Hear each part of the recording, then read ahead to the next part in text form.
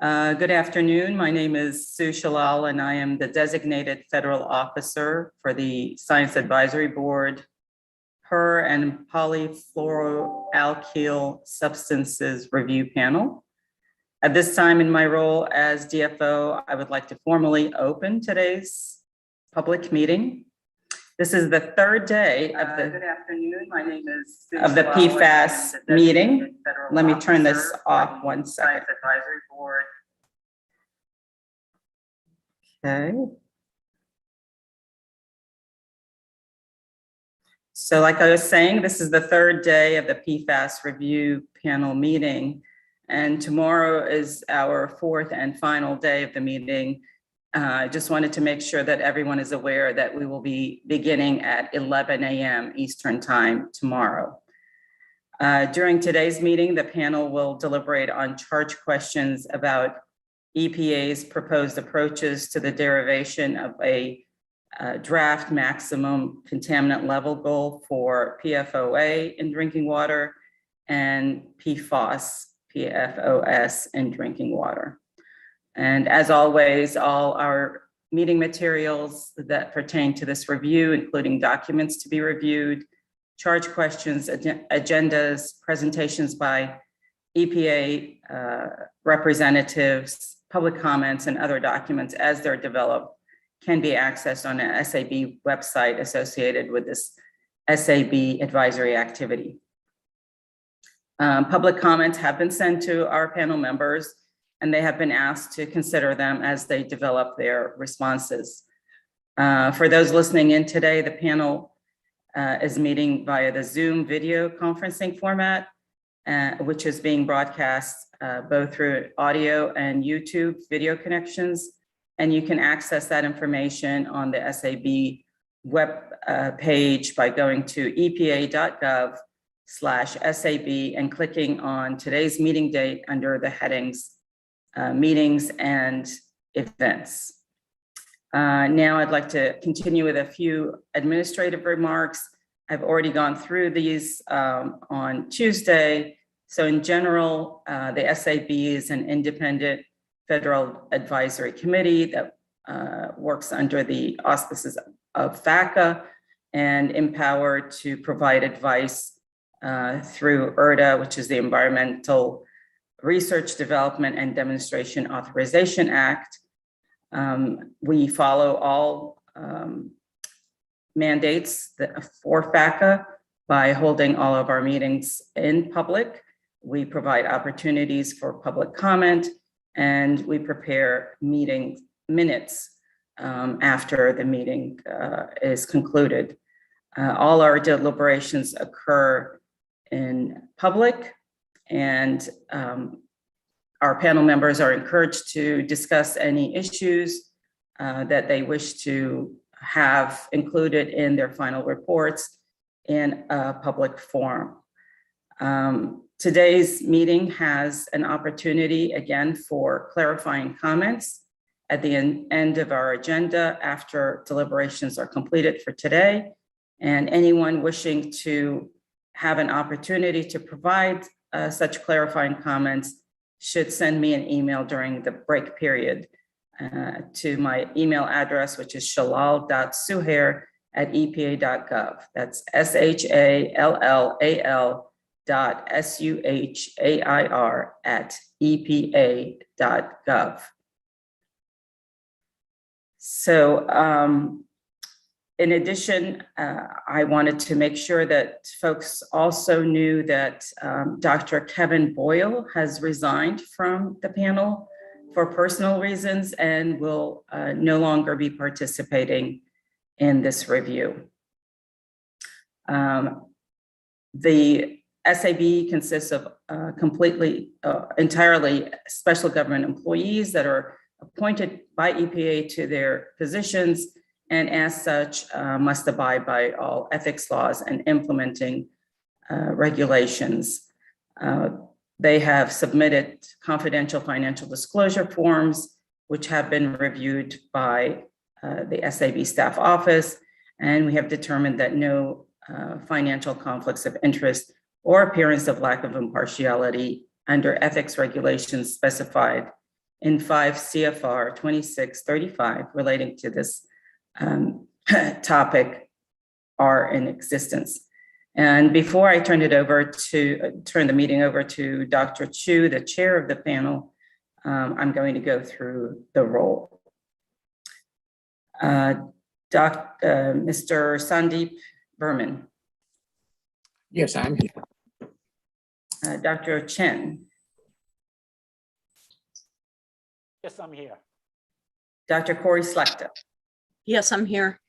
Dr. DeWitt. Yes, I'm here. Dr. Fisher. Here. Dr. Hammett. Here. Dr. Kamendoulis. Here. Dr. Kaiser. Here. Dr. Lipworth. Here. Dr. Ma. Here. Dr. Olmsted. Here.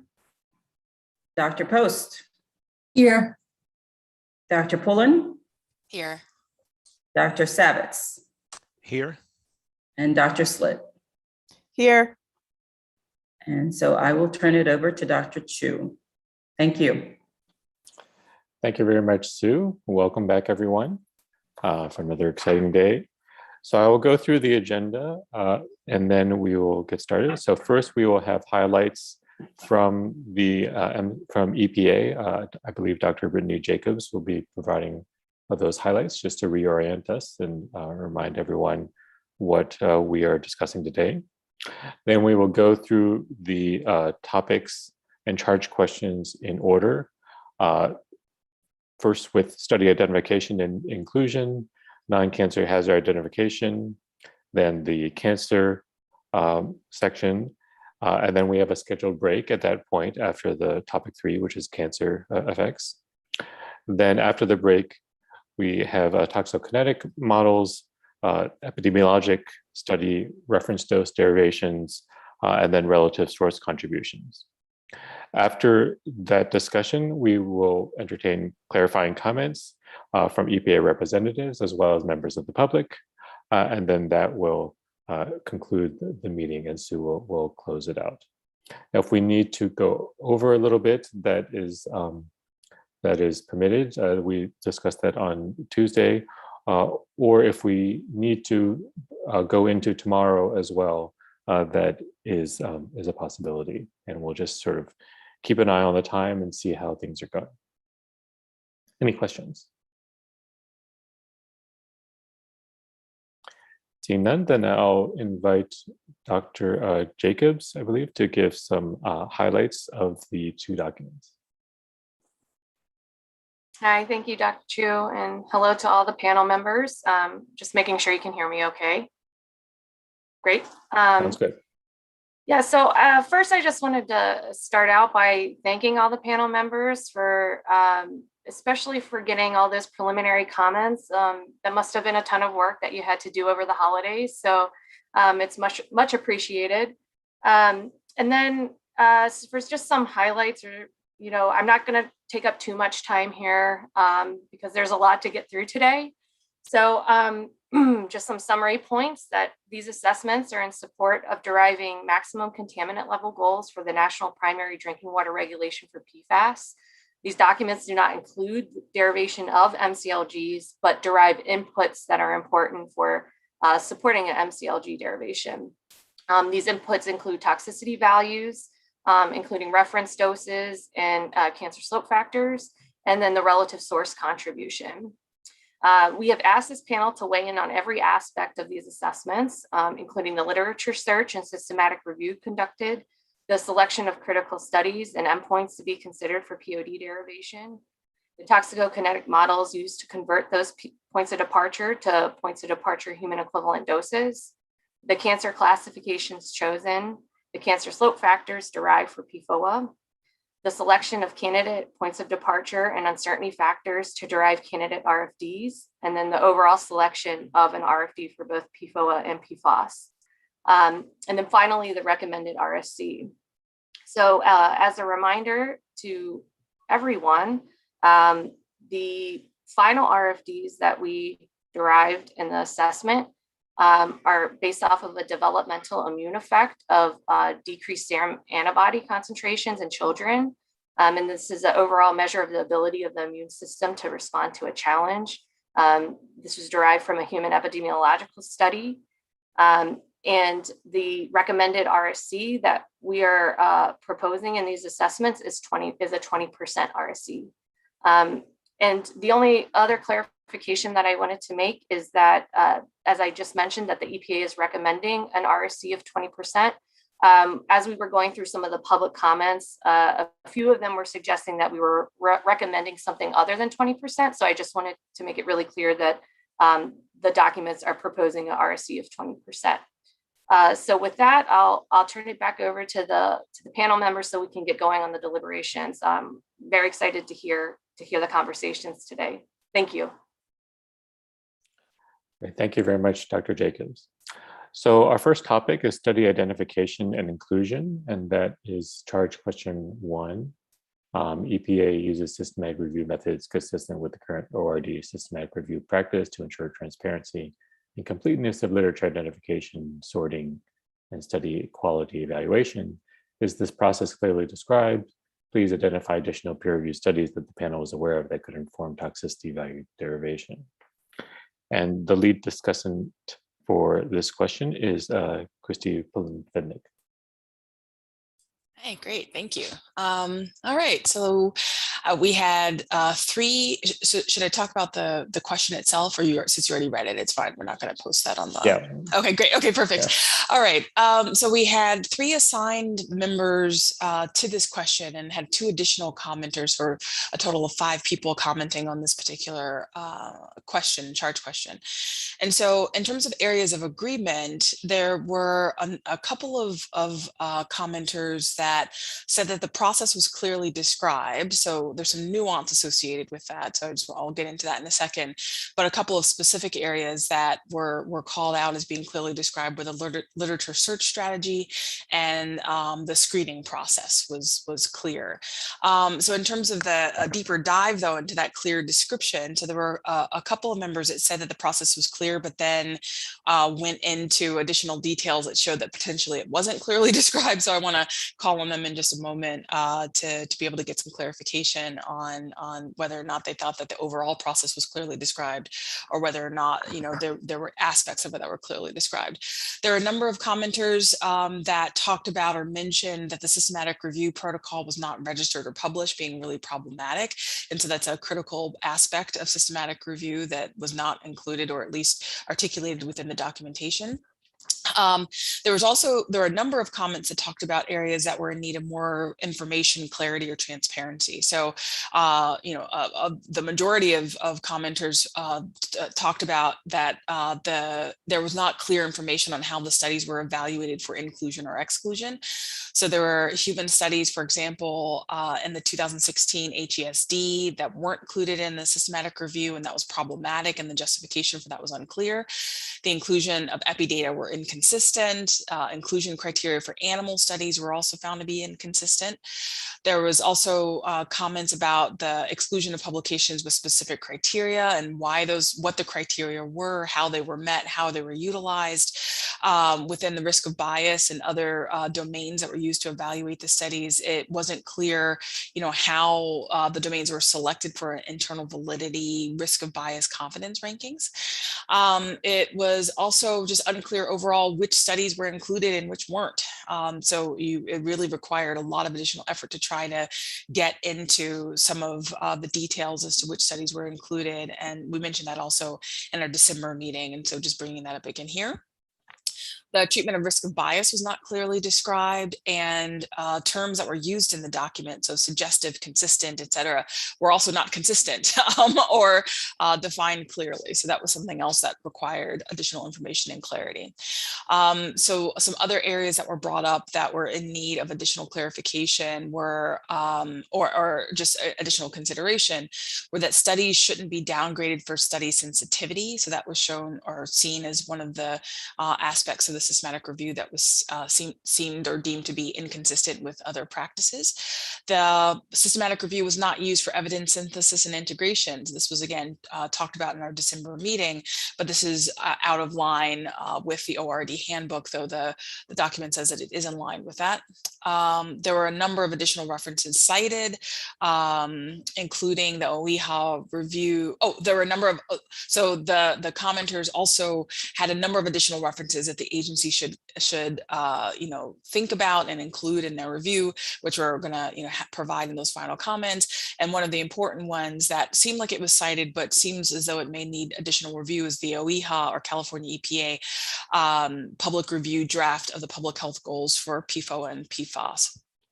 And finally, the Office of Water should add additional clarification and correction in the existing systematic review in areas that can be fixed. And so for an a priori protocol design, that's something that's much more difficult to do at this stage in the game, but there's a lot of work that can be done to bring together and try to streamline the, we heard that there were multiple authors working on various aspects of the systematic review, but being able to bring that together in a way that makes it, more clear, transparent, and easy to follow would be a recommendation that the group would make. And then in terms of areas of disagreement, there didn't seem to be areas of significant disagreement. But again, I'd like to be able to ask folks for some additional clarifications about whether or not they thought the overall process was clear or not. And so it's the overview that I had, but I wanted to also open it up to comments from other members of the committee that provided comments on this section. So I was just going to call on the first on the committee members that were assigned, and then ask for the two committee members, additional committee members that provided comments, to provide their comments. So how does that sound? I speak really quickly, so maybe we'll get through this. All right, Yeah. great. Well, do you want to go ahead and call Yeah, them? that would be great. Yeah. So Dr. Yeah. Chen, would you like to add anything? Did I miss any of your thoughts? Yeah, Christy, this is a very good summary. So I only have small things to add. I think the systemic review is quite extensive, and the steps are reasonable. Certainly, there are some limitations that could be improved. I'll just point a couple of. So one is particularly about existing meta-analysis or systematic review. So how EPA really looking at a prior systematic review, by other authors or by other agency in terms of reaching the decision in terms of which study to include. So that is not very clear. And the second is there are a lot of Epi studies, and Epi studies, sometimes each study could have multiple publications from different follow-up time. So it's hard to tell from the current writing, so like how many studies is actually from the single epidemiology cohort study, or so it's like papers and a study are not entirely consistent, and sometimes it's difficult to really tell, so how many real studies are there. And the third thing is currently there are some like multiple from the different studies, the different BMD was given. So then there could be, I was wondering about like heterogeneity and also the weighting of different studies, when we talking about different studies, how we arrived at BMD, given there are multiple publications, and sometimes, in the current documents, we have multiple BMD given, for each outcome. But in Epi, sometimes we tend to really come up with a overall assessment and get a overall like estimation. So, but still, I think the review is quite extensive, and I really appreciated the efforts that have been done. I'm down here. Wonderful. Thank you, Dr. Chen. Dr. Post.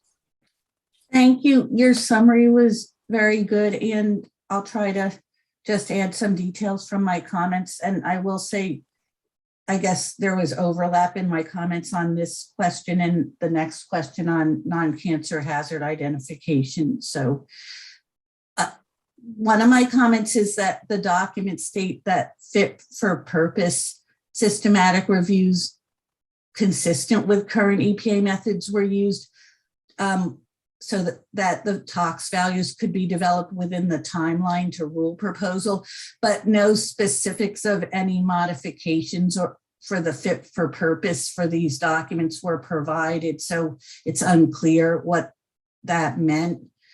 Also, I don't need to belabor it, but it needs to be really more clearly brought out that the systematic review approach was used only for the identification and evaluation of individual studies, but not for the synthesis and integration of the information for each health effect. You mentioned that in your summary, but I found it very difficult to figure that out from what was written in the document. It has to be very clear. And that's also part of the next charge question. And I will say some public comments mentioned this too, including those from Dr. Catherine Pelch. I feel strongly that the rationale for not considering the human studies that were included in the 2016 documents isn't clear, and to me, it doesn't appear to be supportable. There's no not to me, but there is no reason to believe that the earlier studies are less relevant or of lesser quality than the newer studies. The reason that human data wasn't considered as the basis in the 2016 evaluation had nothing to do with the quality of the studies. There were other uncertainties that EPA now feels are less uncertain. It doesn't have to do with those studies themselves. And I feel that for human studies, it's especially important to consider all the data because for human health effects, the studies are generally observational, not experimental. So the conclusions are based on whether it's happening is based on the overall weight of evidence from all of the relevant data. Also, this is more minor, but this document states that studies were evaluated for use in POD derivation based on study design, quality evaluation, data availability, but it also needs to be stated that the choice of these studies is based on the overall weight of evidence for the effect, not just the particular study. The document in the systematic review sections, it does not indicate, maybe I just didn't find it, but I could not find where the data for the ADME and mechanistic studies that were extracted can be found. I may have missed it, but I couldn't find a link or anything to that. And if those data are not publicly available, it should be stated, or if they are, then it should be more clearly shown. More important than that is that the mechanistic data are not discussed except for summary tables of the number of studies with each type of mechanistic information. And EPA didn't really provide a rationale for why evaluation of mechanistic data it was not needed to select the critical of non-cancer effects or for the weight of evidence for cancer. Normally, this mode of action or mechanistic data evaluation is an important part of toxicity assessments such as these, particularly for human relevance of effects from animal studies, among other areas of potential uncertainty. I think that the approach for evidence synthesis and integration in the systematic review section is clear and appropriate, but it doesn't appear that this process that's described in the systematic review section was consistently followed in the health effects evidence synthesis and integration sections in the hazard ID part. For example, the systematic review section states that a summary discussion that addresses consideration regarding causation adapted from the Hill criteria is provided for each health outcome, but it didn't appear that this was consistently actually done in the hazard ID section. And this might relate more to the next charge question, but the content format and terms used in describing the strength of evidence are inconsistent for the different health endpoints. And it was stated at the December 16th meeting, EPA said that a structured approach wasn't used because, and their lack of consistency arose because the sections were written by many different scientists who used professional judgment as to how they presented the information. So that makes it difficult to compare the conclusions of the different health effects sections, at least for me. So overall, I suggest that a structured and consistent approach and consistent terminology for the analysis and synthesis of the animal evidence, the human evidence, and the overall evidence be used if possible, such as is found in the draft ORD IRIS handbook. As Dr. Pullen-Fednick said, it may not be possible for the Office of Water to make like all of the changes being suggested due to resource limitations and the timeline to rule proposal.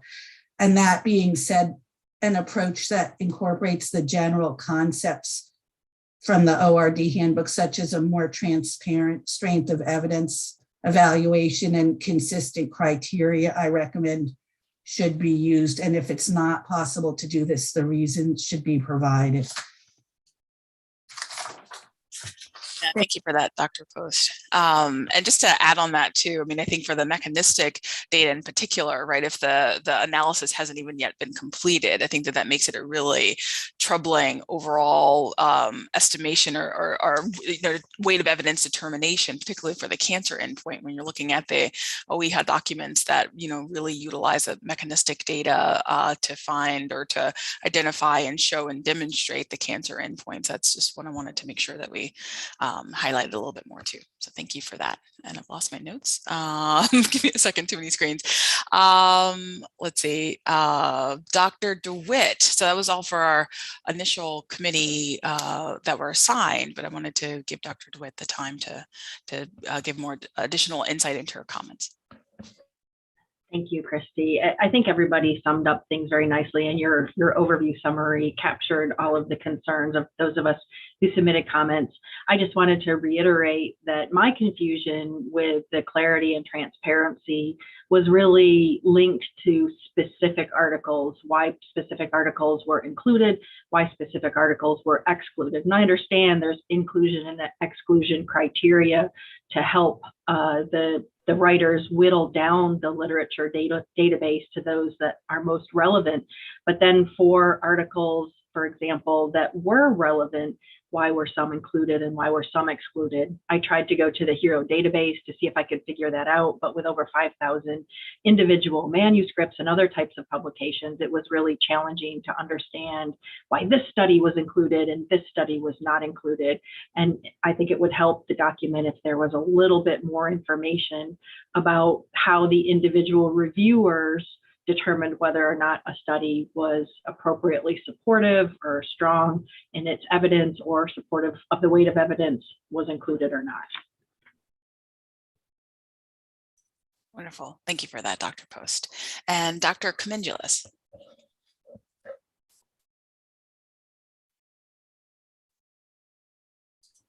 I don't think I provided any comments to you. Oh, I have a number of comments from you, but I think they were actually mine. Oh, but labeled incorrectly. Okay, Dr. Lipworth then. I think there was some confusion. Okay, perfect. But, I agree with everything that you and Dr. Post have said. I really struggled a lot with the kind of lack of structure and consistent synthesis of evidence. There are many other examples of IRIS or NTP OHAT where they could really benefit from a more transparent synthesis. And one of the steps that for me was missing, and it wasn't consistent across all of the hazard identification processes, was that there wasn't any kind of like a tiered approach, sort of a sensitivity analysis where they might consider whether interpretation or conclusions changed based on varied decisions about including or excluding studies that were rated as high, medium, or low confidence across the various domains, the 7 domains that they considered in contributing to the overall confidence rating. But other than that, I'm not going to repeat what everybody has said because I agree with all of you. Thanks. Perfect. Thank you. So Dr. Chu, I don't know if you want to do a summary of all of that or if I should just kind of summarize it. I wanted to probe a little bit please. Onto, I guess, so, the big picture approach of sort of taking the 2016 document and then doing an updated literature search on a more limited time scale, right, from I think 2013 to 2020. I mean, is that, you know, how do you all feel about that in terms of the danger of missing studies that weren't, because the 2016 document didn't necessarily do a full systematic search in the way that this one did from 2013 to 2020. Is that a concern? Is that something that needs to be revisited, or is the 90% solution kind of from 2016 adequate as the beginning basis?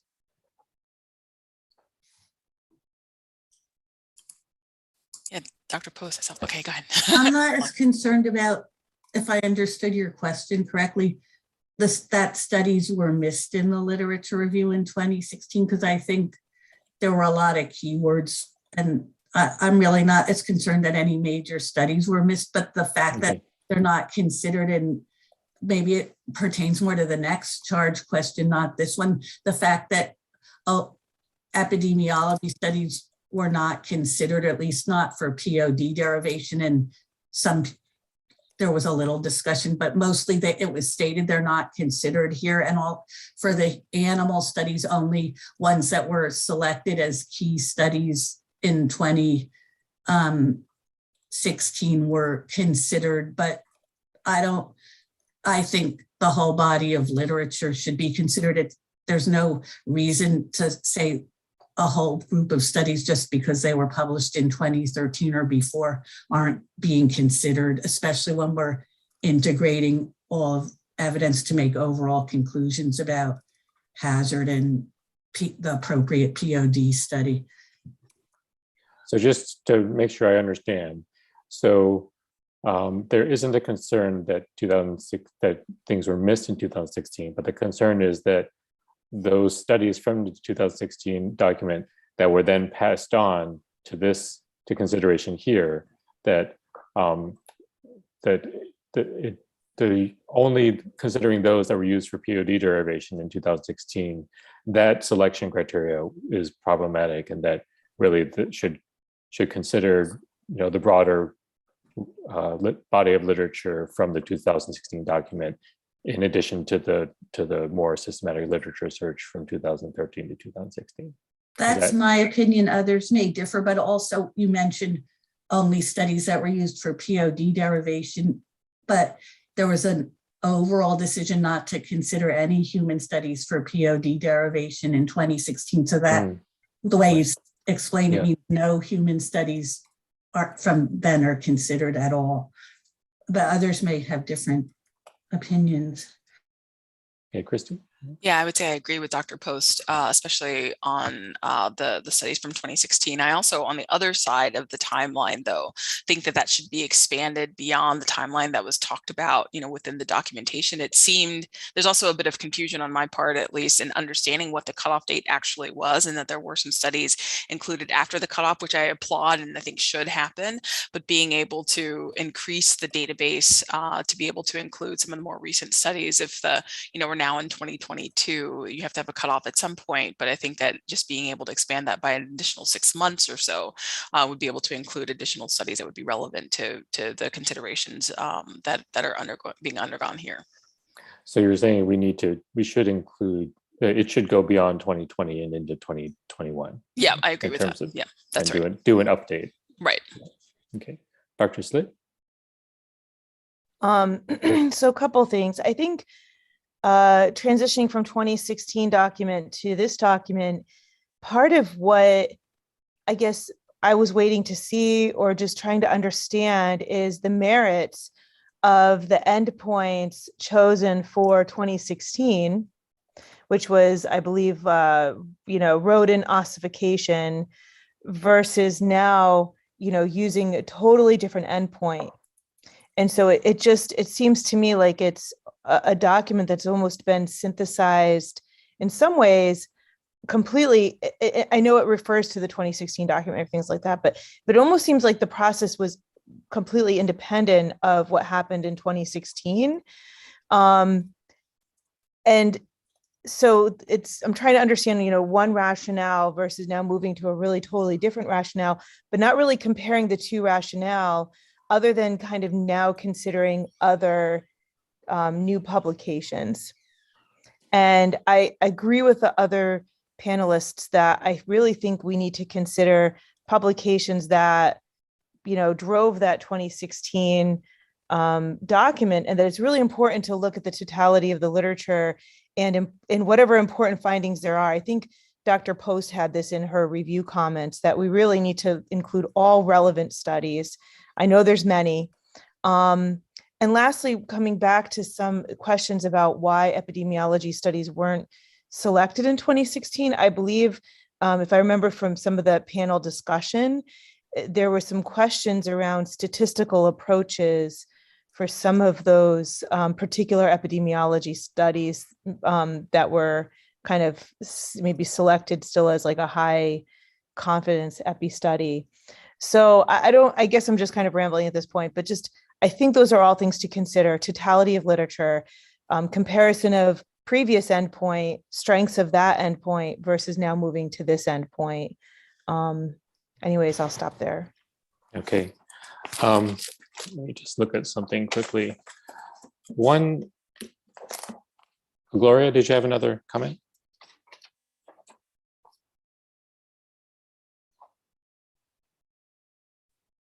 Was your hand up new or is that from before? I wasn't on the peer review panel for the 2016 document, but I attended the meeting, and New Jersey DEP submitted extensive comments. I believe, and EPA Office of Water can correct me if I'm wrong, the reason provided for not considering human data for the key endpoint had to do with they didn't feel like they could relate the internal dose to the external exposure at that time, and concerns about concurrent effects of co-occurring correlating PFAS and not being able to separate out individual PFAS. So those issues have been addressed with the models, and it seems like they've concluded that the concern about the correlation's been addressed. Obviously, if it's being used, so those reasons don't apply. I didn't want to go into so much detail and to spend time, but that's what I meant when I said that that it has nothing to do with the quality of those epi studies. They were generic reasons having to do with human data that EPA seems to feel have been addressed now. So I wanted to say that. Okay, Christy? Yeah, and I think that this just really highlights the issue associated with not having clarity in the evidence integration and the evidence synthesis, not utilizing systematic review processes there. And so I think that being able to to modify the ways in which that work is done and to streamline that in future processes would help in some of the clarification as to, again, how the studies were used, why they weren't used, how this process is different than the previous process as well. Right. So I did have a thought in terms of the workload that would be involved, and this is something that we can revisit later, but whether one possible recommendation is to, do the sort of the gold standard type of analysis on a smaller number of endpoints or health effects, because there's obviously cancer, but there's dermal, ocular, dental, gastrointestinal, musculoskeletal, hematological, et cetera. But maybe given some of the comments later, whether just focusing the sort of more gold standard approach in terms of synthesis and integration on maybe cardiovascular, developmental, immune, and hepatic, right, plus cancer, like just focusing on a smaller number to do the more clear, transparent synthesis might be something we could recommend. Gloria? I totally agree, and I've actually said this to myself, although I didn't include it in my comments, because when we did our New Jersey Drinking Water Quality Institute did the PFOA, we were asked by our upper management, by our commissioner of DEP to recommend the PFOA MCL. We had already been working on PFOA for a number of years, and published a review and stuff before that. And we didn't have the resources to evaluate every endpoint, but we said we knew what the key endpoints were from our prior work. So we focused our resources on those key endpoints, and we stated that in our document. And so when I was reviewing the draft EPA, PFOA and PFAS documents, I was saying like they tried to review every single endpoint, and that is like so much work. And if they had focused on this ones they knew could be the key that could have helped resolve some of these issues, just what you said. Thank you. Dr. Slit? Sure, quick comment. I think, and this may not be feasible for this particular document, but just in general, I just wonder if a machine learning type of approach to even how to start kind of binning different health effects could be very helpful, because I think what we're hearing is that part of what's limiting is that there can be such a wealth of publications. And so I'm just wondering, but at the same time, we want to be kind of unbiased in how we're selecting the various endpoints to kind of, nail down. And so my thoughts about this in a bigger way is somehow maybe the integration of machine learning to be able to kind of get to that faster. That's just a overarching type of suggestion. Okay, I know that in the IRIS handbook, or in some of the more recent IRIS documents, they have been using systematic evidence mapping approaches, like the approach that Dr. Pelsch mentioned in her public comments. Their particular evidence map for that she's one of the main developers of doesn't include PFOA and PFAS because these two have been more well studied. But in terms of that type of evidence mapping approach might certainly be useful in the future, if not also to help justify perhaps the selection of endpoints to do that more deeper, a more sort of systematic approach for synthesis and integration.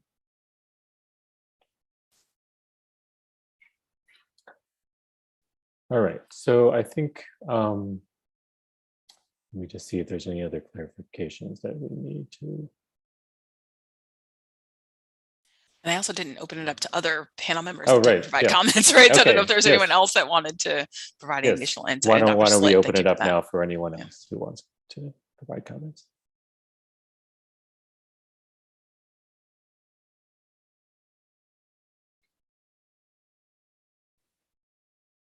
All right, seeing none, I think,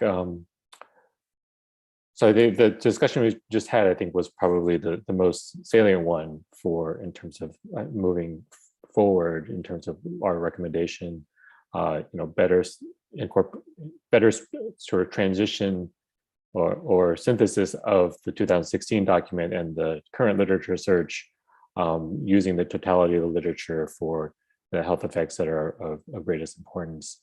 A more structured approach to the evidence synthesis and integration, given this actually starts to bleed into the next one in terms of, it seemed like having a clearer separation between the hazard identification part, in which you're synthesizing and integrating the hazard evidence, and the step, having a sort of demarcation between that step and then the POD derivation step.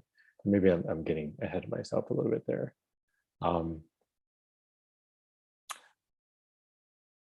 Okay, the final thing, I guess, in terms of there not being a pre-registered protocol, do they need to actually develop, even if it's a post-registered protocol, do they need to have a protocol type document as part of their documentation of their approach?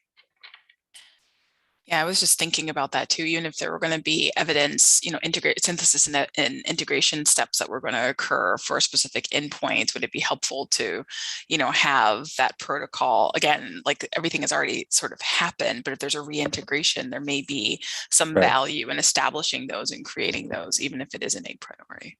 Mm-hmm. Gloria? I didn't mean to have my. Oh, okay. Any other thoughts on that in terms of recommending, developing a protocol document, even if it's not pre-registered. Yeah, I think that'll be helpful if there's protocol there, and that is certainly, it's much better process than what it is now.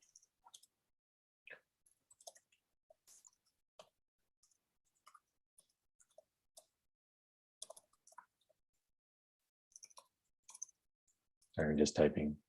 All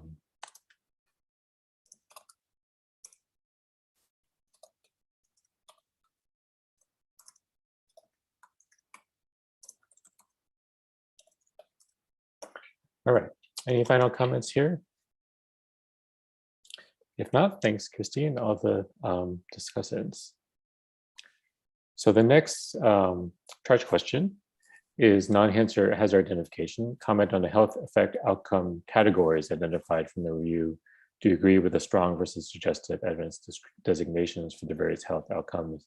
Do any other health systems or endpoints need to be considered for POD derivation? And here, let me look. So Dr. Post is the lead discussant on this one. Thank you. So 7 panel members responded to one or more parts of the question, and the comments included both general and specific points. It was the 3 people who were assigned and 4 additional members. So I'll try to organize it by topic, by general topic of the comments. I just wanted to start out by saying that I made a general comment here and also in my comments on some of the other charge questions that maybe it's obvious, but I wanted to say it. These MCLGs will be the basis for national drinking water standards for PFOA and PFAS. And for this reason, they obviously the MCLGs have large practical implications, and they'll likely receive a high level of scrutiny. And I say this based on my own experience with development and proposal of New Jersey's MCLs for PFOA and PFAS. So in general, I cannot stress enough that a strong and transparent rationale must be provided for the strength of evidence conclusions in this section, in this charge question, and as well all of the other conclusions in these assessments and these documents. It's really important. So moving on to the specific answers, the first part was regarding the terminology used for evidence designations. One other reviewer and I commented on the charge question's request for input on strong and suggestive designations. At the December 16th meeting, EPA said that the charge question was actually intended to be more general about the level of evidence, if it was strong enough for these endpoints for which PODs were developed, and if there's other endpoints with that POD should be developed, but a revised charge question was not provided. The other reviewer, other than myself, who commented on this, said it was difficult to address this question since it wasn't clear where the terms strong and moderate were used. I commented that consistent terms were not used for evidence designations. The term strong evidence, which is in the charge question, was used only once for serum lipids and PFAS. Otherwise, different terms such as suggestive, moderate, and consistent evidence, or no term at all, such as evidence indicates an association, were used, and these terms weren't distinguished from each other. It wasn't clear if they were meant to be different or the same. I suggested that consistent descriptors, for example, an example are those provided in the draft ORD IRIS handbook be used and defined. All of the human health effects used for POD development, except lipids for PFAS, were described as moderate or suggestive, but the document states in another spot, in another part of this section, that epidemiology data for effects with suggestive human evidence were not used for dose response. So that's not, it's internally inconsistent. I also commented that the type or types of conclusions that the evidence designations for example, association versus causal relationship. It isn't clear what these evidence designations are intended to apply to. I think I'm the only commenter who made a comment like that. So maybe the people who are epidemiologists can weigh in on this issue. But to me, not being an epidemiologist, my basic understanding is it should be stated if you're saying the evidence for an association is strong or whatever versus a causal relationship. If I'm wrong, somebody please correct me. Okay, and uses of structured criteria such as the Hill criteria would help address this issue. Now, for general comments on the non-cancer hazard ID process, 3 members provided comments. One reviewer stated that the current documents include levels of confidence for evidence in the evidence synthesis, and the 2016 documents did not, and that this clarifies the rationale for selection of health endpoints and systems selected for POD development. However, another reviewer and myself commented that the process for determination of that evidence designations is not clearly described or consistently followed. Both of us who said this said that the human, animal, and mechanistic evidence and overall conclusions do not use a consistent framework, and some examples of consistent frameworks were given: Hill criteria, GRADE, NTP, OHOT, and navigation guide by the other reviewer. And we recommended such a framework be used. The other reviewer suggested that an existing framework be used to make a conclusion for each separate evidence stream, human, animal, and mechanistic, and then an overall conclusion based on the integration across those evidence streams. And several public comments included similar points. And I made the comment in my systematic review comments that the Hill criteria, it was stated they were used, but it seems this was not actually done consistently. We both suggested that summary tables would be helpful to understanding the human, animal, and overall evidence. And part of this also has to do with including the studies from the 2016 document, but we already talked about that extensively in the first charge question, and I believe that discussion applies to this question as well. But another part of this, even more so about the earlier studies, the actual study that was in the end used for the basis of the reference dose, the data set comes from Grandjean et al. 2012, which was included in the 2016 documents. But just, I will say, by coincidence or for whatever reason, this data set was republished in a subsequent Grandjean 2017 publication along with other newer data, but the actual data used for the reference dose was just the data set from the 2012 paper. And if that 2017 paper hadn't been published, that republished the data along with other newer data, that means that the final data set used for the reference dose wouldn't have even been considered. So that, to me, really illustrates why it isn't logical not to consider the older studies. So the same other reviewer and I also,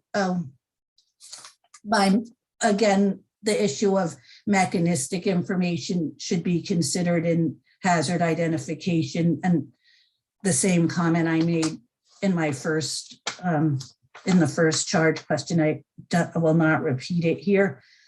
The other reviewer and I, the same other reviewer, also commented on selection of studies for POD derivation. The other reviewer made the important point that the derivation of PODs is included in evidence integration, but hazard identification and POD identification are separate steps that should be discussed separately. The reviewer pointed out there can be strong evidence for a hazard even if there are no studies suitable for using as a POD for dose response, and vice versa. There could be a study that provides dose response data for POD derivation, but there's not strong evidence for a hazard. The reviewer said that it should be done stepwise, first determining if there's sufficient evidence for a hazard independent of dose, and then if there is, then determine if there's studies that are suitable with dose response for POD. I commented that the rationale and criteria for selection of POD of the studies used for POD and the health effects for POD isn't always clear. And it's important to demonstrate that the endpoint selected for PODs and ultimately the reference dose are well-established, sensitive, adverse, or precursor to adverse and relevant to humans if it's endpoints from an animal study. That's from EPA reference dose derivation guidance. I also commented that it wasn't always clear why a specific study was chosen for the POD for a certain endpoint. It was unclear to me why the BMD, the benchmark dose from Dong et al., was selected for the POD for increased cholesterol out of many studies of this effect, especially since the document says that the authors provided few details about several aspects of the BMD modeling.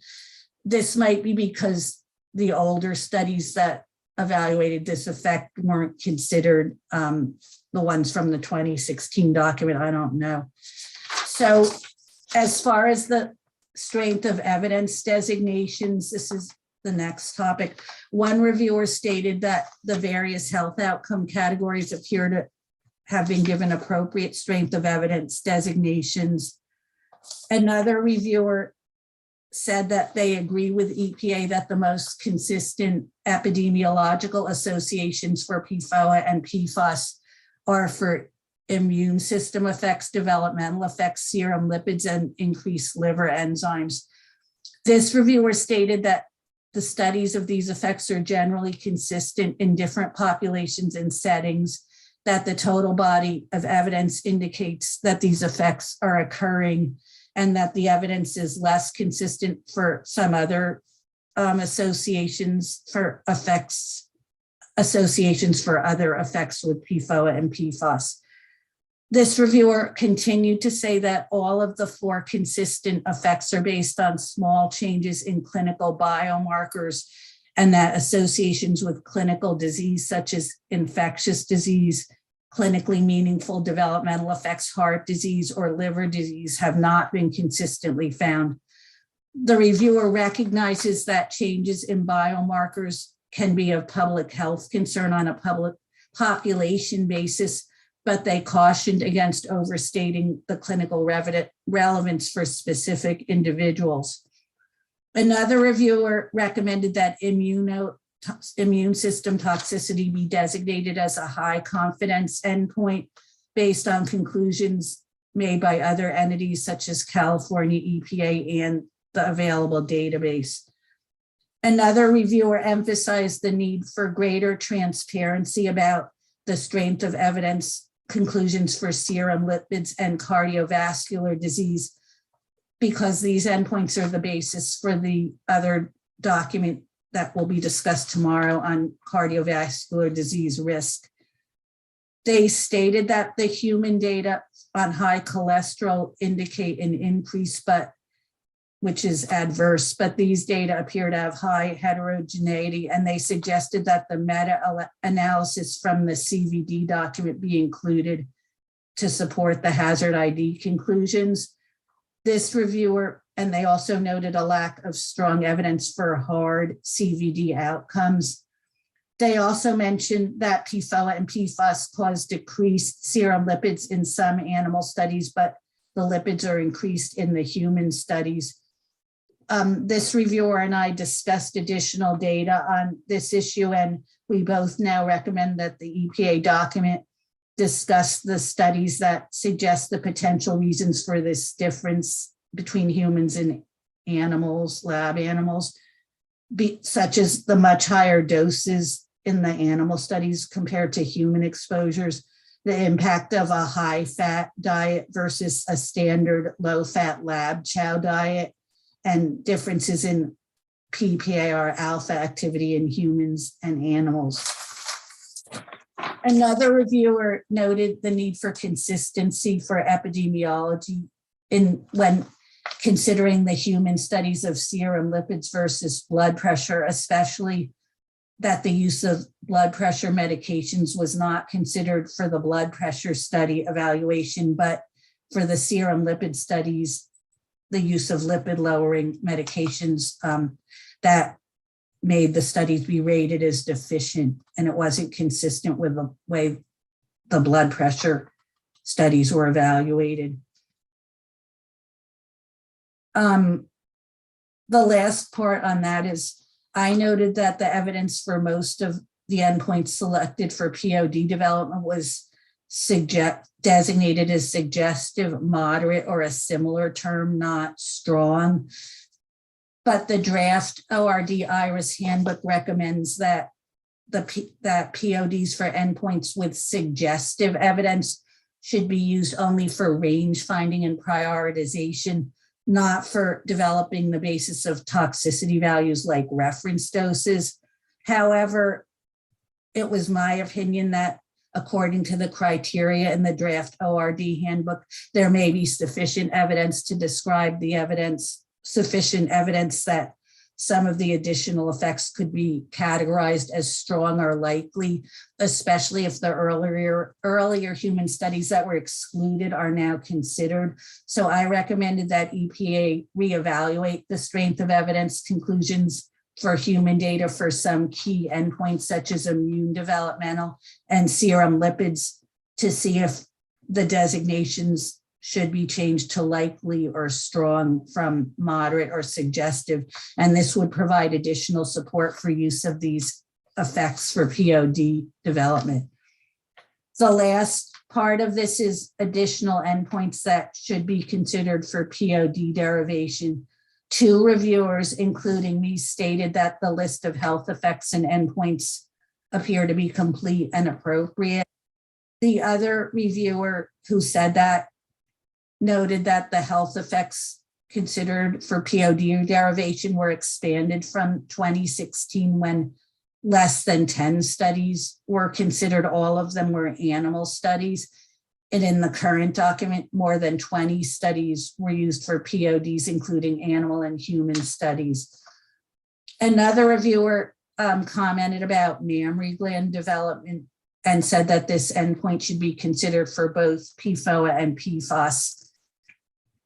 In the draft, a POD for PFOA was developed for this effect, but this reviewer felt that even though there aren't many or any, I'm not sure, to my knowledge, any studies, in vivo studies of in animals for PFAS on mammary gland development, they provided citations for in vitro and epidemiology studies that suggest that PFAS may cause this effect. So that's my, I guess, detailed summary. So now I'll call on the other reviewers, which I'll start with Dr. DeWitt. Thank you, Dr. Post. That was a very, very thorough summary, and I really don't have anything in addition to add to your summary. I think you appropriately captured the comments, the preliminary comments that I had submitted in my written materials, and you don't have anything additional to add at this point. Thank you. Dr. Savitz. Again, I would say the same thing, that you summarized the points that I had made, and did a nice job in covering the whole territory. It's a lot of territory to cover. So if there are questions that come back, you mentioned at some point you wanted something about an epidemiologist weighing in or whatever, but let's see if we circle back and that you'd ask, like me to comment beyond what I had written, but you've captured what I had written. Thank you. Dr. Chu. Yeah, thank you. I don't think I have anything to add in terms of the additional comments. I think you touched on all the points that I made. Thank you. Thank you, Dr. Kamendoulis. Again, I think Dr. Lipworth, sorry. Yeah, I think I just had one minor comment, which you covered in your comments related to the inclusion of blood pressure studies and cholesterol studies. So thank you. Thank you. And Dr. Pullen-Fedenek. Yeah, I think you did a wonderful job covering all my points too. Thank you, Dr. Post. Oh, I think there were 6 people, not 7. I had Dr. Savitz's name written down twice. Did anyone else? I don't think anyone else commented on this. So now we'll open the discussion to anyone who wants to make additional comments.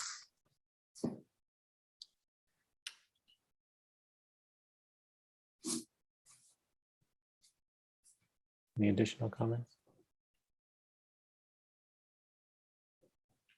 So Dr. Savitz, since you brought it up, was I off base in my question about how they don't really clarify when it's saying there's just like strong evidence or moderate evidence or suggested evidence without saying association or that it causes it? Is that necessary? At some level, it's semantic. The studies measure associations. And so the first question you would ask, again, this is like the Hill criteria, is, how strong is the evidence for an association? That's what the studies provide. Then there is the judgment or inference. How likely is that association is in fact causal? And that's where you get into the issues of, whether they've considered potential biases and been able to discount them effectively. So it is, at the end, there is, either strong or weak or, level of support for a causal effect, which is, of course, what we're interested in ultimately. It's just the steps to get there involve the sort of more agnostic assessment of an association, and then the more inherently, let's say, subjective or subjective, judgment about how likely it is that association is causal. I'm not sure if that addresses it. Maybe it would help the situation because, as it was said in the comments, in the systematic review part, it states that modified Hill criteria were used, but it didn't seem like it was they're consistently done. And if there was a more standardized framework of how the information was presented, it would be in each health effect section, it might be clearer what they're saying. Right. I think just, again, there's always the issue, and this comes up in a variety of ways, of the explaining the process and logic and doing everything possible to make sure it's being done in a comparable manner across the endpoints. And as I said, in my admittedly subjective assessment, for the sort of 4 major non-cancer endpoints, you can try to make distinctions about how persuasive or how strong or how clinically relevant. They're all in the same ballpark, though. And it always gets my attention when someone declares one of them to be strong and the other one to be moderate. As I said, they're almost remarkably, but almost in a troubling way, parallel with these subclinical, small but relatively consistent effects that have health relevance, but they are not diseases. It is not a disease if if baby weighs 15 grams less, or if liver enzymes are slightly elevated. It's indicative and it's health relevant. And so that's where I as I said, it can be done, and their judgments need to be made about which is more important and less important, but it does call for a fairly detailed and thoughtful explanation. It's not immediately obvious to anybody why one is, more stronger than the other. Thank you. Anybody else? I'm trying to take notes. Oh, this is Jamie. I'm hoping that we can address some of the concerns that Dr. Savitz just raised about the importance of the health endpoints and their contributions to risk of diseases and disorders. I don't think now is the time and the place, but I think it's interesting that Dr. Savitz has brought this up right now so that we can discuss them later. So I want everybody to kind of keep that in their minds as we move forward. Mm-hmm. Definitely. Well, yeah, and Dr. Savitz's comments mentioned that on a population basis, these effects, I believe, correct me if I'm wrong, could be important because while I'm saying this now, it shifts the curve so more people will fall into the abnormal ranges. That's my comment. He didn't say that. So, right. No, that's that again, that's Dr. Bush, that is the point. And it's so that it's, as I said, it's health relevant if indeed there's a causal shift in the population, that babies are smaller, liver enzymes are higher, antibodies are lower. That's why we're interested in those. It actually came up again. I don't know where all the different places are, but just in reading through the various sections, it came up. Someone had mentioned they thought liver enzymes were an important endpoint that should be given more consideration. Or I think Dr. Chu had said something about the change in birth weight and so I get, I'm not sure. And along with what Jamie, Dr. DeWitt was saying, is that whether we want to grapple with this at some point in a more thorough way, or whether it's enough to just touch on it in several different places. I think we may all have our own individual biases given our backgrounds and areas of study. Dr. Slick? if it's covered or falls under any of the other charge questions except this one, does anyone else have an opinion on that? So, one which is specific to liver, which is next. So this is Angela. I just have two comments. I was not assigned to this question, but first, this question makes me in some ways think about NIH's term reproducible, like rigor and reproducibility. And so kind of when I'm thinking about the endpoint that ends up getting selected, we kind of, in some ways want something to at least the basis of the literature and the body of the works to be kind of represented, that they're reproducible and rigorous, or at least in the back of my mind, that's a bit what I'm thinking about. And in part of that, I guess what I wonder is, as the EPA was debating maybe perhaps different studies or different endpoints, if they kind of backtracked their process, because I imagine at some point people were meeting in a room and thinking about and discussing which one should be chosen and why, and where does the weight of the evidence and the quality of the evidence lie. And so maybe trying to kind of articulate the thought process as to how maybe candidate endpoints were chosen with that literature in mind and those searches that kind of siphon down and then ultimately choose what's chosen, and the weight of the different processes in there, meaning, for example, was it based on an epidemiology study? Were the studies of very, very high quality? Can that endpoint be reproduced? Maybe if that process is kind of somehow in the document, that may help shed light as to, how that endpoint ends up becoming the other endpoints that it ends up being used. Yeah, so I think it goes back to what it overlaps with our previous discussion about having a more structured approach, and there's various suggestions and there's various frameworks out there that exist that can be used or adapted. But I think also it goes back to our previous comment about having a protocol to lay out the approach that they're going to use, and then it's if there's a structure, then it's easy to kind of just walk through that for each endpoint as needed.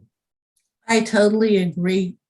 It wasn't clear how decisions were made because it was not to going around and around, but this was discussed at the first meeting, and it was stated that it wasn't done consistently because many different people did it and used professional judgment, but there needs to be some kind of framework that each person follows so you can read through each one and know what you're going to see and where you're going to see it, and a consistent way of making determinations, in my opinion.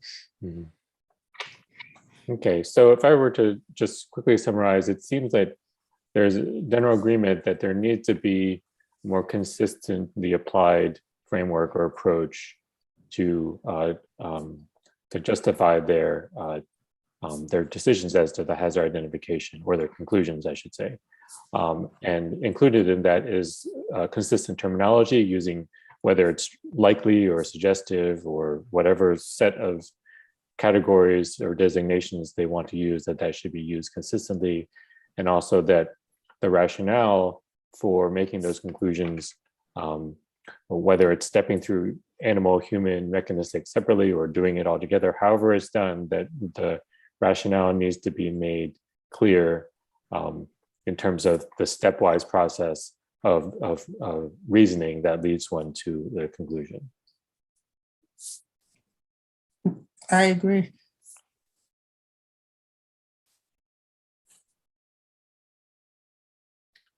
All right, any other comments on this charge question?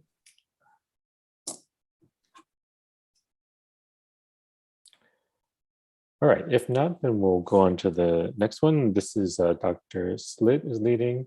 And this is, I'm not going to read the big paragraph about ALT, but does the SAB agree with EPA's rationale for not considering the ALT endpoint reported in epidemiologic studies for the derivation of POD for the liver health effect?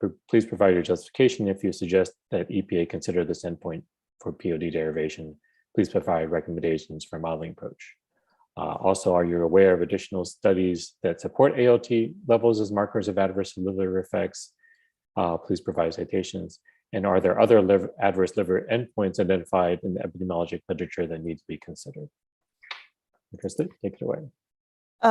Yeah, so I just wanted to remind you that in an email follow-up, there was, I guess, an inconsistency with the questions being 2 and 3.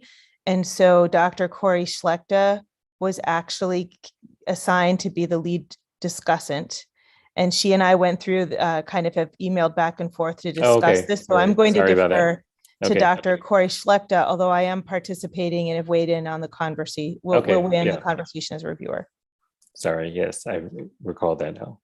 That's okay. For a second, Right. I was having some anxiety. Okay, all right. All right, Debbie, go ahead. Okay, thank you guys. We have 8 responses in total to this question or series of questions. And let me just give you a little bit of an overview. 4 of the individuals disagree with eliminating ALT as an adverse outcome here. One of the individuals was really not responsive to that specific question. And there were 2 individuals that did agree, and one that restricted comments mostly to other markers. So for the individuals who disagreed, it was on the basis of several things. I will just state for myself that one of my concerns is the fact that we don't know what something specifically means with respect to a health outcome doesn't mean it's not important. That enzyme is there for a purpose, and when it changes, it's different from control. It's different from what's normal. And so just throwing it out because you don't know what it means doesn't seem like a necessarily good direction to go. And I think between myself and a couple of the other individuals who responded, there appear to be numerous articles in the literature that are starting to relate ALT to various diseases and disorders. Clearly, some of these are a little bit later than the literature citations that are included in the document. But I think that as you'll see, both myself and Dr. Slitt list several of these, that this is something that probably needs greater attention or greater thought before we just dismiss it as being, well, we're not sure what it means or its magnitude isn't great enough. I would also remind us that magnitude of an effect is not necessarily equivalent to its severity. So I think those are things that we should keep in mind. There were 2 individuals who did believe that because the magnitude of the effects was small and the association with specific diseases wasn't compelling, that they were in agreement with eliminating it. So there is some disagreement here, although the preponderance seems to be maybe we need to readdress this. I think the other thing that comes up here was with respect to, we do provide these additional studies, but with respect to the third part of the charge question, are there other adverse liver endpoints that are identified? And several individuals noted non-alcoholic fatty liver disease as something that needs to be considered. And I will let them weigh in on that themselves. I think there was also some suggestion that, and I will let Dr. Post weigh in on this as we go through, that California EPA actually does use this particular serum ALT as a endpoint. And so this is something that this group should go back and look at. So let me go to our individual discussants first, and then have other individuals weigh in as well. The first, Dr. Berman. Thank you, Dr. Croy-Slechta. So I am one of the minority opinion who did agree with EPA, and that was based on information that is in this draft document. And as Dr. Croy-Slechta said, I was focused primarily on the comparison between this endpoint and a couple others which were deemed to be more quantifiable. But certainly since my preliminary response, there has been a lot of additional material to review, both in terms of the comments from the other panel members, many of whom are considerably more qualified and have specialized expertise, the public comments as well. And as Dr. Croy-Slechta said, there is several more references and citation that are now available. So these are all things that I will definitely have to review prior to my final response. So in the interest of time, perhaps I should just leave it at that yes, on the basis of just the EPA draft document itself that was the basis for my preliminary response, but certainly there's added material and added discussions that are needed. Okay, thanks. Thank you. I think Dr. Kamandoulis, you were also in agreement that with EPA's decision not to use it. Yes, and mine was, I totally agree with your comments and thank you for that summary. And I agree that elevated ALT is indicative of potential adverse health outcomes. My comments more were related to the specificity to exposure to PFOA and PFOS. Okay, given that there's a host, I don't know, you can probably name dozens of chemicals yourself that can induce hepatotoxicity and elevate ALT. And I don't know how well they were controlled for in some of the human epi studies.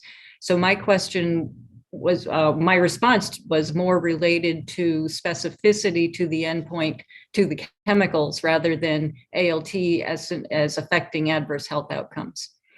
Does that make sense? Yeah, and I think you also commented that there does seem to be, that was the case in the epi studies, and that the animal data tend to show more of an effect. So considering those might be important as well, or more consideration of those. I think, I'm sorry, I'll follow go up. ahead. If they were to incorporate this into the document and derive values based on ALT as an endpoint, I think the strength of evidence when considering the epi studies might be not so strong, and they might be moderately associated. So, well, I can go either way, I guess is what I'm saying. Thank you. Okay, thank you. Dr. Slitt. Okay, so thank you. I was of the opinion that I did not agree with the document's assessment, or I would at least like the document to include some consideration around others, like bodies that use ALT as a clinical cutoff. And this was brought up in public content, which is that the use of this twofold elevation in ALT seems arbitrary. And so, for example, if we look at guiding documents for cutoffs from the AASLD or Societies for Gastroenterology, they have clinical cutoffs. And in fact, those clinical cutoffs, specifically, this is kind of in the context of hepatitis B, but actually ALT values have been reduced recently. So I think part of this is coming back to, what do societies with the expertise about liver disease, what are their recommendations for a cutoff? And then and so with regard to that, then we're not in this situation of kind of this twofold. We will be including other relevant epidemiology studies. The second issue has to do with, well, what does ALT mean? And is there, and should we consider that as a health endpoint? And I do think whether it's AASLD, several reviewers as well as public comment brought up the fact that we are learning more about ALT, especially since 2016, where there is kind of evidence or an opinion that that elevations in ALT are clinically relevant, and they're just not clinically relevant for liver disease, but cardiovascular disease and other health outcomes. Specifically, I cited a paper in which they were just using ALT as a measurement with mortality, and seeing that as ALT was increasing, there is an increase in mortality. So I would just say to go back, and I'll also kind of readjust some of my written comments, but I do think ALT as an endpoint should be reevaluated. Lastly, I just want to come back to this comment that I referred to before about rigor and reproducibility.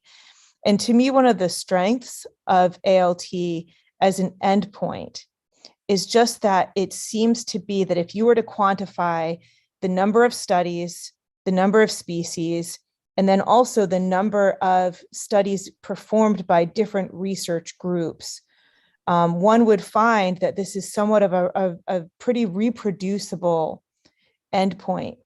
And I say this because when we kind of consider other toxins and other hazards, sometimes people can't reproduce other people's studies. And as far as ALT goes, with regard to PFOA, it is reproducible in multiple individuals' hands. So I think that when I think about that, that's partially the reason why I'm not ready to immediately agree that this endpoint shouldn't be considered. And also, I take that in the context of the fact that there are opinions out there about ALT from these bodies like AASLD.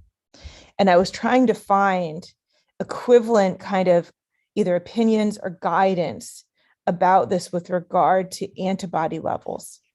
And that is where I struggled. Now, maybe I struggled because of my lack of expertise in that area. And so I definitely am curious to hear what the experts have to say, because I really would like to know that. But that was what basically guided my decision to say I don't agree with this, is that I think ALT is a relevant endpoint. And I think that cutoffs should be considered for ALT instead of a twofold. And lastly, I think this came up before, this is less come up for this document, but a notion of adaptivity or adaptation in the ALT, these kind of minor increases in ALT are somehow an adaptive response to the liver.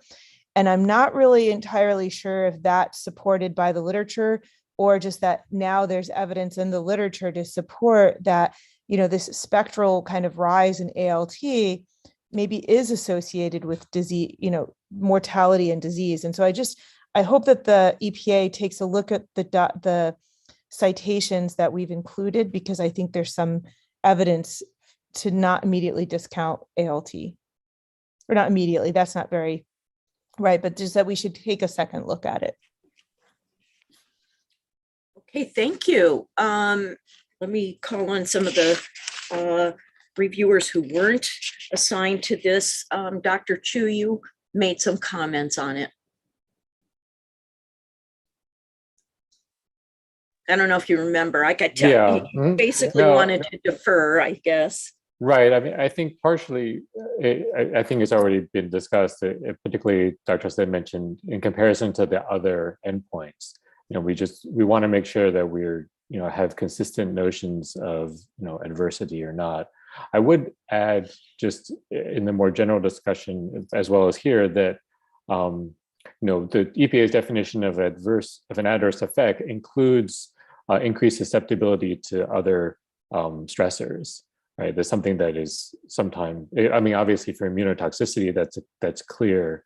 Right, it's about the infectious agents, et cetera. But that definition also applies in terms of other types of, it might not cause disease itself, but it might increase your likelihood of disease due to other stressors. So that's a legitimate part of a definition of something that's being adverse. Okay, thank you. Dr. Post. Thank you. So I was one of the commenters who said that the rationale for not considering this endpoint wasn't completely clear or supportable. And Dr. Corey Slechta made a very good summary of the comments, including some of mine. But one of my comments was that the charge question states that increased ALT is indicative of liver damage. And it's from the clinical perspective. Public comments in Dr. Corey Slechta's and Dr. Slitt's comments indicate that it's not that increases of less than twofold are considered clinically relevant, and that the clinical cutoffs have been lowered as to what's considered abnormal. And the EPA 2002 guidance for reference dose development state that reference doses should be based on effects that are adverse or precursor to adverse. So that, to me, supports considering ALT for POD and reference dose development. As far as California, Dr. Corey Slechta mentioned that I mentioned this. I really had nothing more to say about what they said, or I didn't really evaluate it. Just the fact that they have a detailed document and everything, and they selected this endpoint. So I was suggesting that EPA review what they said and consider if there's anything in there in California's document that needs their consideration. Also, just that we talked about in general, in the first part, in the last charge question about a shift in the curve.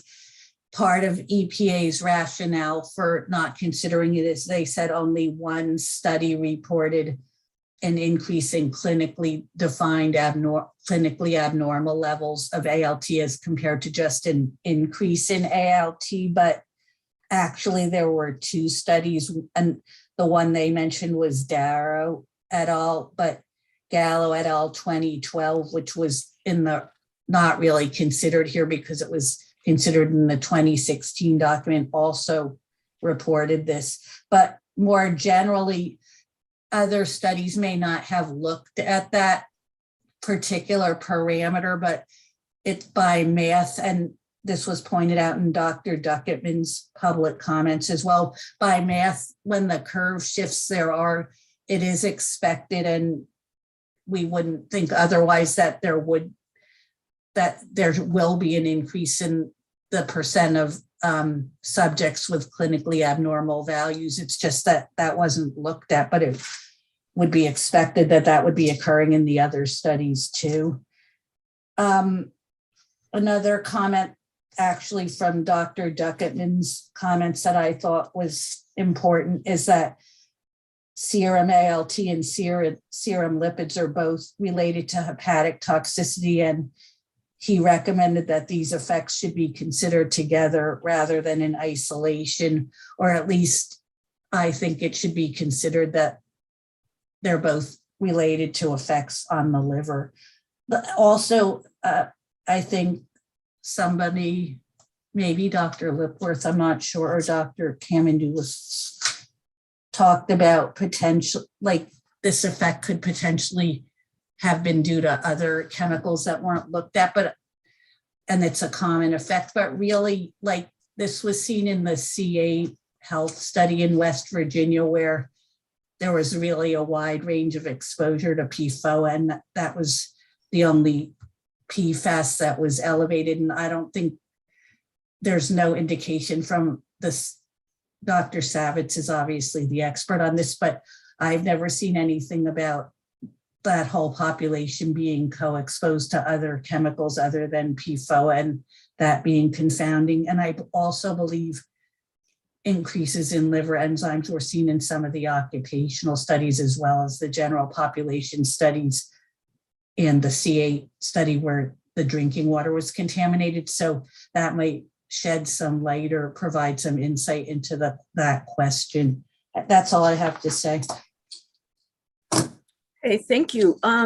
Dr. DeWitt, you mentioned looking at, as did some of the other commenters, non-alcoholic fatty liver disease. Do you want to talk about your comments?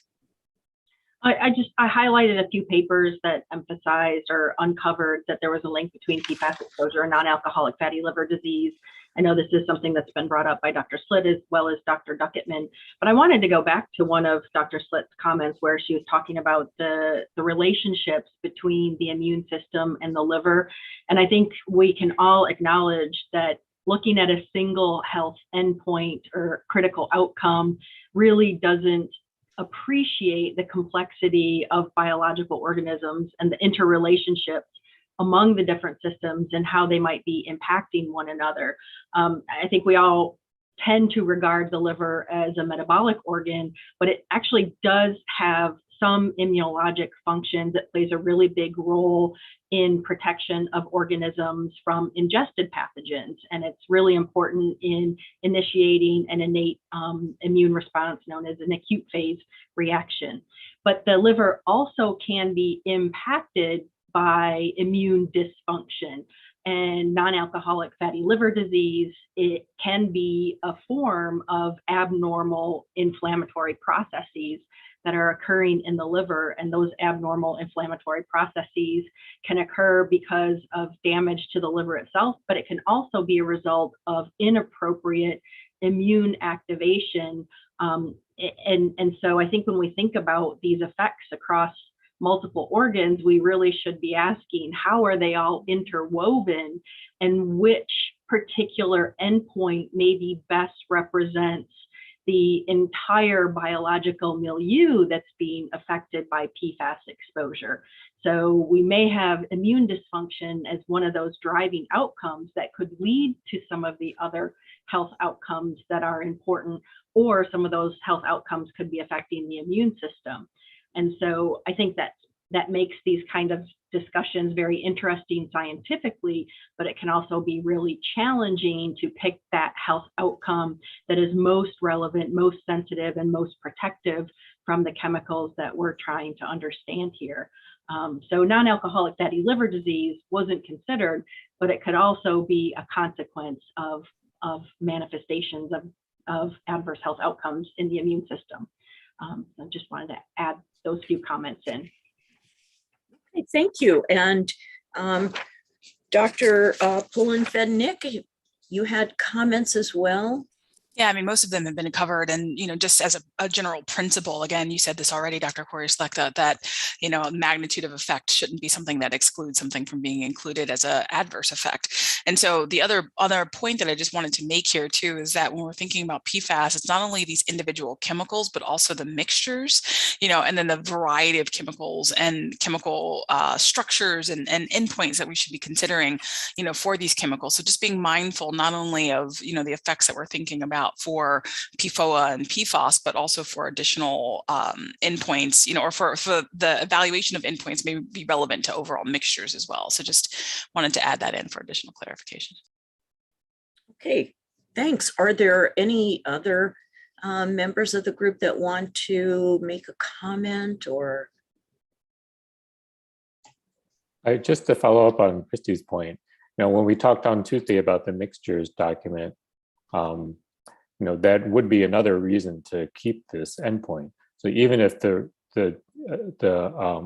size of effect is small for PFOA alone, in a cumulative context with other PFAS or with other chemicals, it might be important to retain this as an endpoint when considering it in a dose additivity context.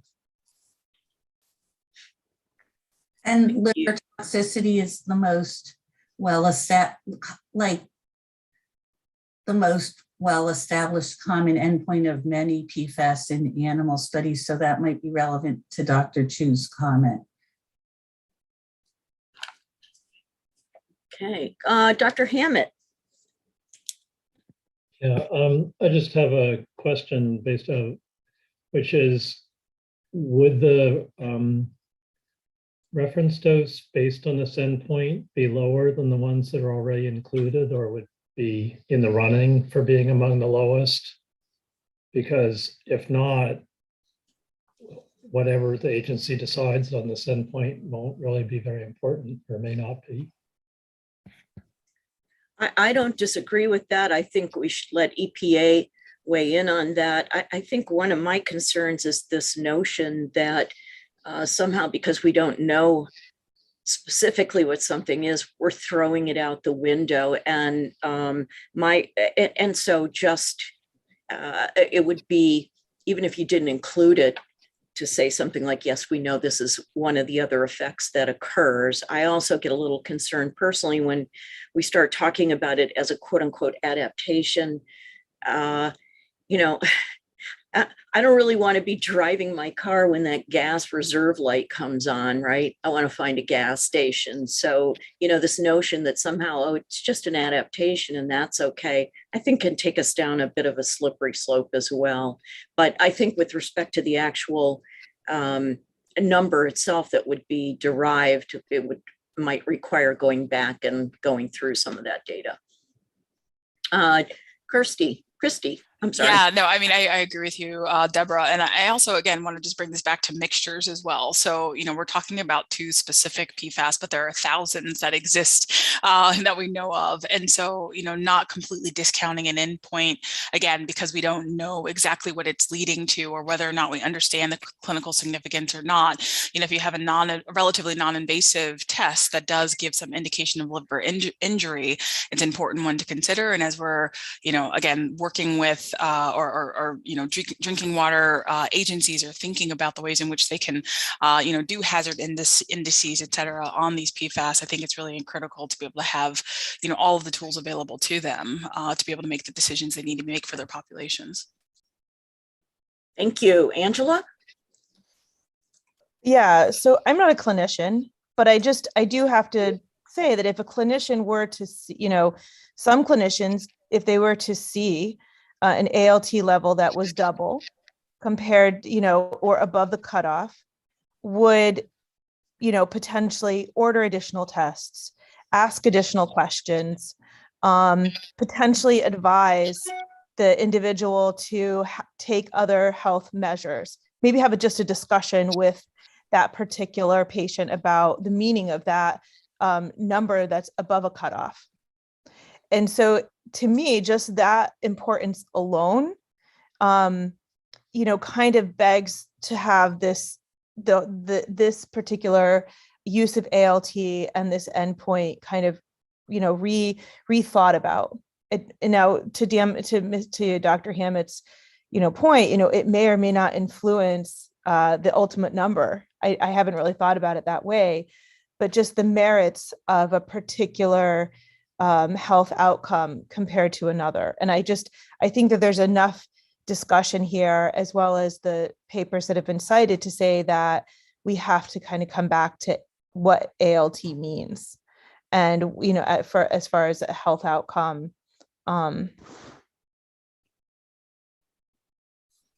Okay, thank you.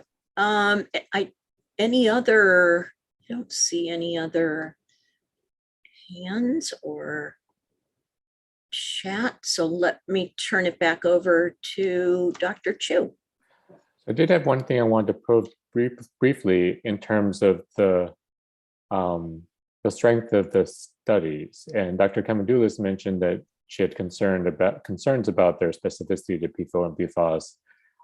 But then I believe Dr. Slit had mentioned that this seems to be one that has a lot of rigor and reproducibility across different literature. So I wanted to probe that issue briefly.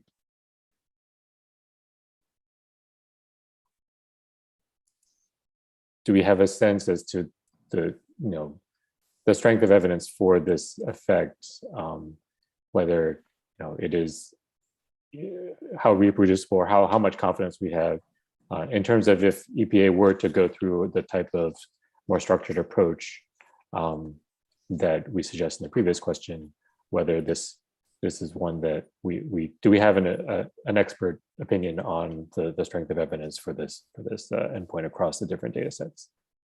Gloria, did you want to?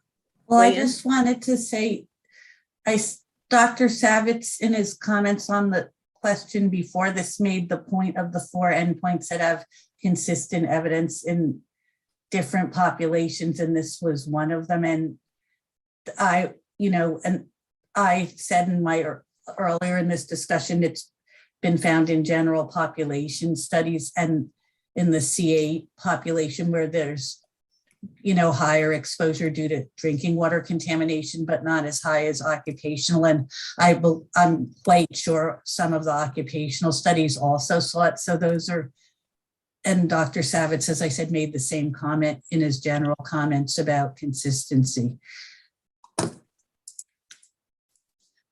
Dr. Kamendoulis? Yeah, just my comments were preliminary. And as we've been discussing and based on some of the public comments that were reviewed, my final response will reflect those issues that have been brought up. And I think provided the document is transparent, which I'm sure it will be, and adequately describe the available EPI studies and the limitations, I have no problem with pursuing this as an endpoint. Thank you.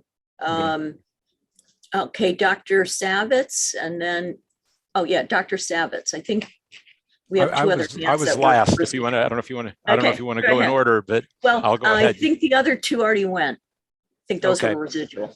Okay. Yeah, no, I think that, again, we're going to go through this, and I assume we could have the same discussion, as I said, for at least the 4 endpoints that are under contention here. We'll be talking about the lipids and cardiovascular disease in detail, but they're all really quite parallel. And I think the important point is that EPA is going, it's important that it be a transparent, even-handed decision. It doesn't mean we're all going to agree with it at the end. We all have endpoints. Some of us like one area better than the other. And it's not a slam dunk like, oh, this is the one that emerges and is the most persuasive. This one should be dismissed. But I think it's just a parallel discussion. It's important to lay out the considerations, lay out the evidence. And if they have to make some arbitrary judgments, just explain the basis for them. But I think that this can't be dismissed as being inconsistent or not clinically consequential, or, it isn't dismissible out of hand. I think others have said that as well. So but I do sympathize with the challenge EPA faces. If they have to choose one among sort of contenders, people will not be pleased with the answer, but they should understand it and see how they made the decision. Okay. Thank you. We have any other? Don't see any other. Okay, I think that's it, Dr. Chu.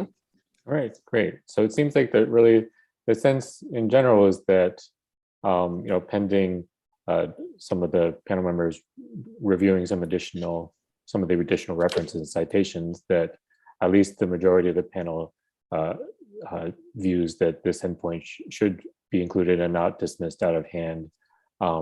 We do need to ensure that, as was discussed in the previous comment, that the rationale and decision making and the conclusions are transparently laid out and clear as to what the evaluation of the evidence was.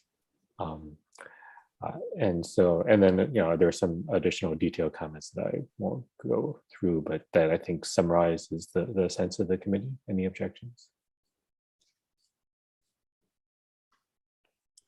All right, great. Thanks so much. So next, I think we're on to cancer hazard, if I'm not mistaken. And so let me get to that. So the first charge question, I think these are together, right? So cancer classification for PFOA and PFAS. Based on the new cancer studies identified since 2016 for PFOA, EPA concludes that it's likely carcinogen categorization, which is a change from suggestive. Does the panel agree with this designation based on the new evidence? Is the rationale clearly described? And if not, provide an explanation for a different conclusion. And then for PFAS, EPA concludes that it is suggestive categorization, which is unchanged from 2016. Does the panel agree with this, that the new studies do not change designation?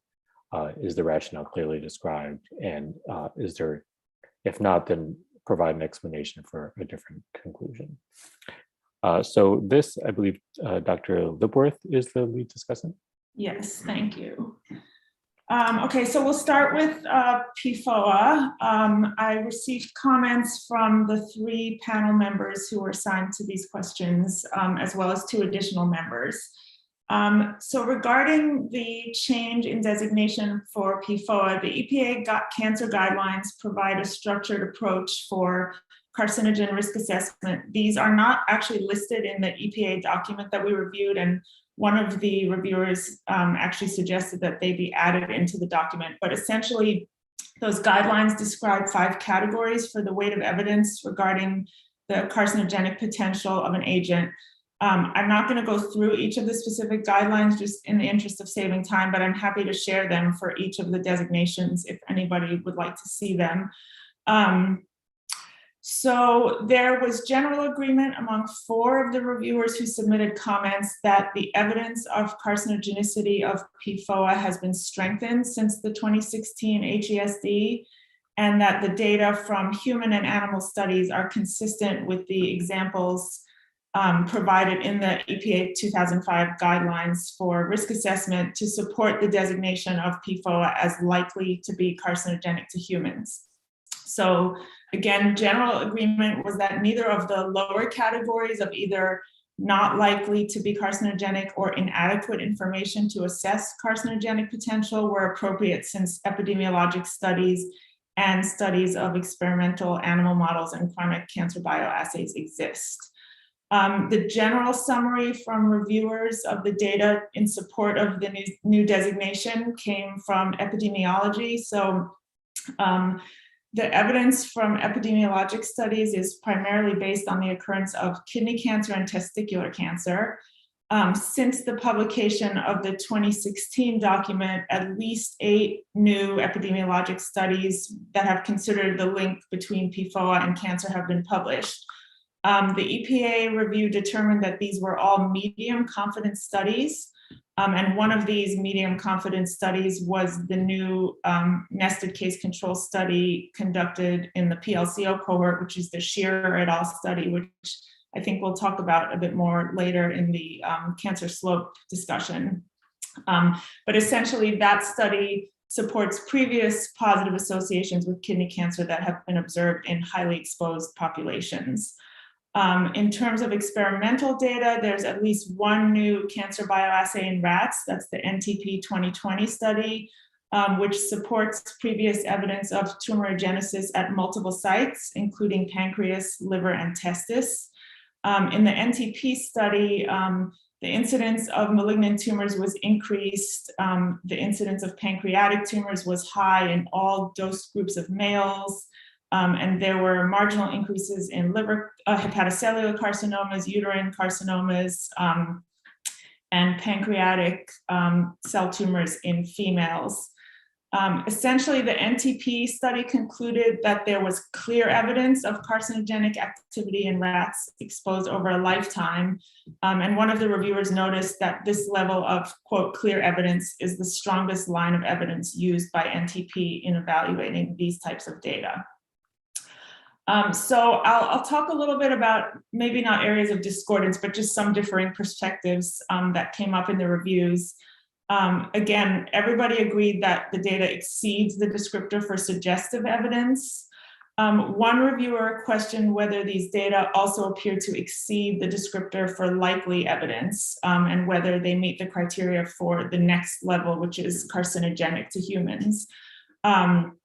Some support for that, and I'll let the reviewers speak for themselves, but some support for that was a review and meta-analysis published in 2021 that concluded that associations between PFOA and kidney and testicular cancer were, quote, likely causal, which would seem to satisfy one of the descriptors for the carcinogenic designation.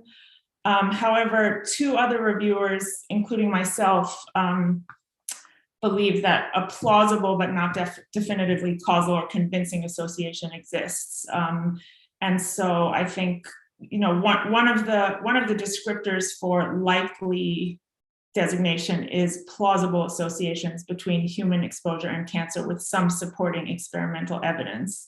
And so while the meta-analysis did conclude that their interpretation was that the data were likely causal, they also noted some limitations, including limited number of studies, the need for additional larger studies, et cetera, to support that conclusion. So I think from an epidemiologic perspective, it seems that the general agreement among most of the reviewers was that there's a plausible but not definitively causal association. The modified designation since 2016 was actually largely based on the Shearer study, which again is a single medium confidence study in the absence of any high confidence epidemiologic studies. There was some discussion, as we've already had this morning, I think, in relation to other outcomes regarding the weight of evidence discussion. Several reviewers noted that the cancer guidelines emphasize the importance of weighing the evidence in reaching conclusions, and that should be a transparent, structured, single integrative step, which some of that may be missing in some of the discussion. Several reviewers noted that the weight of the evidence evaluation should be part of the hazard identification component of risk assessment, not the dose response component. That's just kind of a specific question. Let's see. There was actually quite a few comments related to just additional consideration of the weight of evidence narrative. And so whether that includes consideration of the Hill criteria, or whether that is a more structured approach, same as what we discussed this morning. There were a couple of specific comments, which I'll try to get to at the end. There were a few comments related to mode of action. So again, as stated in the document, an updated MOA analysis is ongoing. And so these are sort of deferred till after the SAB.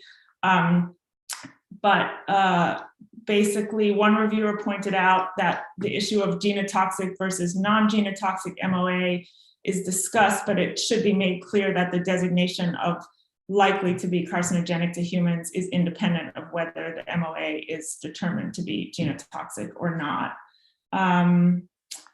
And I think that was it for PFOA. So I think the main point of discussion here is just to hear from those who might think that the designation of likely is incorrect or not supported by the data. So the other panelists were Drs. DeWitt and Dr. Post. So I'll turn it over to each of you to see if you want to add, and then others who commented, feel free to add. So Dr. DeWitt, do you want to go first? Sure. Thank you, Dr. Lipworth. That was a wonderful summary, and I think you encompassed many of the perspectives that I included in my preliminary comments.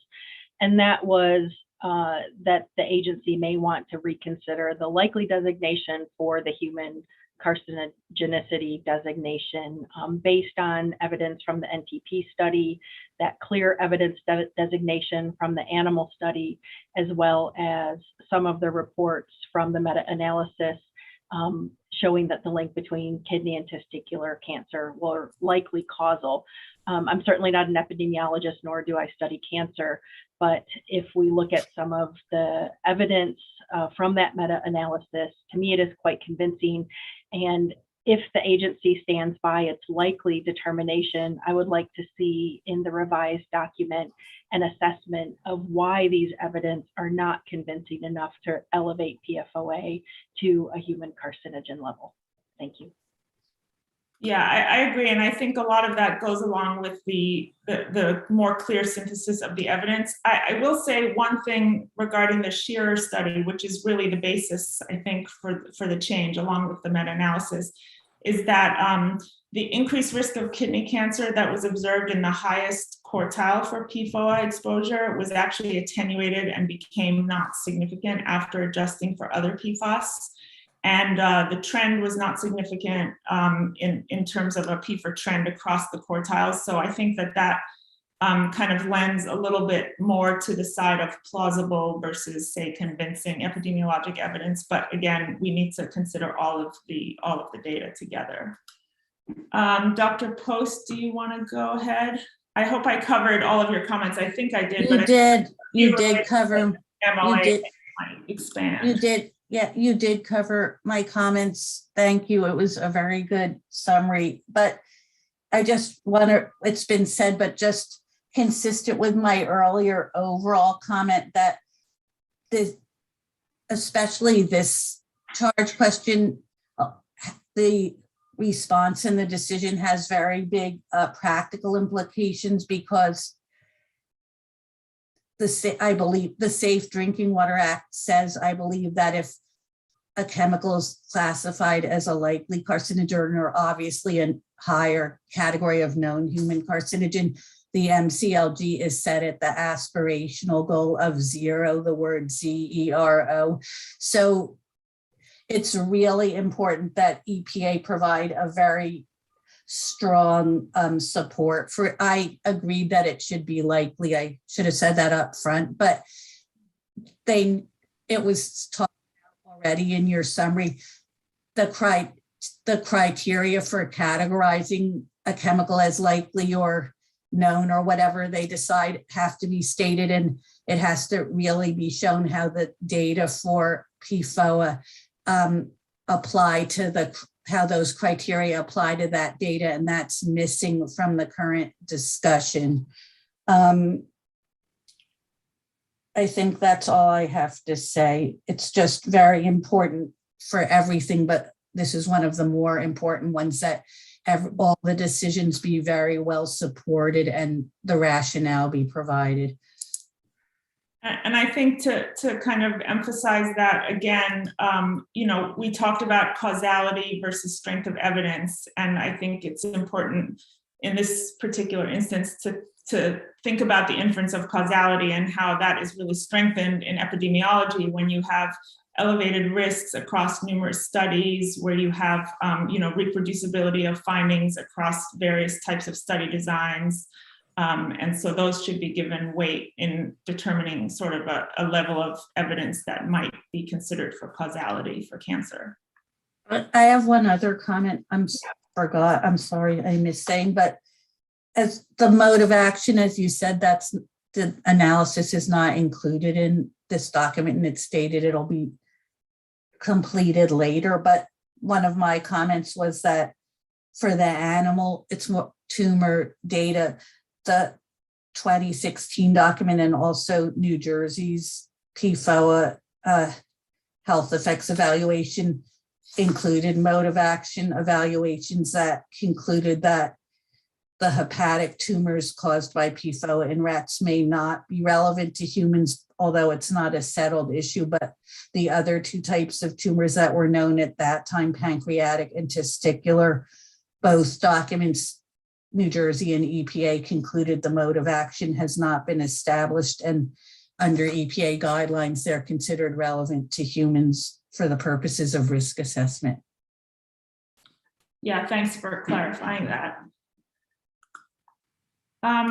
Dr. Chu, did you want to comment at all on this? I know that you had also comments, and then we can open it up to the group. No, I don't think I have anything additional to add. Thanks. Dr. DeWitt? I just wanted to point out that a recent paper, it actually just came out in 2022, so I guess very, very recent, from a cohort in Sweden that was exposed to high concentrations of PFAS. This most recent study did report a moderate increase in kidney cancer associated with PFOA. So an additional piece of evidence that might contribute to the weight of evidence, even though it's not part of the current document set. Do you have the reference for that? Sure. Would you like me to put it in the chat? That would be great, actually, if you won't mind. Thanks. Am I allowed to put things in the chat? Is that possible? Well, as long as it'll be reflected into the summary, right? I mean, it's just a reference. Yeah, it's just a reference. So what is the best way for me to share it, everybody? Should I just email you and Sue and then Yes, let you please. pass it on? Yeah. Okay, great. I'll do that. Thank you. Does anybody else have any comments related to the upgraded designation of PFOA to likely? So just to quickly summarize maybe this point, unless there's somebody else who wants to make a comment. So it seems that there's general agreement that it's at least likely. From a practical point of view, whether it's likely or known, it doesn't really matter, because in both cases, the MCLG is 0 in terms of drinking water under CIDWA. But there definitely is room for improvement in terms of how they come to that conclusion, in terms of applying the cancer guidelines structured approach and being more transparent as to how they reach that conclusion. Is that a good summary? Yeah, I think that's a good summary.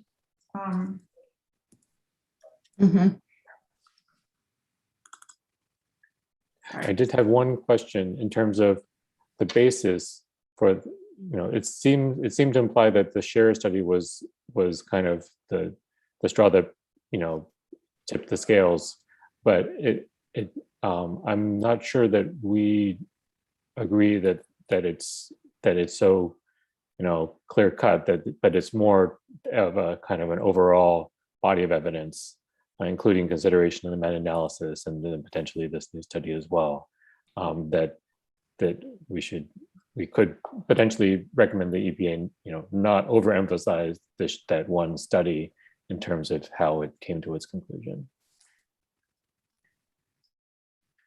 I agree, and I think that the NTP rat study is also very important because it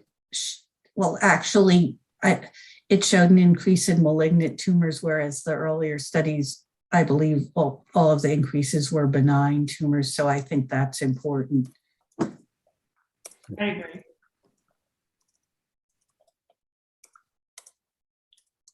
All right, great, thanks. Okay, so if there's no further comments here, we can move on to part B, which is the designation or retaining the suggested designation for PFAS. So again, suggestive evidence of carcinogenic potential, just to reiterate, is that it may include a positive cancer result from only a single animal or human study with additional studies of mixed results. So that's kind of the overarching classification. Several of the reviewers agreed that the epidemiologic evidence for the carcinogenicity of PFAS is mixed, and or that methodological limitations of the existing studies preclude firm conclusions. There were about 11 new studies identified since 2016. 8 of these were considered medium confidence and 3 were considered low confidence, again, in the absence of any high confidence. There were no new animal toxicity studies identified, but a single cancer bioassay in rodents, and that's the Butenhoff et al. Study 2021, showed increases in tumors in the liver, thyroid, and mammary gland. And these tumors did not appear in a dose-responsive pattern. So there was some differing perspectives related to the interpretation of the Scherer study, which I'll talk about first. Several reviewers noted that the information on new cancer studies for PFAS needs to be clarified. one sort of editing error throughout the document is that there are multiple references to PFOA rather than PFAS. So those all need to be corrected. But essentially, as indicated in the document, Shearer found associations of kidney cancer with both PFOA and PFAS, but the statistical significance of some analyses differed between the two. And so the draft EPA document does not mention that the Shearer results were used for CSF development, and there needs to be additional discussion in the document regarding why the PFAS results were not considered to be as definitive as the PFOA results for the Shearer study. Just to summarize, the Shearer results showed an association of PFAS with kidney cancer. They had statistically significant associations for both the highest quartile versus the lowest, and for a doubling in serum PFAS concentrations. But those associations were no longer statistically significant once other PFAS were adjusted for. And again, there was no statistically significant association when evaluated on a continuous scale after adjusting for other PFAS. And so at least one or two of the reviewers felt that it wasn't clear why the weight of evidence section does not really include a discussion of the Shearer et al. Results for PFAS in its discussion. So I think that that is actually really important for us to include in that weight of evidence discussion. And then a kind of a larger area of discordance was there was disagreement regarding whether this suggestive designation is appropriate, and some recommendations from a few reviewers that EPA reconsider this and consider classification for PFAS to the likely to be carcinogenic to humans classification. I'll summarize it briefly and then turn it over to the individual panelists. The thought was that the data meet the descriptor for likely to be carcinogenic because that, as we saw before, that categorization is fairly broad, and it includes supporting data which would be an agent demonstrating a plausible but not definitively causal association between exposure and cancer. And so there's some thought that the available data for PFAS is supportive of that description. For two of the reviewers, the disagreement stems largely from the lack of inclusion of mechanistic data and from inconsistency with the Cal EPA report summary and conclusions, which is based on the same human, animal, and mechanistic data that we are reviewing in our PFAS document.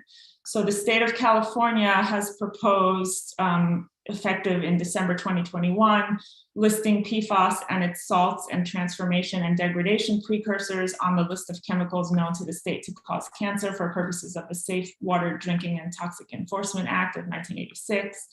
And that summary of evidence, of human evidence, indicates that the results were mixed, and a summary of the animal evidence, the results of human evidence were mixed, and a summary of animal evidence highlights a carcinogenicity study in rodents supported by a tumor promotion study in rainbow trout. And that study is believed to be most consistent with the designation that Cal EPA has reached. This tumor promotion study is not included in the PFAS document, and it demonstrated that PFAS acted as a tumor promoter in rainbow trout. I think other reviewers probably have more information that they can share regarding this study. This issue was actually also brought up by a couple of the public comments that were received related to this. And so again, it's the issue of exclusion of this one particular study. So I think that that's the main point for discussion here, whether the agreement is that suggestive is the right designation, or whether it could be upgraded to likely carcinogenic, based essentially not necessarily on epidemiologic data, but on this one particular study that was left out of the review. So first to Dr. DeWitt and Dr. Post again, and then open it up to others, Dr. Pullen and others who had comments. Dr. DeWitt, do you want to go first again? Sure. As with the designation for PFOA, I would encourage the document authors to look carefully at all of the data, and if the weight of the evidence does not support the likely to be carcinogenic, to include appropriate information as to why that designation was not selected. The Benninghoff study, this is the tumor promotion study in rainbow trout, was a study where the trout were initiated. So a mutation was initiated with one agent, and then PFAS was added on, and it was concluded that PFAS act as a tumor promoter. So this is one of those initiation, promotion, progression type studies, and rainbow trout are a species that are often used for evaluation of this particular endpoint. So this wasn't included in the PFAS document. And this was actually a document that was highlighted in the state of California assessment for PFAS, where they looked at this in combination with the Butenhoff et al. Study on tumors in experimental rodents. And I think that they used those data to make the assessment that PFAS also is a carcinogenic risk to humans, similar to PFOA. I'd also like to point out that the article that I just shared via email from the Ronneby, Sweden area study, this was a population of individuals who had very high concentrations of PFOS and PFHXS, and it also looks as if there's an association between PFAS serum concentrations and this moderate increase in kidney cancer, again, adding to the weight of the evidence that exposure to PFAS and perhaps other PFAS does enhance the risk of carcinogenic outcomes in humans. So when this is supported by the existing animal data, then I think that this reaches the level of likely to be carcinogenic to humans, or perhaps even higher, depending on how the study authors evaluate the weight of the evidence. Thanks for letting me share these additional comments. Thank you. Dr. Post, did you want to add anything? You really covered most of my comments, particularly that the reason that the difference in the conclusion regarding the Shearer et al. Study for PFOA versus PFAS has to be explained more, and what the difference is in the analyses and why it led to different conclusions. Also, again, the weight of evidence for carcinogenicity should be included in the dose response, not included in the dose response section, but it should be integrated. It's really part of hazard identification, and those shouldn't really be, in my opinion, two separate sections. That should all be one part of hazard identification for that it causes cancer, the weight of evidence. Just one thing about the Benninghoff rainbow trout study, which we looked at when it first came out in 2012, which was a long time ago in the scheme of things. But from what I know, it's as Dr. DeWitt said, it's a promotion study. So it showed that PFAS and other PFAS are tumor promoters. But what I learned from that study is that rainbow trout do not have PPAR alpha. So that's why it's really considered interesting and, you know, some relevant, I'll say, for humans, even though they're not mammals, they do not have PPAR alpha. So that issue about liver tumors, which is a question and always discussed as regarding rodent liver tumors, is not an issue with the rainbow trout studies. Dr. Pullen, did you want to comment beyond what we've discussed already? I know that you had provided some comments on this as well. Yeah, thank you. I mean, I think that the rainbow trout study and the reference to the California OEHA documents is a really critical one, and one that something that I didn't have in my preliminary comments, but had in a different place and wanted to bring into this one, was the potential for the relationships between PFAS and mammary tumor development. And so, that was cited in some of the earlier studies. And, when we're looking at, again, mechanistic information, the potential for epidemiologic evidence, as well as additional mechanistic evidence that may also, be suggestive of or add to the weight of evidence for cancer promoting or cancer causing characteristics of PFAS. And I don't know if others have seen this literature, but in some of the literature review that I did just to try to understand this endpoint a bit more, it seemed like there is some evidence that could lead in that direction as well. And so if one were to, especially, incorporating the mechanistic information and utilizing, say, a key characteristics approach, and so really trying to move away from specific modes of action or mechanisms of action and into ways in which we're characterizing or thinking about carcinogens through multiple characteristics and multiple pathways, then this would also then just, again, add to that weight of evidence suggestive of carcinogenicity for PFAS as well. Yeah, I mean, it was interesting because the PFAS section, addressed other types of cancers, including breast cancers in the epidemiologic literature, and concluded that it was mixed and limited. But for sure, the data need to be considered across all types of studies, not just the epidemiologic studies. Does anybody else have any comments to add to this, the PFAS designation discussion?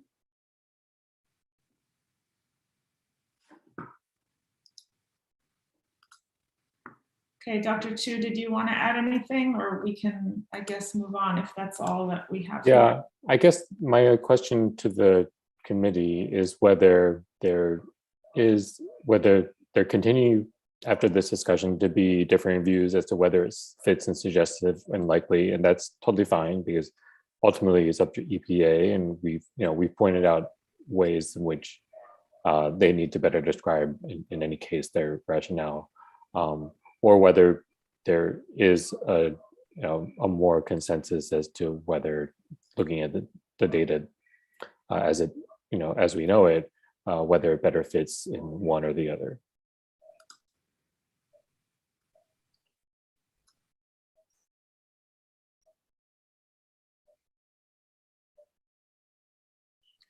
I mean, I think, based on what we've heard from the committee, I guess the critical issue is for EPA to decide what the level is that they want to designate. And then, as Dr. DeWitt said, give justification for excluding the level above, essentially. I mean, I think we're all in agreement that anything below the current designations is not appropriate. So the question is, there were actually also a fair number of public comments on this issue. Some also suggesting that PFAS be raised to the level of likely carcinogenic. So I think that that's really the issue. If EPA decides that the weight of the evidence for either one doesn't reach the next highest level, that we should have sufficient justification for that, and for whether the types of data examples that are given to support that higher designation are not met by the weight of the evidence. Okay. So we will not then make a specific recommendation, other than it's at least suggestive. Yeah, I mean, I don't know. There's it's definitely it's not an adequate agreement. I would say, that I think there's some people on the panel. Christy, you can go ahead and speak, but I think there's some people on the panel who probably would argue that higher level of designation is appropriate. So I guess that's EPA's decision ultimately. Christy? Yeah, no, I mean, I think if we have I think it's incumbent upon us in some ways to, give some of that recommendation to the agency to be able to determine how to move forward. And even if there isn't consensus among the group, I think that that's okay. But, I think that the evidence that is, would increase that designation. And that's supported not only by the literature, but also by other agencies, for example, that have also done, systematic reviews of the literature as well. And I think also the lack of mechanistic evidence or the evaluation of that mechanistic evidence, I think if the agency continues to, do that work and add that into the final documentation, that could also shift the designation as well. And so being able to provide that additional support for shifting that designation seems critical in some ways too. Yeah, I agree. And Christy, just to reiterate what you just said, I think it's important if they don't consider that evidence to shift the designation, that they actually address all of that evidence in their evidence synthesis to indicate why it doesn't take it to the next level. Yeah, agreed. So whether or not they change the designation, they need to have a more comprehensive and systematic approach for evaluating the evidence. Yeah, I totally agree with what you just said about that there needs to be a more systematic approach that's presented as for to justify whatever conclusion they make. Okay, great. All right, we are a little bit behind. I know that we have another charge question on cancer, but I'm going to propose that we take our break now since we're already past our break time. If that's any objections to break, usually not. All right, so we will take a break and reconvene. I guess on the schedule, it's only scheduled for 10 minutes, but I think it's hard to actually for everyone to get back in 10. So if we can do 15 minutes break, so we'll be back at 40 past the hour. Sue, is that okay? Yeah, that's fine. I just want to remind folks that want to sign up to make clarifying comments to do so at this time. So please send me your requests so that I can add your names to the list of public commenters. Thank you. Great, thanks. See you in 15. Yes.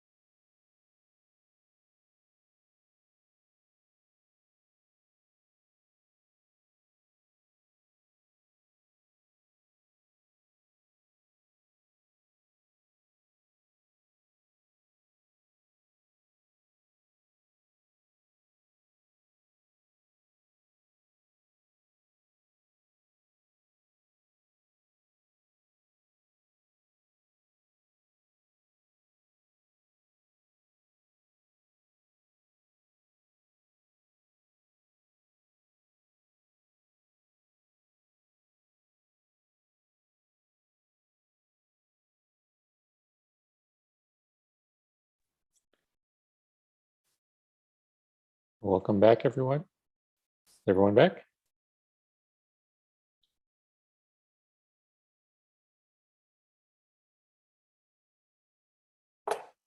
All right. So our next charge question is the second part of the cancer. It's the cancer slope quantification. EPA used the Scher et al. 2001 epidemiologic study to quantify a cancer slope factor using peak exposure for PFOA. Has EPA adequately justified the use of the study and peak exposure for the quantification of a cancer slope factor for PFOA? If no, please describe alternative approaches that SAB recommends. And our lead discussant for this is Dr. Kamandoulis. Okay, thank you. Well, first of all, I wanted to provide a potential clarification. At the December 16th SAB meeting, we were directed that the term peak exposure should be disregarded from this charge question. So we were asked to consider or to provide input on the development of the CSF in general. So given that, I wanted to there's two parts to this question. The first, which was just read, is that has EPA adequately justified the use of the study for the quantification of a cancer slope factor for PFOA? And the second part, which we'll handle later, is does SAB support the selection of the CSF in the derivation of a risk-specific dose for PFOA? So taking part one of the question, we received 6 responses from panel members, some that specifically addressed the first part of this question, and I'll summarize the comments below. So basically they were commenting on justification of using the Scher et al. 2021 study for derivation of a CSF for PFOA. One member was in support of using the study. And they cited that other CSFs derived by EPA are based on animal data, and it is preferable to base a CSF on human data when appropriate human data are available.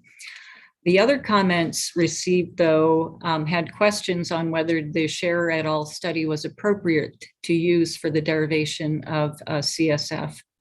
The general comments that were raised were that overall, the available epidemiological studies examining an association of PFOA with renal cell carcinoma is inconsistent and often not dose responsive.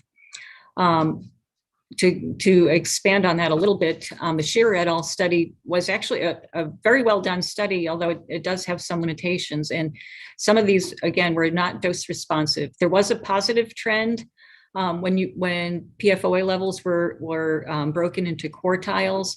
However, again, it was not dose responsive, and the only statistically elevated increase was found in the highest quartile, and it apparently was driven by, if you looked at the supplementary data, one individual with an exceptionally high level of exposure. And as was mentioned previously under question number 1 in the cancer topic, the association actually lost significance when it was analyzed by quartile and then adjusted for other PFAS. Okay, but then the authors, when they looked at PFOA levels as a continuous variable, the association did remain.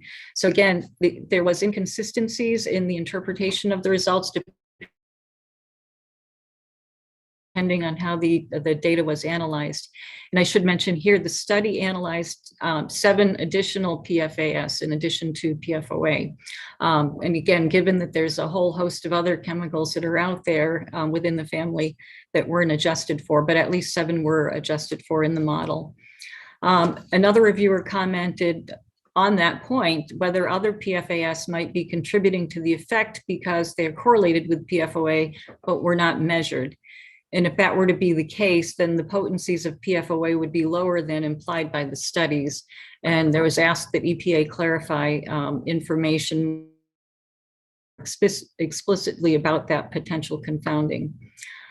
And then we move to the systematic review that's conducted by EPA. Reviewers commented that the overall, and this was brought up in the last question as well, the 8 new Epi studies, of which the Scher et al. Study is one of them, characterized the overall confidence as only medium. And according to their figure in the document, figure 123, it was driven by deficiency in controlling for confounding, as well as inadequate confidence in selectivity and sensitivity of the Scherer et al. Study.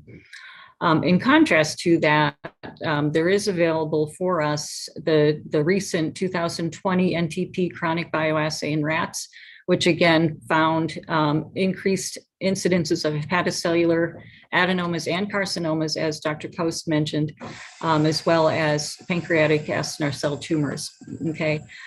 It was then noted that none of the 3 chronic bioassays that have been conducted for PFOA observed increases in renal cell carcinoma. Now, as many of us know, that there's not always concordance between animal and human tumor sites. However, this was raised by some of the reviewers here, that there was a lack of concordance between the kidney as a target site.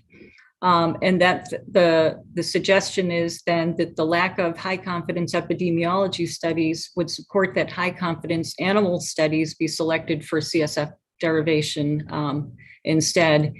And then another comment by the reviewers echoed that comment, that in this case, although preferable to base the CSF on human data, there is an absence of high quality epi data as summarized by the EPA. Another comment that's related to study selection for derivation of the CSF was that concerned mode of action data. So it appears that mode of action results across PFOA and PFOS will be deferred until after the SAB panel, given multiple statements that were written in the document. And the reviewer felt that it would be very helpful to include the final MOA data for kidneys if this endpoint is to be used by EPA. And then I wanted to, so that was the main comments by the review panel. And I wanted to highlight that the public comments that were received specifically discussed the Scherer et al. Study and the inappropriate use of this study to derive a cancer slope factor.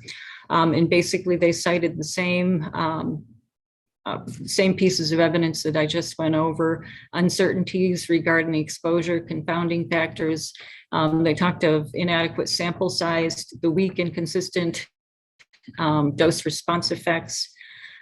They also had concerns, and I'm not an epidemiologist, but case and control matching in this particular study, which was a nested case control study. There was a 1-to-1 ratio, and they were and our Epi colleagues can comment to this, but typically for nested case controls, there's more than a 1-to-1 match with controls versus cases.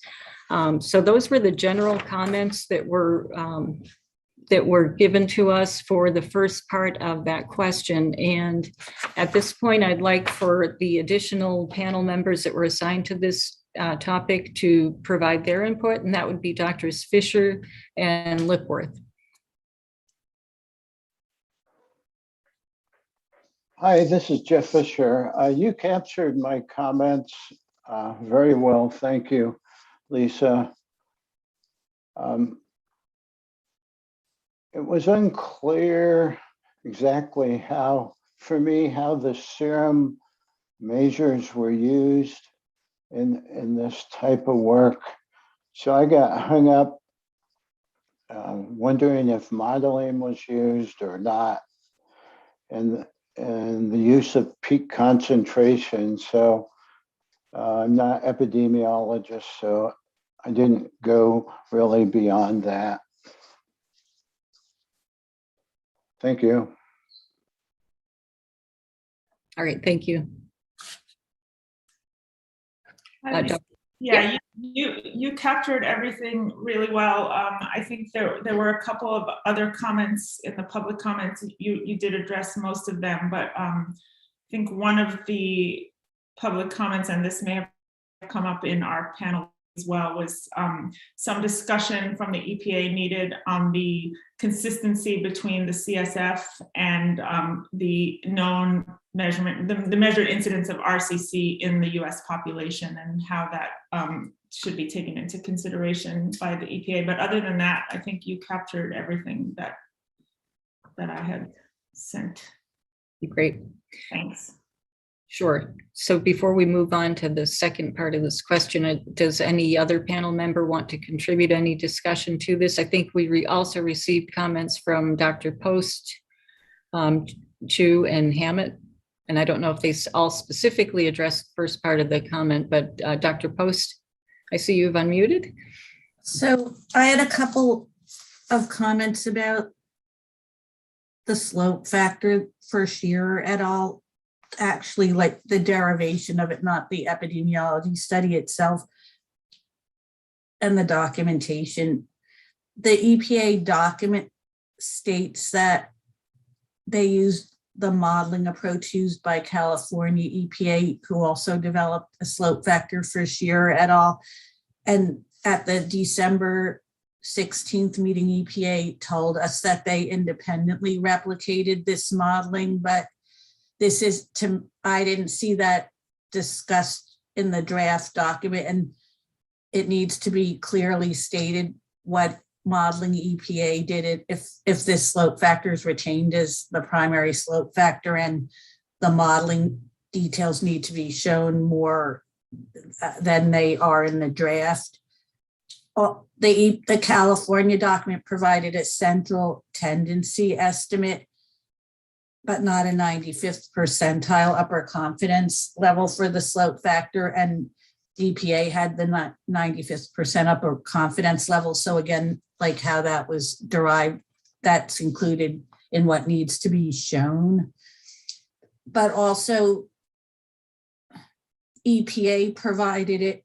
I think California only provided the slope factor in terms of the serum level in the nanograms per milliliter to the -1, but the EPA document shows the slope factor in the standard way as well, in milligrams administered dose, milligrams per kilogram per day to the -1, but they do not, it's not shown in the document how the serum level slope factor was converted to the dose slope factor.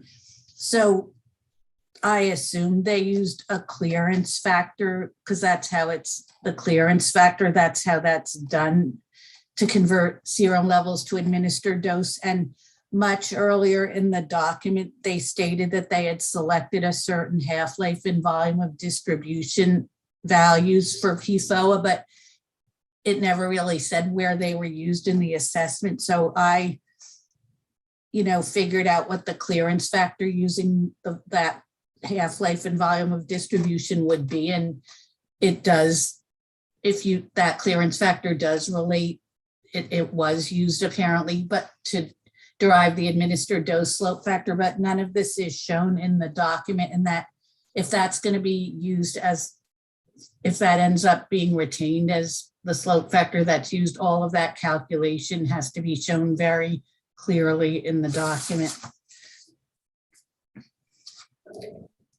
Yeah, I agree with those points, Gloria. I guess I was stuck on the first part of the question first, is the appropriateness of the use of the Shearer et al. Study in the document. And does the committee support that study to drive deriving a CSF? I'm sorry, I jumped ahead then. I have notes and probably I mixed up my stuff. So I'm sorry about not a problem. Well, it does seem like, from what I hear, there is some differing opinions in terms of its appropriateness. I did see something about that it did control well for potential reverse causation, and that is an issue that's come up with PFOA and particularly kidney type effects. But I guess I'm wondering whether the other epidemiologists may want to weigh in on their views on that study. I mean, I echo what Dr. Kamandala said. I have concerns about using a study that is not considered a high confidence study when there are potentially stronger non-epidemiologic studies that could be used for development of the CSF. So that, I think that's just a discussion just related, that goes back to our discussion related to the weight of the evidence. I mean, a medium confidence study seems not ideal. And obviously we would prefer to have human data of high quality and adequate statistical power. But if we don't have that, I don't know that we want to default to using a lower confidence, lower quality study for that, the derivation of the CSF. But I'd be interested to hear what others feel about that.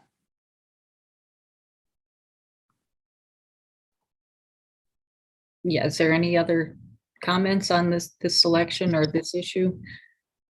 Dr. I'll Hammond. just comment if I could.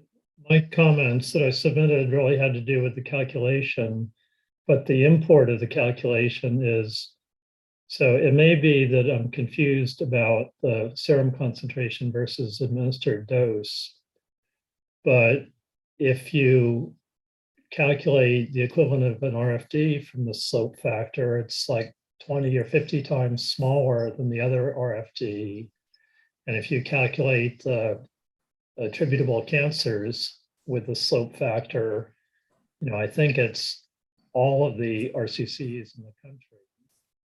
And I think, but maybe I'm wrong here, that the slope factor is like 1 billion times larger than the slope factors you get from the animal studies. So all this is to say that if the slope factor is taken as a reasonable thing to use, it's very, very different from most of the other evidence we can compare it with. So that would imply you'd have to be, you're putting a lot of weight on the study. Dr. Hammett, could you clarify what you meant when you were saying like the reference dose based on it? Were you, for that, you need a certain cancer risk? Was that based on a 1 in a million cancer risk, what you were discussing? Exactly. So the dose that leads to 1 in a million cancer risk would be 20. Right. Okay, thanks. I just wanted to make sure it was that 1 in a million risk level. Oh. Any other comments? Suggestions to move forward?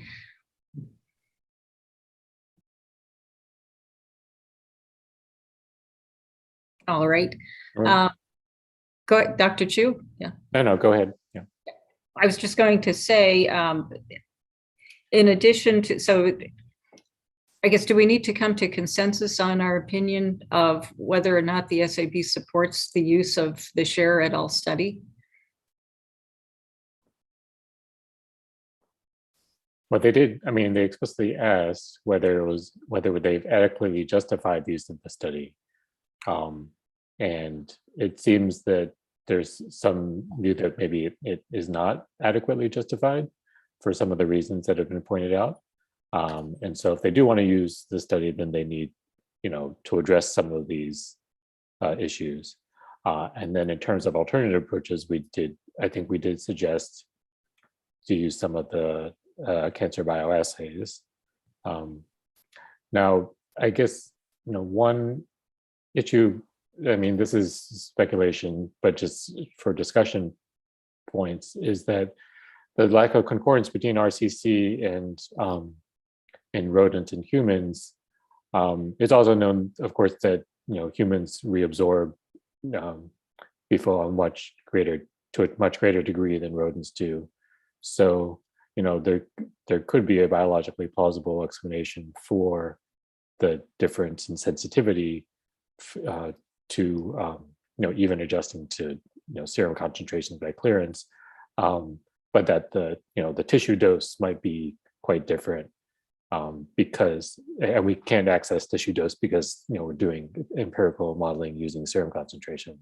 So it's not necessarily implausible that the cancer risk from is greater in rodents. In humans than it is in rodents. But it would concern me, and we'd have to sort of probably check the calculation that Jim did, that if given background levels of or given background levels of PFOA in drinking water, that you would attribute all renal cell carcinomas in the whole country to PFOA, that would be a concerning kind of sort of a smell test problem, right? Because that's definitely not the case, that all the kidney cancers in the whole country are due to PFOA. So we could suggest that as well, that EPA consider the how realistic the cancer slope factor is given the existing levels of of PFOA in the population or in particular communities, and what compared to what the overall lifetime risk of renal cell carcinoma is, just as a sort of reality check, an additional reality check. And that could be another thing that they could do to either support or discount the use of this study and its implications. Jim? Can I just follow up on part of what you said, which is maybe you or others can say whether this is right or wrong, but from the document, the cancer slope factor from the Epi study is 0.01 per nanogram kilogram day. And the reported slope factors from the animal bioassays are roughly 10 milligram per kilogram day. So that's where I get my factor of 10 to the 10th. And are those the same? Are those comparable? Because you were saying that humans might be more susceptible than the rodents, but is a 10 to the 9th factor anywhere close to plausible? Would the factor you mentioned, could it be that big? What is not clear to me is, in terms of the animal one, I assume that's already been adjusted for the difference in half-life between humans and rodents, because that's a very large factor. But I don't recall exactly whether that's the case. And then, but because of that, there might be, I'm just saying there might be a pharmacodynamic difference as well. But I guess I was talking more qualitatively in that the lack of site concordance, because also the animal tumors are based not on kidney cancer, right? They're based on other tumors. So it's a little bit of an apples and oranges comparison in that case. Reabsorption might matter. Related to your question about whether it's reasonable, just the reference dose, the current EPA reference dose for non-cancer effects, I know the effect is different based on animal data, is 13,000 times higher than the proposed reference dose for PFOA based on human data. And actually the uncertainty factors are higher for animal than human. So if you accounted, went back to the points of departure, there would be an even bigger difference. So it is maybe not as many orders of magnitude as you said, but probably more than 5 orders of magnitude difference between the reference doses for the human and the animal. So that might be relevant to the point you raised.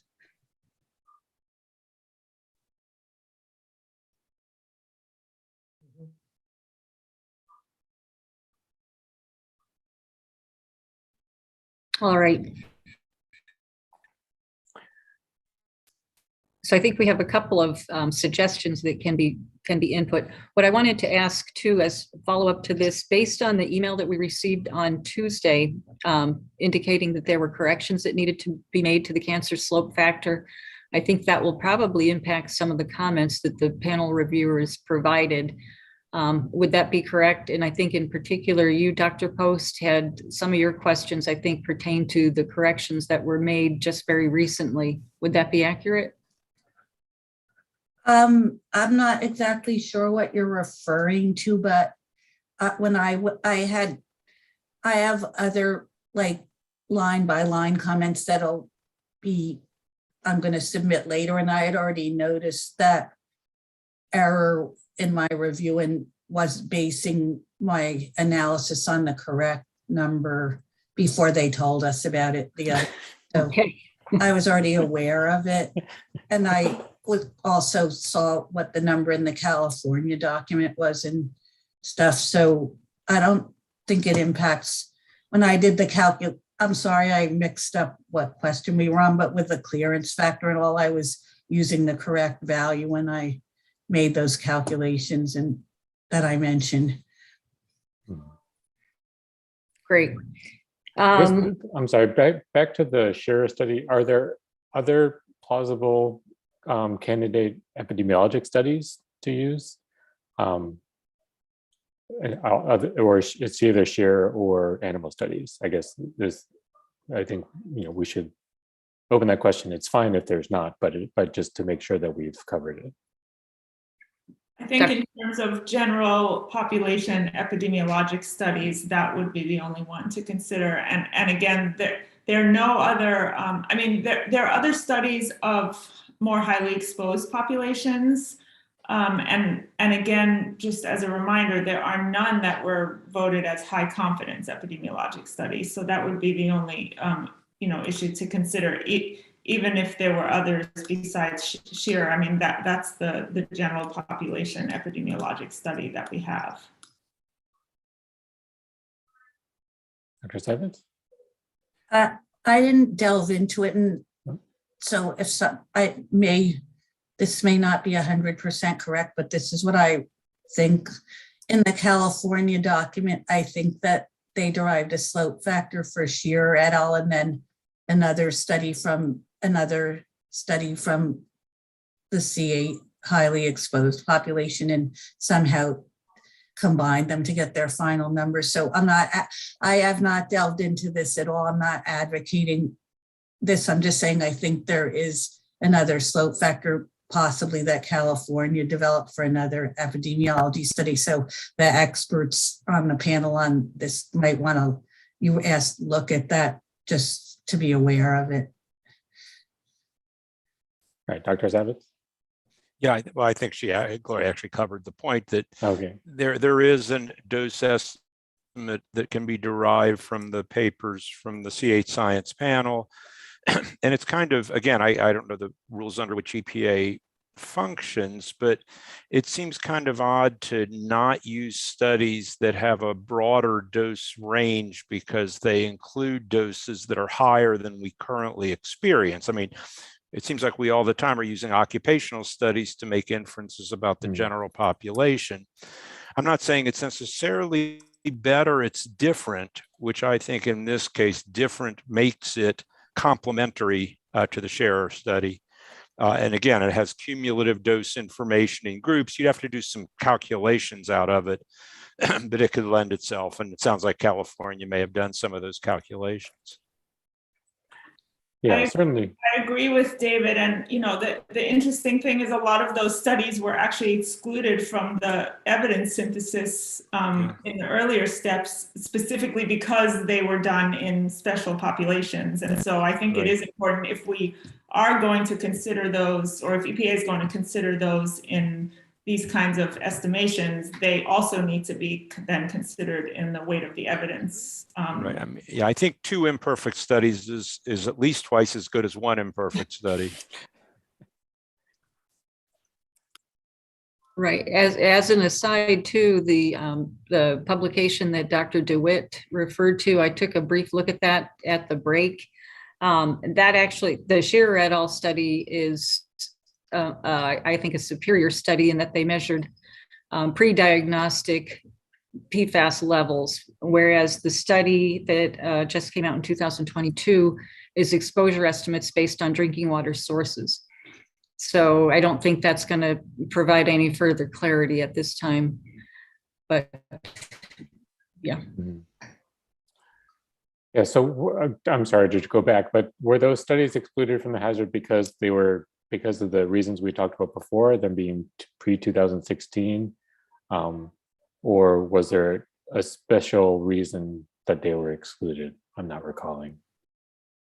Some of them were excluded because they were considered special populations. And that one of my comments in the weight of evidence review charge question was, I think we just need a little bit more information and transparency on those. And some were excluded, and yet they were included in the meta-analysis, which was relied upon. So I think we just need consistency across all of these evidence synthesis steps, so that if we are going to rely on studies like that, which are either special populations or highly exposed populations, or even, I think what EPA referred to as, I forget the term they used, to exclude populations that had a narrow range of exposure. I don't think that should be a basis for excluding a study, because they can still provide information on that narrow range of exposure, whether it's low or high end. And so I don't have an issue with EPA relying on some of those other studies of RCC. I think it is important to rely on all the evidence that we have, as David said, but to at least address those in the weight of evidence synthesis, as well as in the calculation of cancer slope factors. Great. Any further comments from anyone?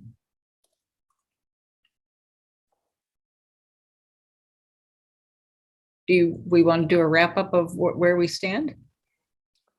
So it seems that there are differing opinions as to whether to include, whether to use the SHARE study or not.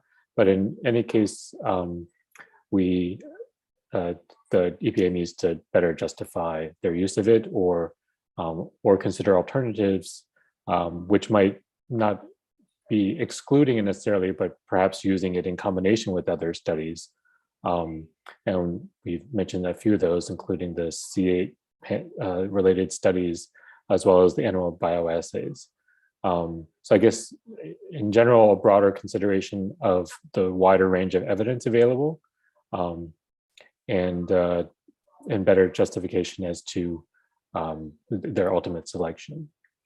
And additionally, possibly, some reality check calculations, related to how, as Jim had done. We can, I guess, decide later to what extent we want to emphasize that that type of sort of reality check in terms of the confidence they would attribute to different estimates. And then finally, much more details in terms of transparency, in terms of the modeling, needs to be included. Any other major points? I think that was a great summary. All right. Are we on? Is there a part 2 to this question, or have we already covered that?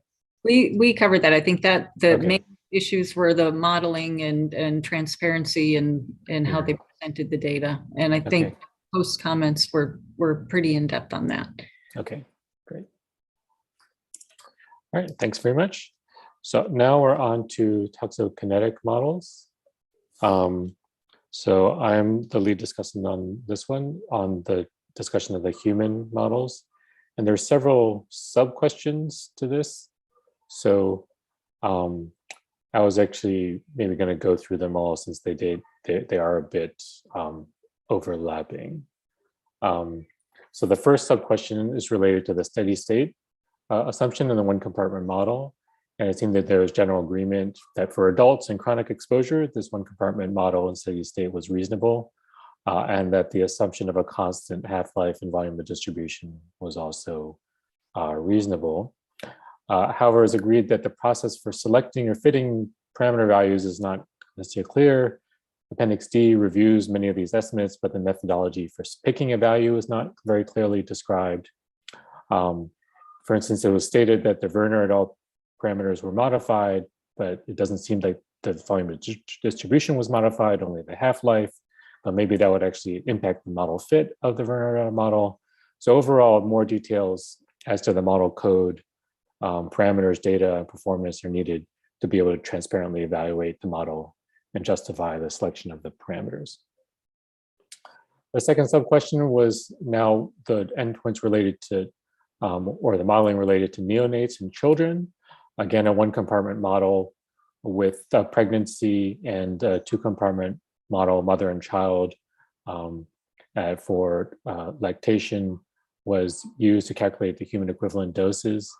There was general agreement that the compartmental models, as opposed to more complex physiologically based models, were reasonable for pregnancy and lactation and endpoints for neonates and children. But it's acknowledged that this methodology might not be generalizable because it's highly empirical, and that future consideration should be given, not here, but in the future, for drawing on the broader foundation of life stage PBPK modeling. Several reviewers, however, questioned the choice of the Werner model for several reasons. There was one note that the published model seemed to overpredict at 3 months and underpredict at 3 years. There is the issue of the changing the model parameters, as mentioned just recently. In terms, just as with the one compartment model, there was a lack of availability of the model code parameters performance to fully evaluate. And then the Werner model uses a constant oral dose as opposed to a constant drinking water concentration. And that given that this is a drinking water context with the MCLG, the drinking water, using constant drinking water concentration might be more appropriate in terms of calculating dose metrics, given that with life stage, there's differences in both toxicokinetics and as well as in the exposure factors, the drinking water rates. Several reviewers recommended reconsideration of the Gaydon et al. Model, which seemed to have equal or better model fits compared to the Werner et al. Model. The EPA cited the lack of the growth dilution in the Gaydon et al. Model but that is the view of these reviewers was not an adequate reason to disfavor this model. First, it's not difficult to add. The public comments from Minnesota noted that it's a very small correction to the original model. And again, as mentioned, that the Gaydon et al. Model includes these age-specific changes in volume of distribution and exposure factors, and thus may be more fit for purpose for drinking water MCLGs. One of the reviewers also noted that the Gaydon et al. Model has been, although published was just for PFOA, it has been adapted by several states, Minnesota, New Hampshire, Michigan, and Washington, for developing drinking water guidelines, also for PFAS, PFNA, PFHXS, with appropriate changes to chemical specific parameters. So then finally, related to the chemical specific parameters, they had a question related to the fetal serum and maternal serum to milk ratios. And it was agreed generally that the constant ratios were reasonable given the available data. But as noted earlier, the toxicokinetic and exposure factors vary with age, and these could be incorporated. However, there is inadequate discussion, the reviewers found, of how prenatal and breastfeeding exposures were considered in development of the human equivalent dose. Like how do they actually calculate that in the context of these early life or life stage exposures? And this is part because of this of a constant drinking water concentration not equaling a constant dose rate in terms of oral dose. And this is the issue just mentioned several times now, that the AUC or Cmax based on a constant dose, oral dose, would be different than that calculated from a constant drinking water concentration. And it's also noted again that the Gaydon et al. Study used an internal dose POD that was then adjusted for inter- and intraspecies variability uncertainty, so that you could express the reference dose in terms of internal dose and then address the external dose conversion after that as a separate step. I think I'd add an additional comment about characterizing uncertainty in the results, either through sensitivity analysis or Monte Carlo simulation, and noted that Gaydon et al. Had transgenerational TK parameters that had both central and upper bound estimates for different parameters, and that could be the basis for at least a sensitivity analysis. So with that, I'll ask Dr. Corey Schlechter and Dr. Fisher to weigh in with any additional comments on these sections. That was a great summary. I have nothing to add. Okay, great. Dr. Fisher? Good job. I have a point, I guess, or a few points to make that go across the modeling in the document. And this is as good a place as any Sure. to talk about it.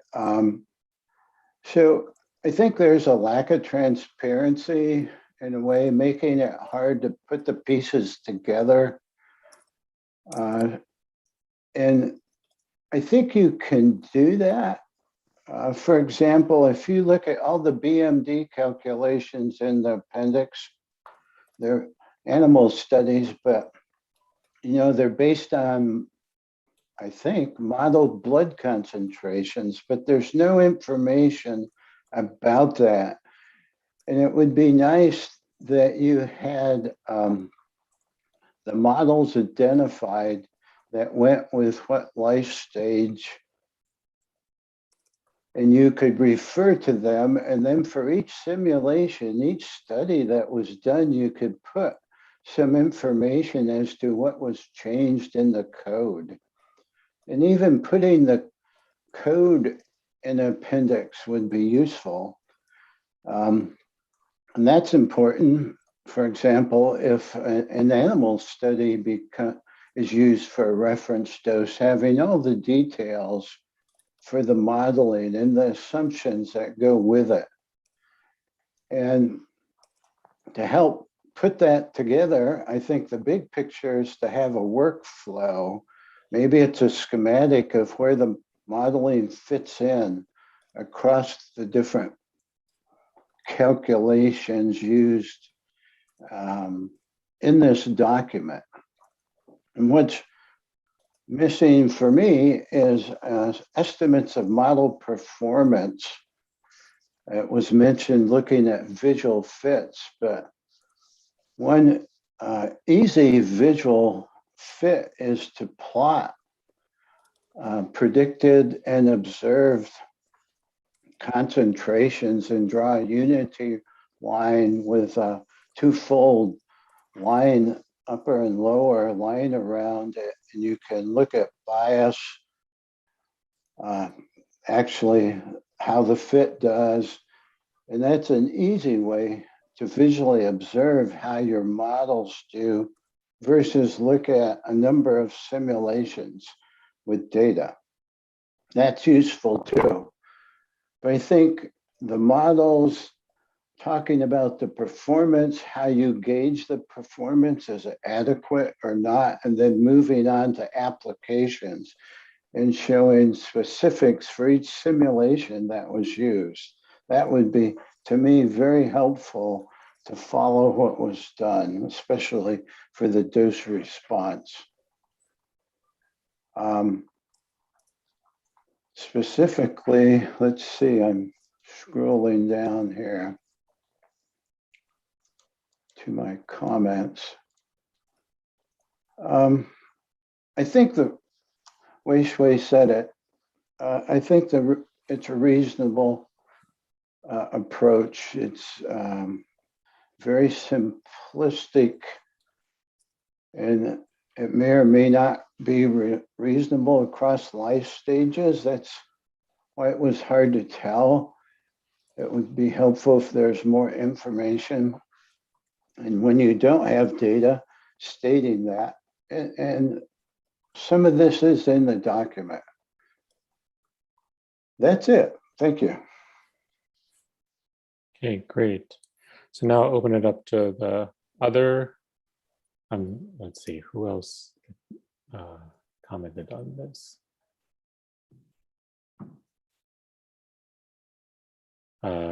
Dr. Post?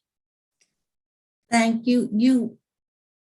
Shui, you mentioned most of my comments in your summary, which was very good. But again, I just wanted to emphasize the need, and Dr. Fisher mentioned this on some other points, to really be much more clear about what was done. I'm not a modeling expert, and I'm not questioning or commenting on really the model details, but I'll have to say I read the PFOA document before I looked at the PFAS document, and I drove myself crazy trying to figure out if the prenatal and breastfeeding exposures were considered for the POD for the critical endpoint, which is, based on serum levels at age 5. So it should be considered, because that document didn't mention that it was considered, and it said that there were footnotes, I think, to table 21, but there wasn't any footnote.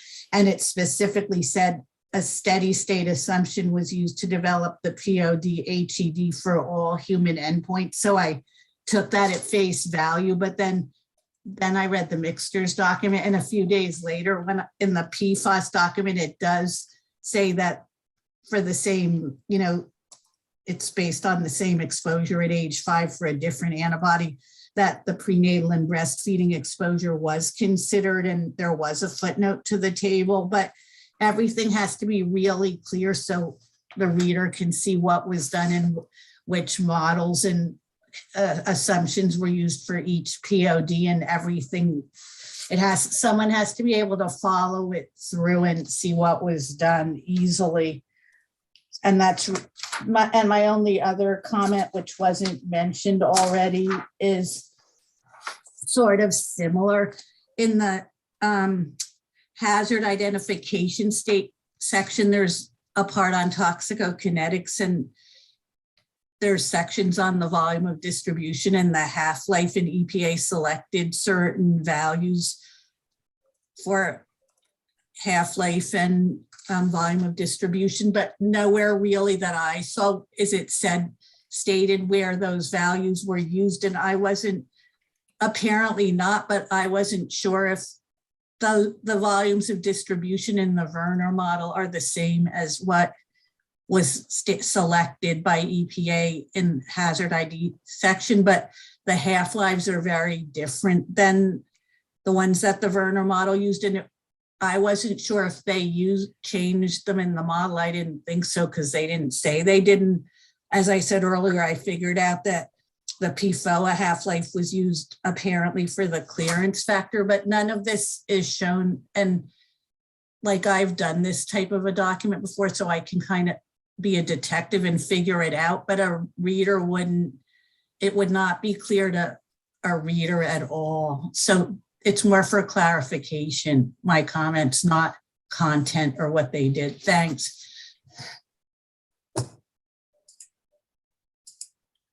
All right. Anyone else have comments? I think I've covered everyone who provided written comments. Which way I have another one. Yeah.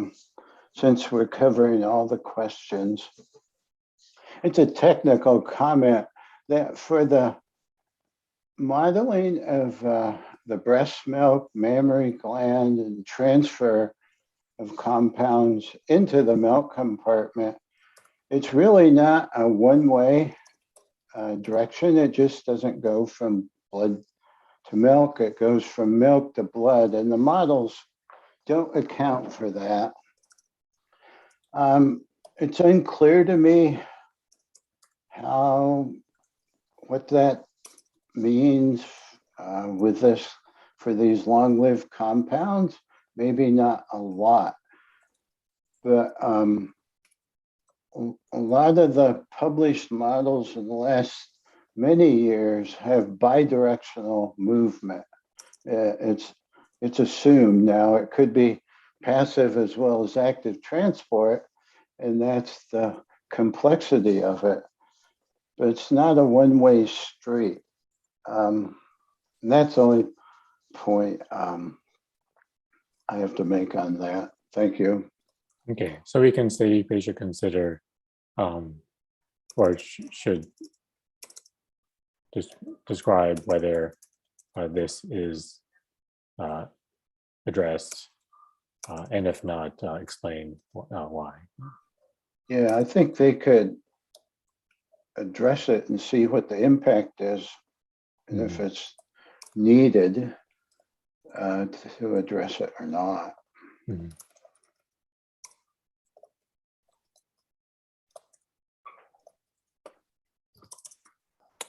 All right. Anything else on the human model? So I guess just overall, a quick summary. The basic approach to the models seems reasonable, but substantially more information is needed in terms of the modeling process, the selection of parameters, et cetera, as well as the application and the performance of the models. With respect to the life stage model, the EPA should reconsider whether the Werner et al. Model is fit for purpose and the Gaydon et al. Model is an alternative that addresses sort of the constant drinking water concentration rather than the constant dose rate. And then there is some specific suggestions as to testing whether some of these, for instance, the bidirectional movement of milk, and whether some of these details make a difference or not, and to incorporate them if they do.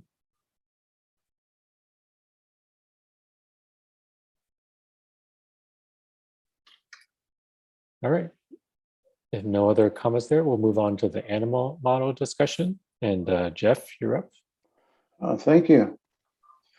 I think I'll follow suit with how Wasteway handled 3 questions. I think this has to do with the modeling for animals, and there are 6 questions underneath this.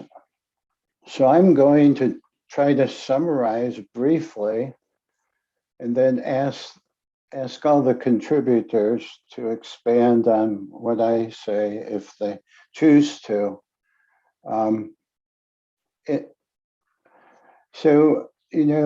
We're asked to review these toxicokinetic models, and they're animal models, and animal models were never used for a candidate RFD.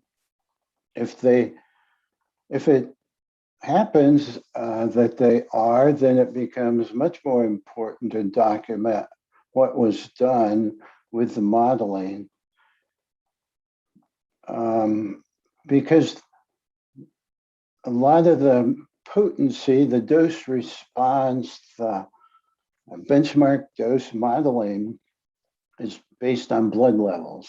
And those blood levels are based on model predictions. So that's the importance of these models. And so there's data sets, they show data, model fits, they cite the Wamba paper. It's been around for a long time. It was reviewed in 2016. And this work is really based on earlier work by Mel Anderson in, I think 2008 or 2009, trying to understand the vast differences in half-lives across species. It didn't scale allometrically, so it's very different. And it's probably different for a few reasons related to binding, related to protein transporters in the body, excretion, kidney, bile. So generally, everyone said we thought the Wamba model was good. It was okay. So the next question had to do with about model parameters. So John Wamba is a very sophisticated Bayesian type person, and I am not. I'm a deterministic kind of guy, one parameter value versus probability based. Wasteway knows probability based models. And so the next question is about the intervals, the probability, the range of values that these model parameters could have. And most people thought it was okay. Wei Shui has a comment, and I'll let him make that. My comment on this is that if you look in the tables on the parameter estimates using Bayesian methods, some of the parameter values can be orders of magnitude outside of plausible biological values. And for me, I go, how can that be? Well, it can be because when they look at median estimates, it has little or no impact on the predictions. And so I interpreted this question relative to this issue, and I said, you know, they should bound the parameters or cut them off, because if people look at these values and they're many orders of magnitude out of range, to me, it just hurts the acceptance of the methodology.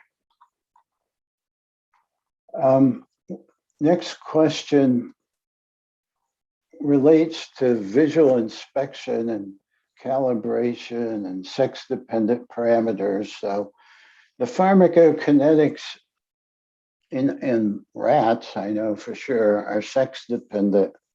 If people read about it, it's quite amazing. The differences in retaining PFOA or PFAS. And so they're asking about lumping parameters and fits, and because they don't have all the information. And so my comment was they should consider calibration. They selected males and just went with it for PFAS because it was a better fit. It's maybe an okay fit, it's not a great fit. So I again suggest plotting the performance to help guide what you do.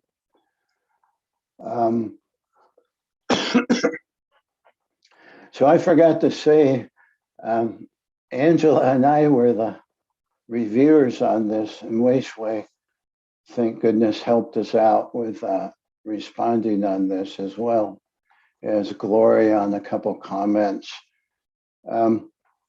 Another question had to do with assuming the pup is a single compartment. Well, these are simple compartmental models, and they're used to represent pregnancy and lactation. And they have some of the physiology of pregnancy and lactation in the models. And they're asking questions related to that, about volume of distribution and half-life. And I think we all agreed that was reasonable. And having worked in this field and modeled humans and rats and pregnancy and lactation and infants and newborns and rat pups, I never tried doing something this simple, single compartment. And it seems to work okay for these long-lived compounds. Really need to be in the range of linearity, proportional pharmacokinetics, and not look at saturating conditions, and the kinetics can change. So it takes some insights and judgment where these type of models will work okay. And I'm very surprised that it is reasonable. Angela did point out some of the papers with transporters and fetal rats, I think, oat transporters. And so, you know, there's some information on some of the transporters in humans, I know. I'm less familiar now with the animal data. because that's what's underneath the, the biology, the physiology of what's going on, but it's just described as a half-life or elimination rate constant. And it seems to work okay. Lactation in the animal, I point out the same issue of just having the compound go into milk, but not from milk back in the blood. They use ratios of fetal blood to mom blood, I'm reading it. Concentration ratios and then milk blood for lactation. So you can estimate the transfer based on these ratios and it assumes it's constant. But there are factors that could change that composition of the milk and the complexity of actually nursing and then replenishing the milk compartment. It's in a non-steady state condition. But even given all that complexity, if the resolve is looking at daily or weekly levels, it might still work out using this simple approach. And so combining sexes or not knowing if there's differences in the young, I think that's the way it is. And the people that review it, the panel thought it was okay.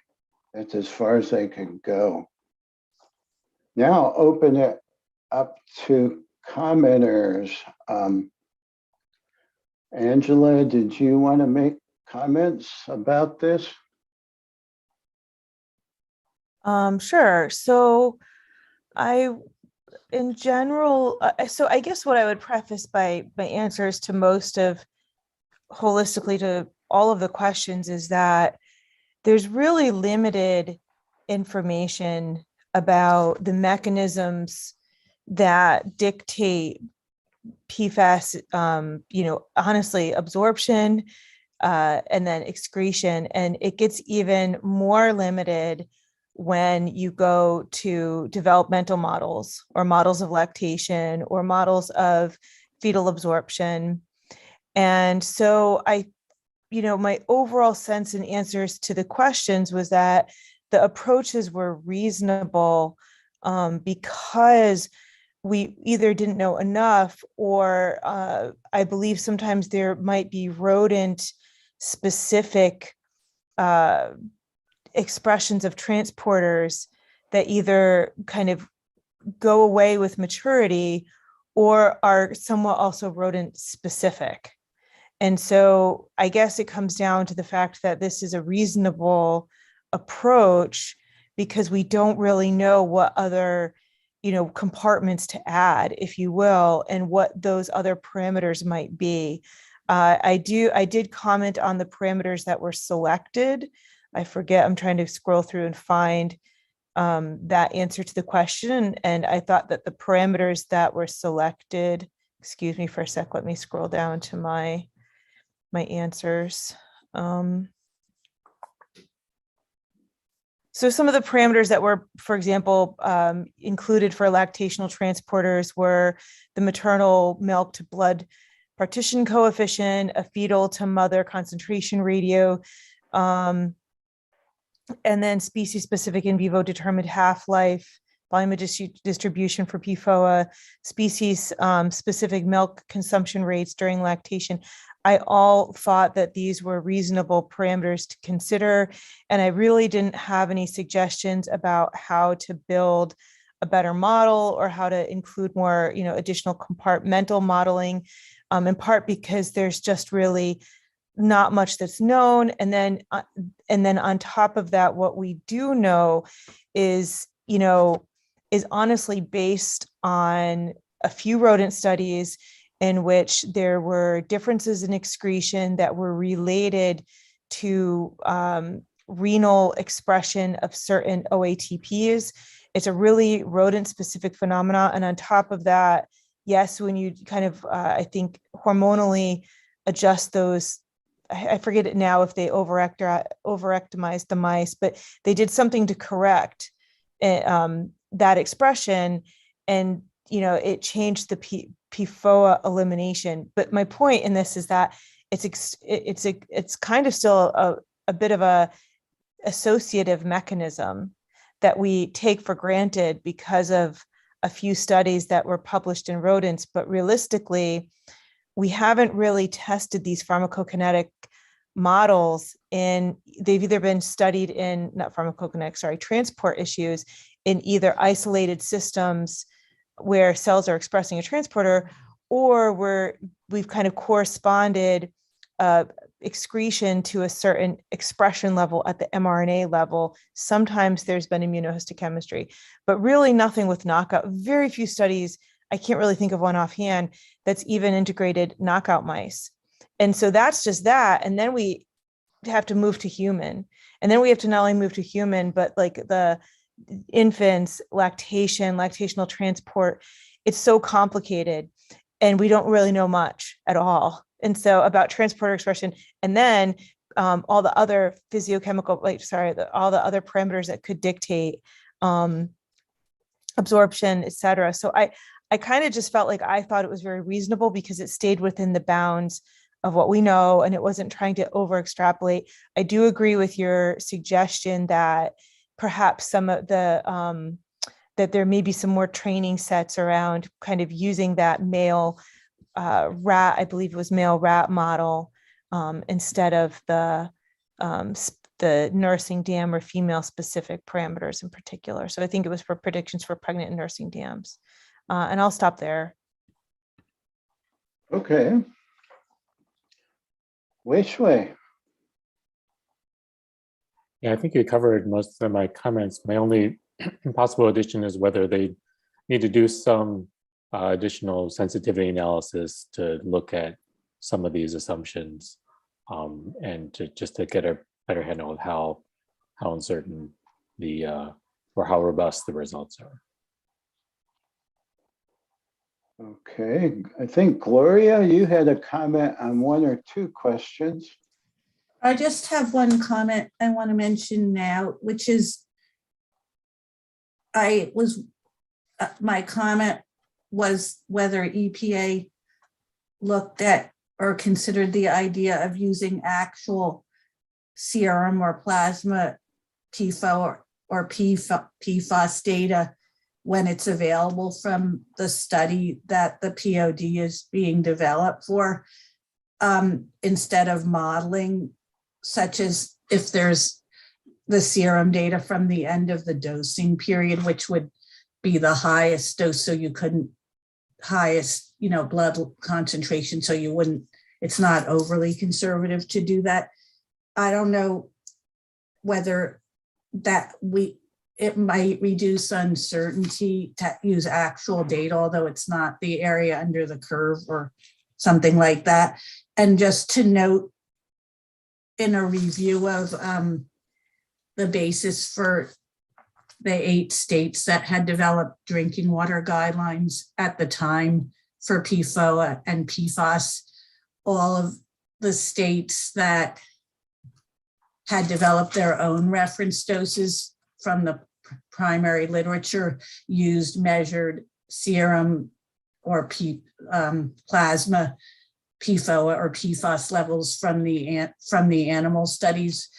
The reference doses that did not use the states when they used the model, that those were when either they were using the EPA reference dose as is or with some little change in the uncertainty factor, or the ATSDR minimal risk level, which was based on a similar model. But the states that derived their own, which was 3 in the case of PFOA and I think 6 in the case of PFAS, used measured serum levels from the animal studies.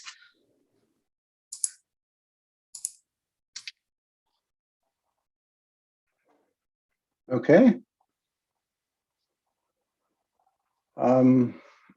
I think that's everyone. Is there anyone else that wants to make a comment on the animal toxicokinetics?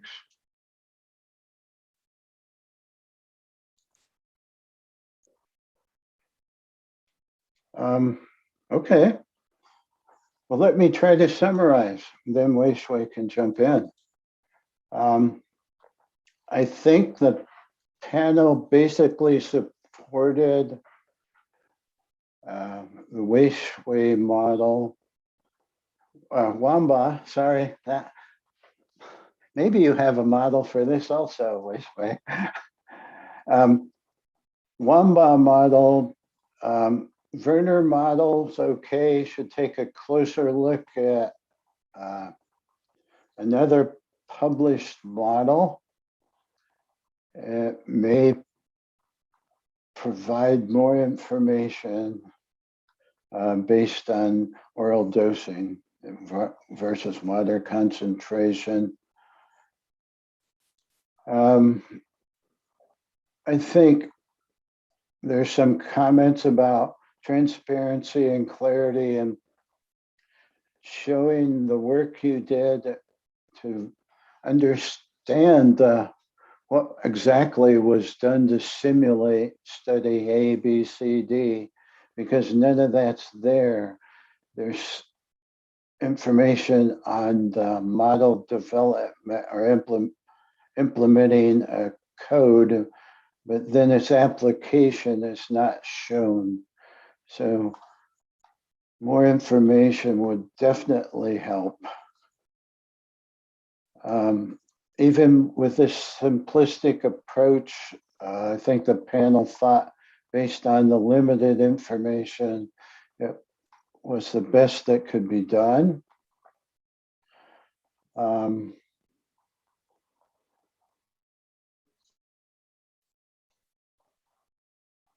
I have text that I didn't bring up, but it's a different approach, and it's not meant to be in here, change what's been done, but when you look to the future, a different mechanistic approach that draws upon a lot of work from lots of people with drugs, with pediatrics,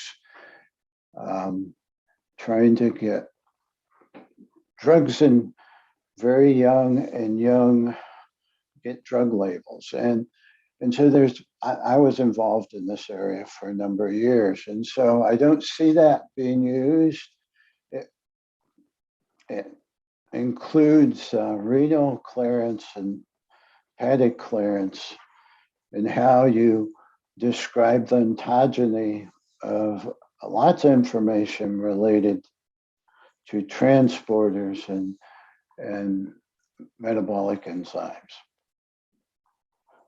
and binding. So I think looking to the future, I think that's important to consider what's going on in a different world, the drug space. It might provide important information for the future. I think that's it. All right, sounds great. I don't have any further summary of your summary. So Okay. All right, and if there's nothing else, then we'll move on to topic number 5. I do want to do a quick time check. It's almost 4 o'clock.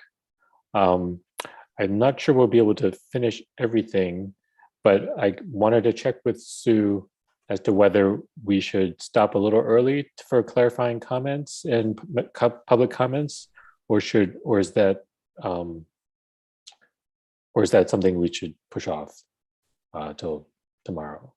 I wasn't clear in terms of protocol. If we don't get to all the charge questions, should we stop a little bit early to allow those clarifying comments or not? I would suggest we still have clarifying comments today, but Okay. just to let you know, there are 0. Okay, all right. It may not impact us very much, Okay, but I'll I let guess- you know if that changes at any point. right. It's just if if representatives of EPA have clarifying comments, I guess they should email you as well. Okay. Right, yes. Okay, all right.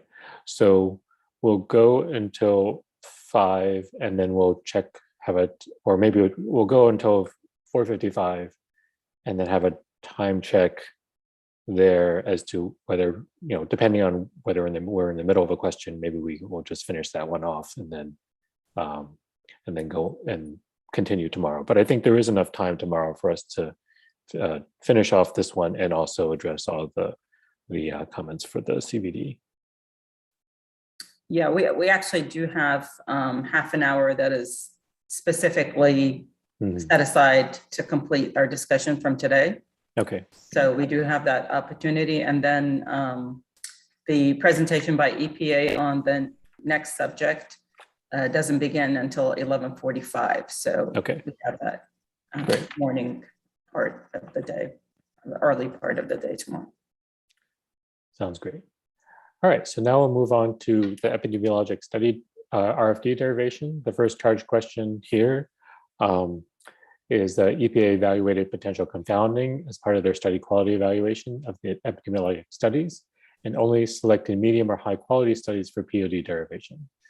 Have the epidemiologic studies that were selected for dose response modeling been sufficiently addressed confounding? If not, are there key additional analyses that could be performed to further address potential confounding of PFAS exposures in these studies? And the lead discussant for this question is Dr. Savitz. Okay, we'll see how this goes. It may actually help us make up a little time. This may be a simpler one than the previous ones we've been dealing with.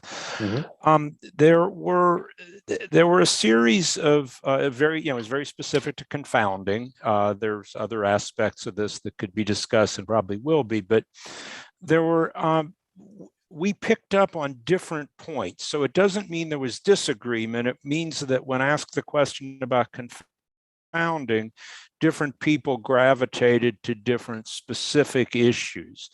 And what I'm going to try to do is just go through kind of a bullet list of what were the issues that were noted and invite those who put them forward to speak up after that to raise clarifying points or to address other aspects of it, or others to raise issues that maybe we didn't come up with. But I just have 4 of them that were touched on, and these are, I may be violating the issue of what order to go in, but I'm just going to, if it's all right, just read them in order and then identify who presented them. Dr. Post raised the issue about, and it's come up before today, about this potential for confounding by other forms of PFAS. When you're looking at PFOA, let's say, there's a recognition that it is in fact correlated with other forms of PFAS, and results can differ depending on whether or not there's an adjustment made for these other forms of PFAS.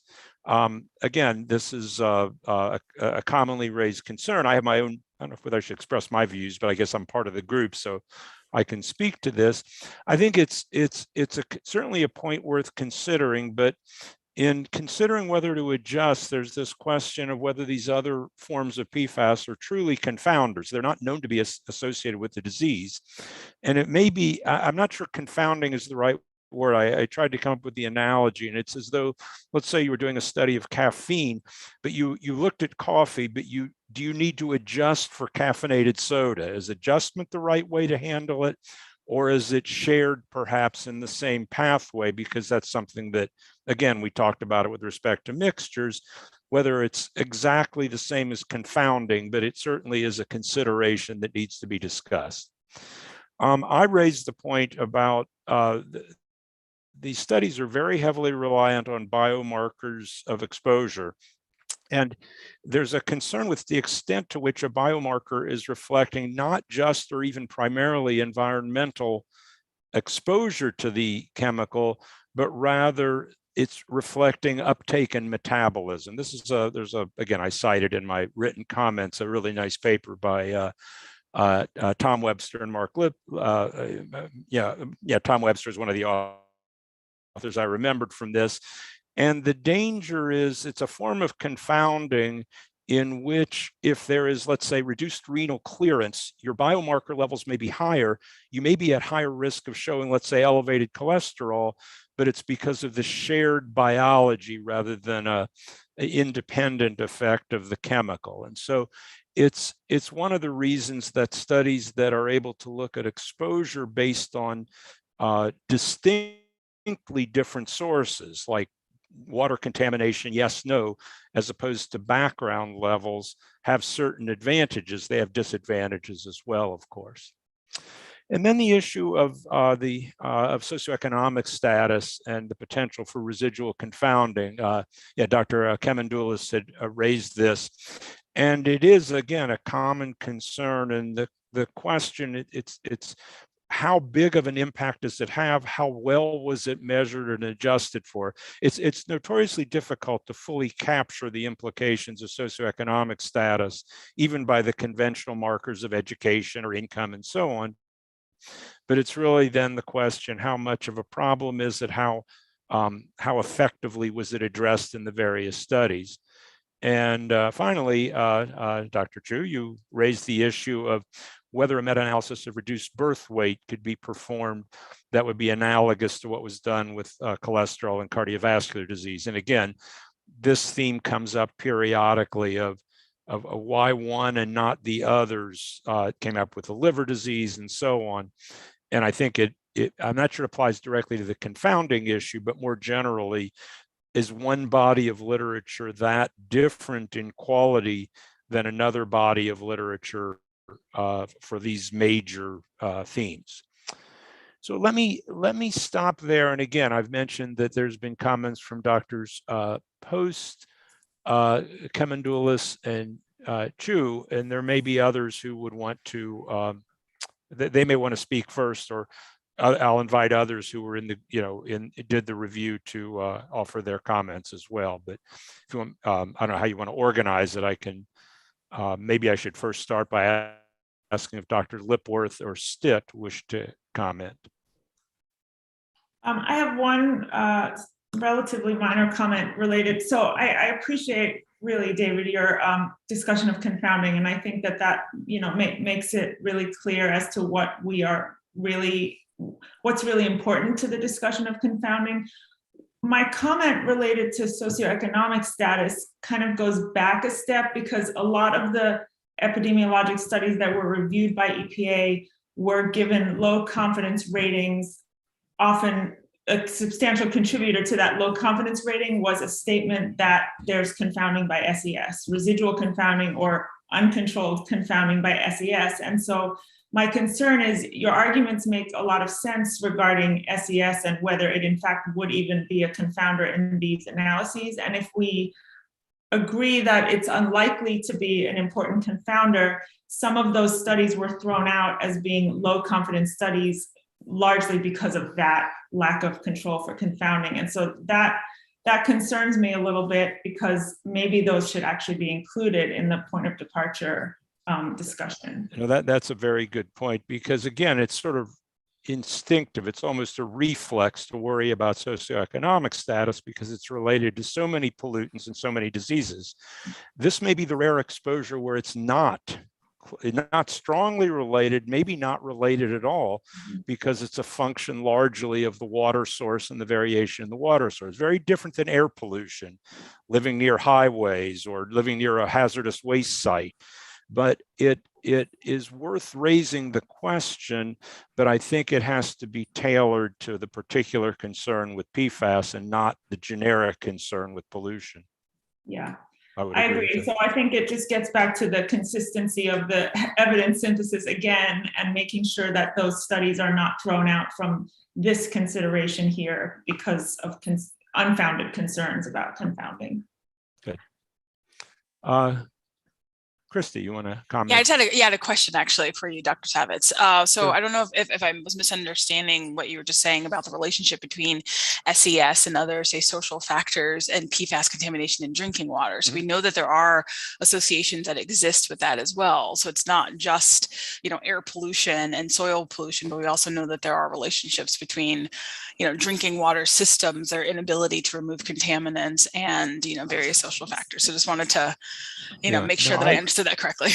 No, I again, I'm not saying there are none, but it's not a compelling determinant of exposure levels. When you look at biomarker levels, age is an important determinant, body mass index for women, history of childbearing. These are all determinants of body burdens.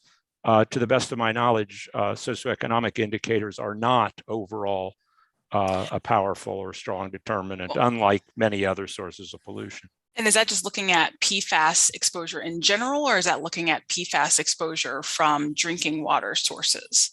Again, I'd have to look at that. I think that I think that from drinking water sources, again, it's I mean, as you know, we don't know how far we want to go into that, but it's a function of the misfortune of living near a particular location, a military base or some other source in the case of, waste sites and so on, where it's certainly plausible those would be undesirable areas.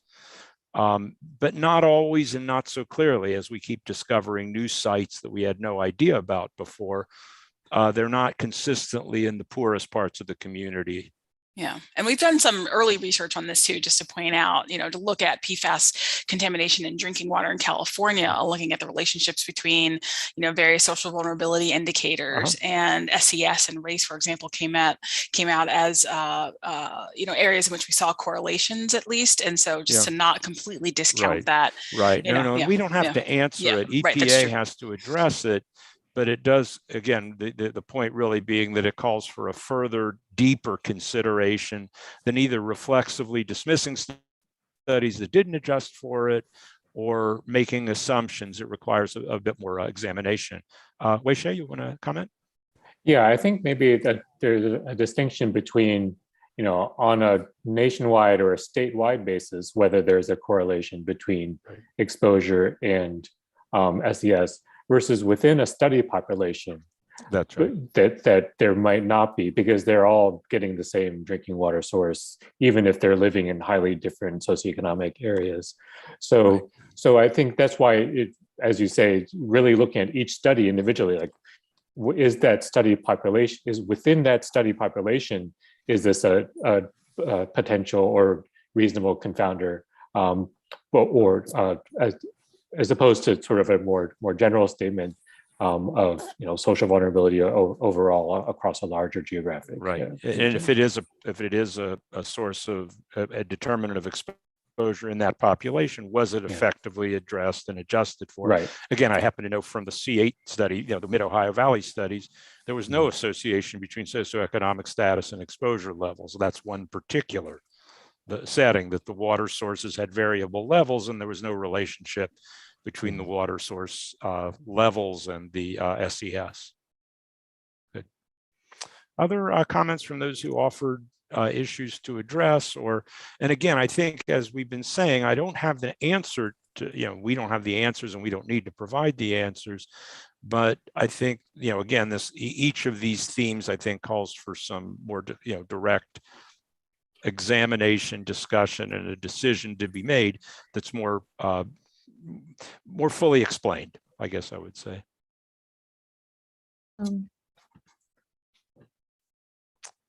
Yes, Dr. Stitt. Sure. So I didn't really weigh in very much in my written statement because this is out of my area of expertise, but in listening to your discussion about confounding, I would say that one thing that's at least different about PFOA and PFAS is that so let me back up. With liver disease and kidney disease, for drugs that utilize transport mechanisms, or phase 1, phase 2 metabolism, in this case, not for PFAS, but from a College of Pharmacy point of view, we definitely are teaching the students sometimes about when you need to do dose adjustments or when liver disease or kidney disease can impact clearance.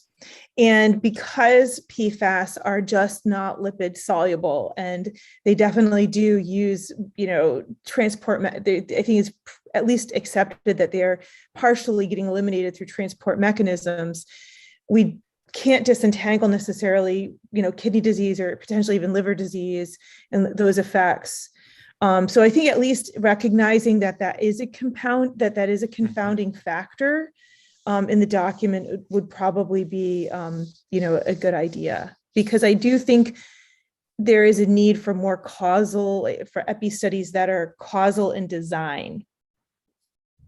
Yes, no, and again, I think it's not an easily addressed issue, but it's an inherent issue that's worth at least recognizing and yeah, being aware of. Good. Other comments, Gloria, Dr. Post. So I think I want to clarify what I was intending to say about potential confounding, maybe it wasn't the right term, by co-exposure to other correlated PFAS. Yeah. It's not whether there's an association or they're causing it. To me, the issue is when you're actually doing the dose response and coming up with the number, because the effect of the other ones can affect the number that you come up with. It's not that like the association's not valid. And in here, we're talking about using them, developing like specific numbers for PFAS and PFOA. So that's why we looked at this one. I'm not the lead, my two colleagues were the lead in our PFAS risk assessment. We used immune effects from animal studies, but at that time, the Butts, Jorgensen, and Ranjan paper that the benchmark doses came from wasn't published, and the person in my group who knew the most about epidemiology, the issue is you couldn't disentangle numeric quantitatively PFOA and PFAS, and so that's what I was trying to say. But now Butts, Jorgensen, and Ranjan 2018 state that they have accounted for mathematically, and I can't evaluate it, but they conclude that they have accounted for that mathematically. But some of the other papers for decreased birth weight that PODs were developed for, and the Dong et al. For cholesterol, they didn't do that. So it's more the quantitative dose response part, not that I was concerned about, not like that it's really not associated with it. No, that's very helpful. I guess I have to admit, I'm not used to this going in the mode of trying to actually quantify dose response gradients. Obviously, it has to be done in risk assessment. But you make a very good point that if there are shared pathways and you're attributing the entire effect to one chemical when it's accompanied by other chemicals, then you're getting the wrong answer. You're overestimating how much impact it's having because it's in part attributable to these other forms of PFAS. No, that's a good point. It's like hazard ID component of risk assessment versus dose response. That's, yep. Thanks. Good. Other comments?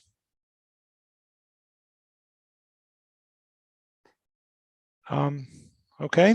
I wish, I don't know if you want to, again, as I said, I may have started off with the summary. Is there a series of issues that call for sort of deeper consideration and a closer evaluation and explanation related to these rather diverse sources of potential confounding that were maybe not given as much thoughtful examination and explanation as would be desired.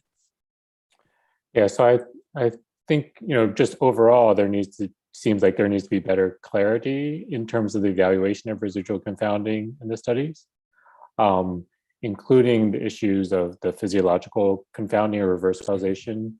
And that also is what Angela had mentioned in terms of disease influencing clearance, as well as revisiting the SES, whether that is truly a confounder, and really looking at that on a study specific basis.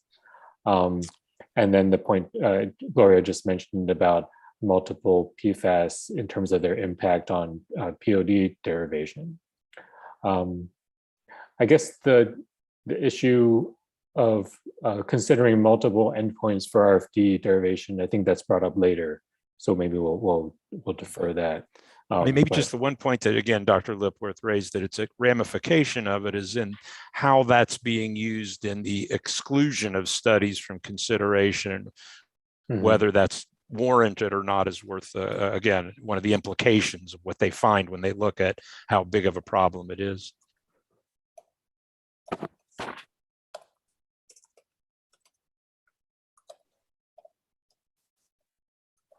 Yeah, this is Jeff Fisher. If renal excretion is thought to be the primary and slow route of excretion, any drugs, diseases that influence renal excretion could play a role in these compounds. Is that right? That was the concept. And it has to be looked at on an individual basis, case by case basis. But there are some indirect lines of evidence that suggest that, with equal environmental exposure, let's assume for the moment we're all in a sea of low-level exposure from the food and food wrapping and furniture, whatever else is out there. In the absence of a definitive environmental source, like highly contaminated water, to what extent are the levels that we each show different as a function of exactly that phenomenon? And then you get into a situation where certain diseases may in fact be, it can be reverse causality is one of the ways it can operate. And so again, it's not that it means you dismiss the studies, but it requires a closer look, as a number of people have said. Thank you. So I think, a major point is that this really needs to be carefully considered on a study by study basis, and not just a blanket statement about if it doesn't adjust for this, then it's downrated. Good.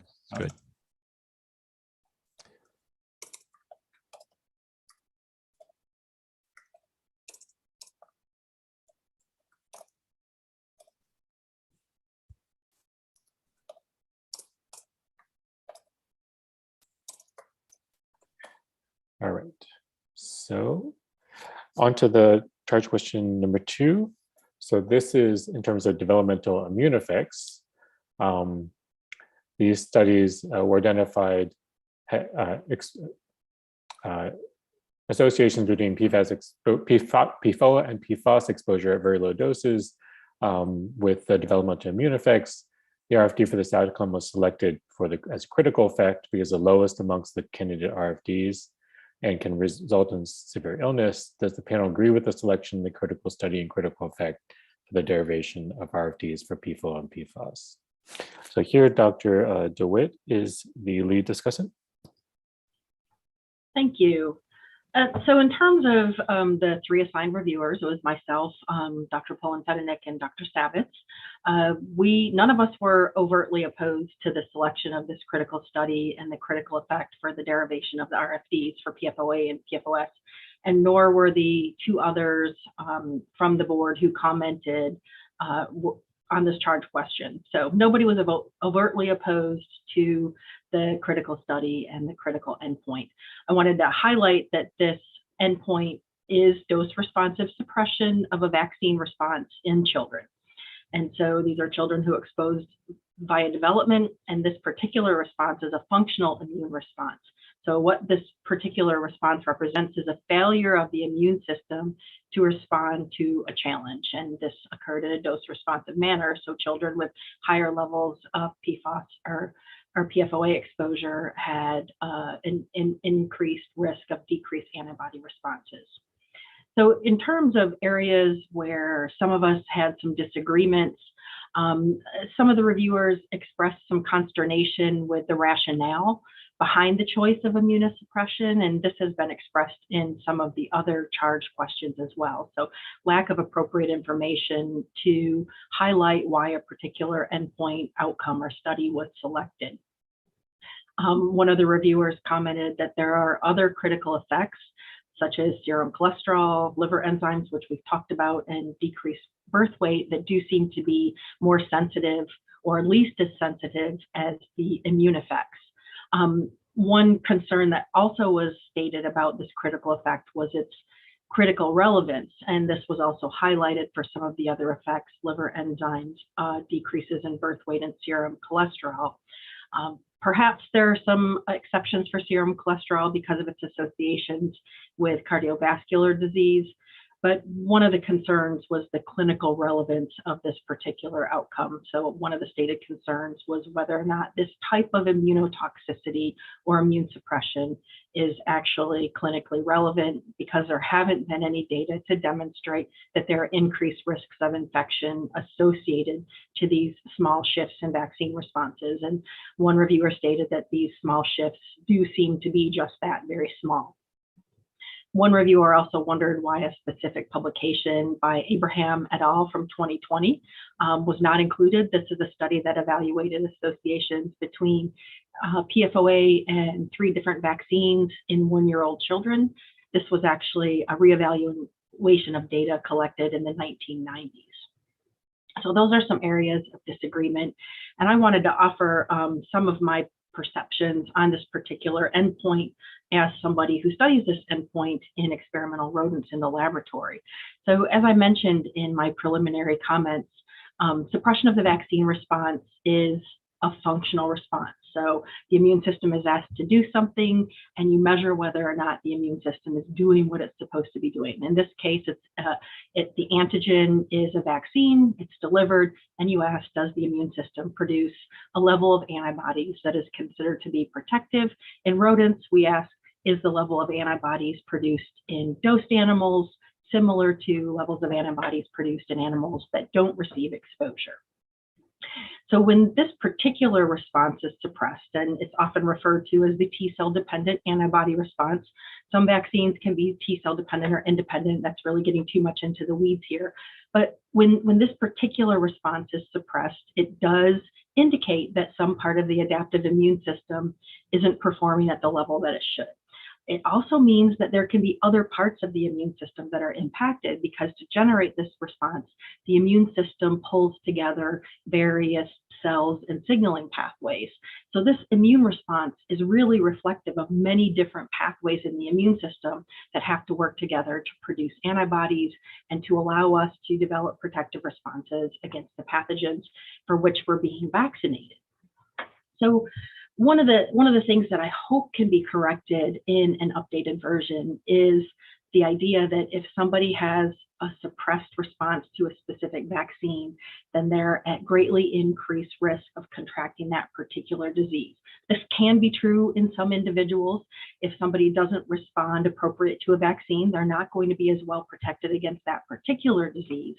But what I want to emphasize is that this particular response does reflect suppression of the adaptive immune system. So it means that there are increased risks to a variety of other diseases, as well as disorders that might not even present in the immune system. This is especially true when suppression of this response occurs during development or childhood, as in the critical study. We have historical data that demonstrate when the developing immune system is impacted in this way, as a person ages, their risk of contracting other diseases, again, diseases that might not even present in the immune system, increases across their lifetime, especially when they're exposed to secondary triggers such as other forms of pollution or stressors or other types of life events that might change their immune system's ability to do what it's supposed to do. So this form of immune suppression is quite serious because it does represent increased risk to other types of diseases across a person's lifetime. And I want to emphasize too that this form of immune suppression is very, very different from immunosuppression that can be clinically classified as an immunodeficiency. So there are some individuals who have genetic disorders that result in a primary immunodeficiency. Some people can get exposed to viruses, such as the human immunodeficiency virus, that really suppress certain cells of the immune system. This is a very different type of immune suppression than the immune suppression demonstrated by the critical study and supported by many studies in experimental rodents.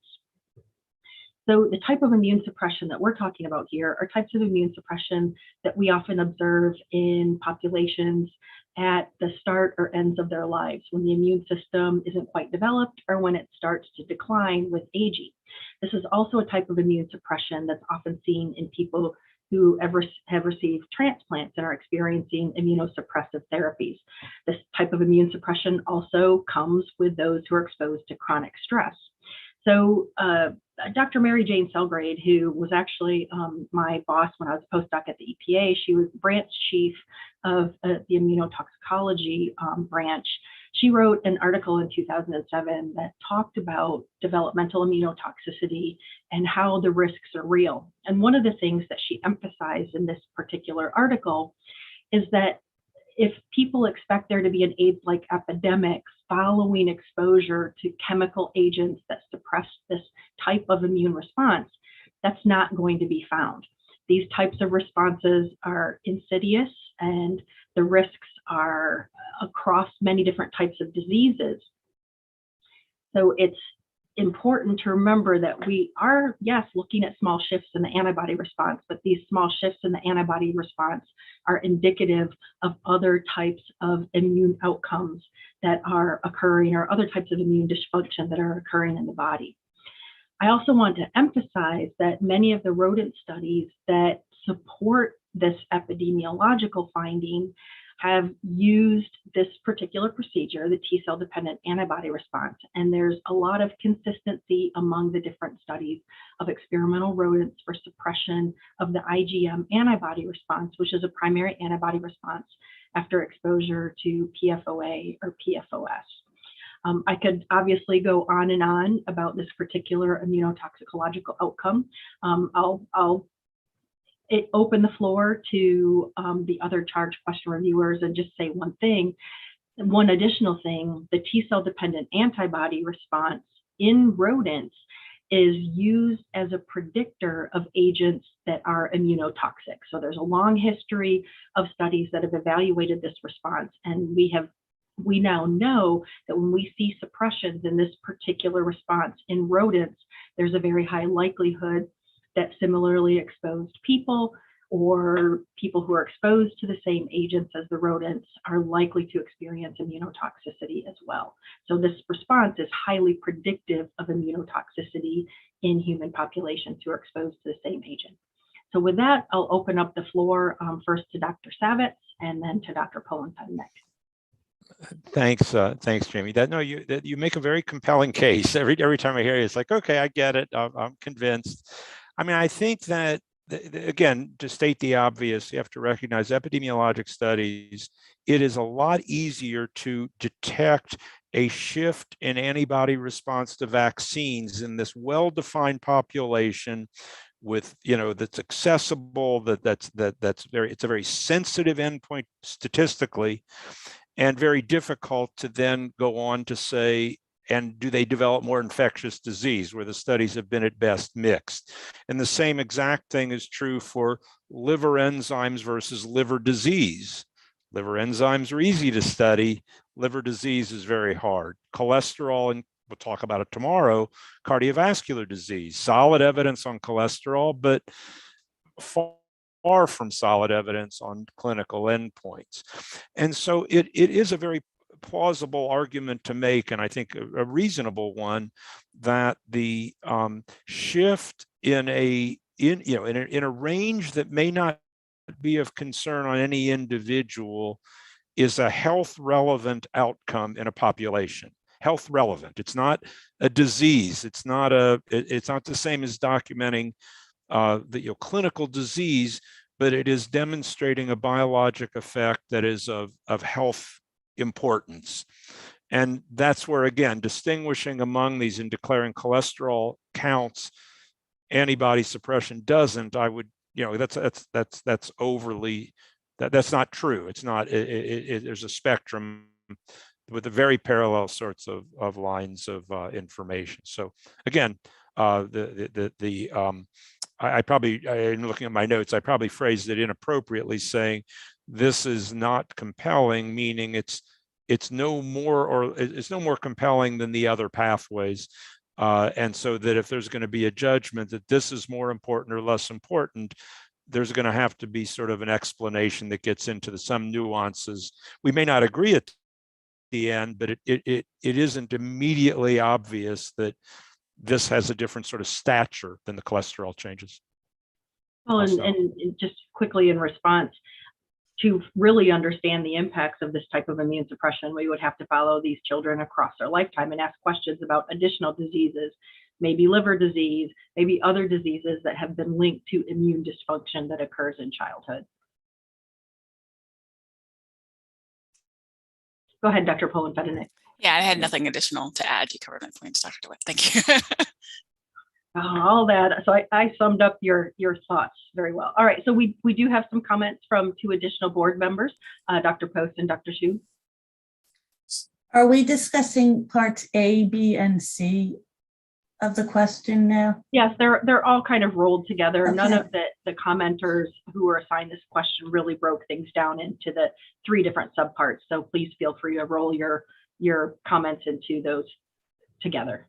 Okay, because really my comments, I would say, fall under are any additional analyses or rationales needed to increase confidence in the chronic RFDs, the C. So I have 2 general comments and then 2 comments about the Grandjean et al. Study and the endpoint that was chosen and the data. So this is a general comment and it goes along with, I guess, what I said a couple times already. I agree with the overall conclusion that there's strong evidence that very low exposures to PFOA and PFAS increase the risk of several health effects, and I support using human epidemiology data for the reference dose, but this is a major change from the approaches used in 2016 and also ATSDR and other states, with the exception of California, have all used animal data. So I really feel there's a need for a general, or very strong general discussion and explanation of why, in general, human data should be used and why we know enough now to use it as the basis for the MCLG. That's a general comment, just to strengthen the whole document. I feel that that's needed. Another point which I thought it fit in best under this charge question, so that's why I put it here, that about the duration of exposure that the reference doses apply to. So the critical effect for the reference doses is based on exposure at age 5 to children, which is less than chronic. And since it was the most sensitive effect, the reference doses are considered to be protective for chronic and can be used for chronic reference doses, but they're also applicable to less than chronic exposure. Similar to, it's similar to any developmental effect, which is sometimes more often, I guess, during gestation. And that's different than other contaminants. And I'll use a recent example from the Office of Water's work, GenX, where the subchronic reference dose is higher than the chronic reference dose. That isn't the case here. But this isn't discussed at all in the document. It just says that they're chronic. And although when this was brought up at the December 2016 meeting, EPA did state that the reference doses are intended to apply to shorter than chronic as well as chronic. So this needs to be really, stated and brought up in the document. It's really important when addressing exposures to PFOA and PFAS from a practical viewpoint. And some of these issues have come up recently in New Jersey with our the MCLs that are now in effect, are being implemented. The duration of exposure to which the MCLs based on these RFDs, reference doses, apply, as far as how the time frame and how long until exposure needs to be stopped. When the MCL is exceeded, that relates to whether it's a chronic effect over a lifetime or if it can occur in a shorter time frame. So that's why it's really important for this to be brought out in the document, in my opinion. And I just wanted to say the 2009 EPA provisional health advisories that were the original ones for PFOA and PFAS from EPA were stated to be short-term, and the 2016 health advisories are stated to apply to both short-term and chronic. So I request discussion of this when this document's finalized as well. Another point that's very important, and it was also brought out by several public commenters, including the Minnesota Department of Health, as well as in my comments.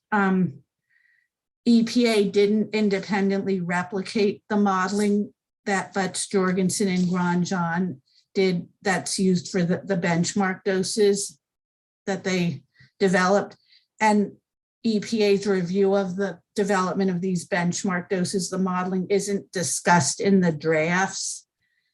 The paper, Butts, Jorgensen, and Grandjean 2018 does not have like a supplementary information or any details of the modeling output.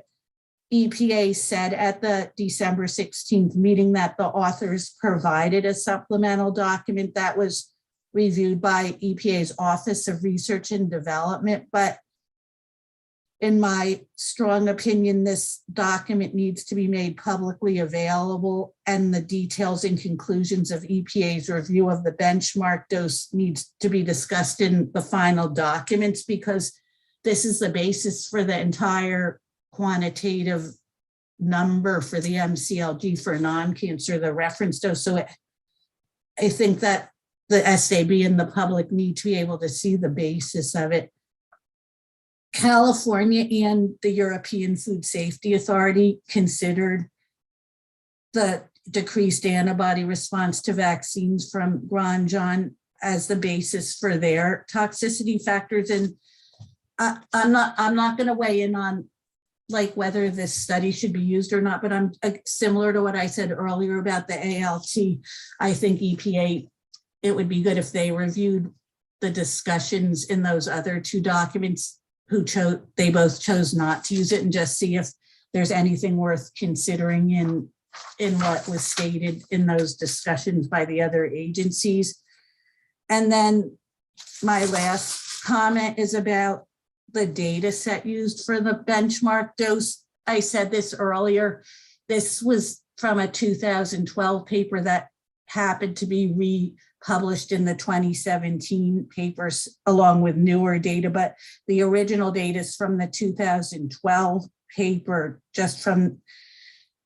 it's because, I guess, because it was included in the 2016 EPA document, the 2012 paper is not included in the tables summarizing the epidemiology studies in Appendix C in the draft documents, and there's no Hawk systematic review evaluation of the 2012 paper. So to me, it wasn't clear whether this paper had been put through the full systematic review, or if that was somehow inclusive. Whether the 2017 paper had the same information, I don't know, but it's not clear that the 2012 study, that's the final basis for the final, was put through the Hawk systematic review process, and that has to be clarified. And if it was not put through the process, it should be. Also, Butts, Jorgensen, and Grandjean also developed benchmark doses and BMDLs for maternal serum PFAS and antibodies to vaccine at age 5.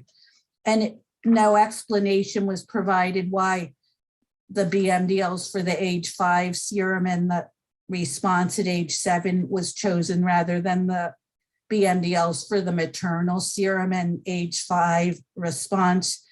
And the BMDLs for the maternal serum were lower, and the ratio between the BMD and the BMDL was smaller. So it wasn't at all, an explanation needs to be made for the specific choice of value that EPA used for the reference dose. Also, similarly, it wasn't really explained well why the piecewise model instead of the linear model was chosen. All the choices need to be clarified. Sorry that was so long, but I needed to have a place for those comments in my comments. And that's exactly why I didn't try to summarize your comments. I figured you would have done it. You did a much better job than I would have been able to do in summarizing your comments. So we do have a question or a comment from Dr. Slitt. Dr. Hsu, can you wait for a minute to share your comments with us? Oh yeah, go ahead.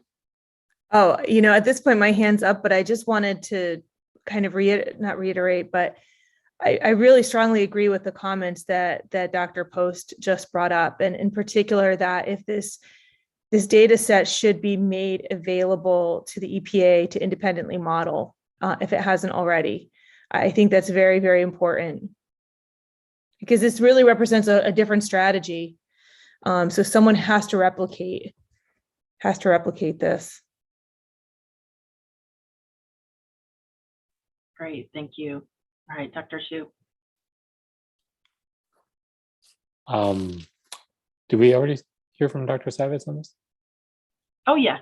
Yep, he already Okay. contributed his comments, and so did Dr. Poloncevic. I know it's A lot of, that time of the it may not have day. been memorable, but you did hear. All right. We're all getting Zoom fatigue, right? Yeah. Okay. So my comments, I think some of it's already been covered. Also consider the animal data as well for candidate reference doses, particularly given that there's strong, at least hazard concordance between animals and humans, particularly on this endpoint, but also on some of the other endpoints as well. Again, we've harped several times on the need for additional transparency in terms of how they went about doing the study selection and the health effect selections. And I guess I wanted here maybe to bring up this issue that was raised about, that we talked about earlier, about the sort of 4 categories of outcomes for which there seemed to be the strongest evidence, and not necessarily a clear rationale for that one body of evidence is necessarily greater, stronger than the other. And that's this vaccine response, the serum cholesterol, the liver enzymes, and then the birth weight. And so, I guess whether we want to explicitly encourage them to really look at a broader approach, and perhaps rather than settling on a single critical effect, really, look at the totality across these 4 types of health effects. Dr. Savitz. Yeah, no, I think that, again, that I'm glad you said that, because that's sort of, there is not a single right answer. There is not an endpoint or a study that provides some definitive result. And I don't fully understand the rules by which EPA operates, but if there were convergence or some at least awareness of of reasonable alternatives, then there can at least be a discussion. Well, we looked at reasonable alternatives. There does seem to be this, and maybe something that's obligatory in the way that the regulations are made, but the declaration, this is the endpoint, this is the study, and it comes across as very arbitrary when there are studies of comparable quality and endpoints with comparable degrees of support. I would find it certainly much more convincing if they're all in the same ballpark. They're not going to give the same answer, but if they're all kind of pointing in the same direction, to me, it would add a tremendous amount of confidence. Again, a series of imperfect lines of evidence, which they are, each of them and all of them together. But if they're pointing in the same direction, it's much more convincing to me. Dr. Hammett. Yeah, thanks. Since David just said that, it echoes the point I wanted to make. Because if you look at the tables in the 2 documents on the candidate RFDs, they're all based on this endpoint with the Grandjean studies, which are all classified as medium quality, and then the birth weight studies, which are all classified as high quality. For PFAS, the RFDs for the low birth weight are roughly 10 times bigger to somewhat more, 50 times bigger or something, than the immune suppression ones.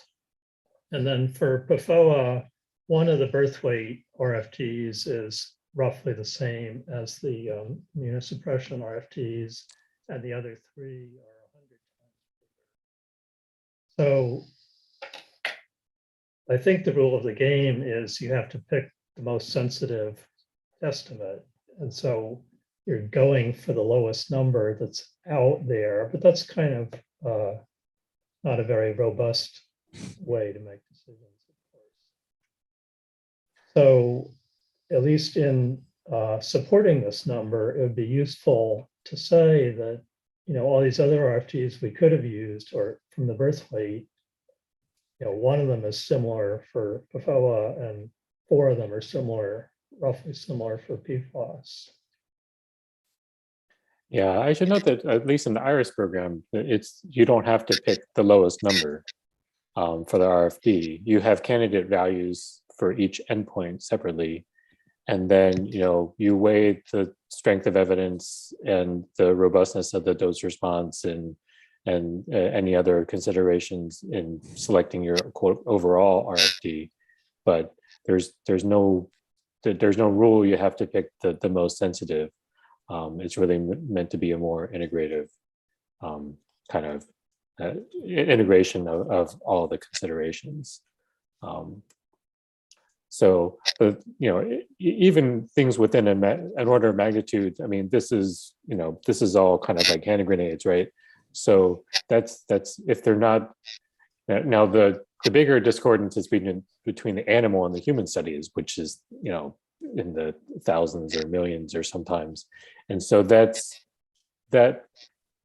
is hard to explain, or we don't have a mechanistic basis for that difference. And so that does give you a little pause. For instance, the issue that Gloria raised as to whether we're attributing the effect to PFOA when it's actually the sum of effects from multiple chemicals. But I don't know whether a factor of 1,000 could actually, whether there's actually that many potent PFAS that would lead to a factor of 1,000 like that. But and there certainly are other precedents for high levels of discordance between animals and humans for some effects. I know from my previous work on the NAS panel for endocrine related effects that for DHP, for some of the phthalates and for PBDEs, there did seem to be, concordance of hazard, but large discordance of in terms of benchmark dose values. So it's not unheard of. So it sounds like one of the recommendations is to ensure that if this is the endpoint that does move forward, it is appropriately supported, and those endpoints that were not chosen, there's appropriate rationale to justify or explain anyway why they were not chosen, and perhaps consider more carefully some of the animal data and evaluate the weight of evidence across these 4 different outcomes to ensure that the one that's being chosen is the one that is most strongly supported by the evidence and concordance in various factors that you just mentioned. Right, and not necessarily having to pick a single one as the basis. Because I know in IRIS, they have picked ones that are kind of the overall reference dose being kind of a composite of multiple endpoints. And sort of this is the value that's kind of, in the middle of several, like I think for benzoyl pyrene, the non-cancer IRIS assessment, there were 2 or 3 endpoints that gave candidate reference values that were very similar. One that was like, higher, but then they picked, their overall reference dose was not based on a single endpoint. It was based on supported by multiple health outcomes. Dr. Post, you had an additional comment? Yeah, I have a thought about Dr. Chu's question about why the effects, the exposures, the effects are reported in human studies at such much lower exposures than in animal studies, but I'd be very interested in hearing anyone else's thoughts on my idea. A lot of these, I'm not sure about the immune, but some of the changes for cholesterol and liver enzymes and birth weight are a small very small percentage change, but they're statistically significant. But I don't know if in many of the animal studies, the groups of animals in each dose group might only be 10 animals. I don't think such a small percent change would be seen and would be significant, perhaps in most of the animal studies that use such small dose groups. I'm not a statistician, but we've hashed this around because we've been working on PFAS so long with my colleagues. We've probably talked about everything, and that's one thing we've hashed around, but there's so many expert toxicologists and epidemiologists on this panel. I'd like to hear if anybody has any thoughts on that. Well, I mean, I can comment on the immune responses in experimental studies. The TDAR, which I mentioned, the T cell dependent antibody response, or an antigen specific antibody response, is the basis for several guideline studies. For example, under TSCA and under FIFRA, there's a health effects test guideline for immunotoxicity, and that includes the TDAR. The FDA also has a TDAR as part of their test guidelines.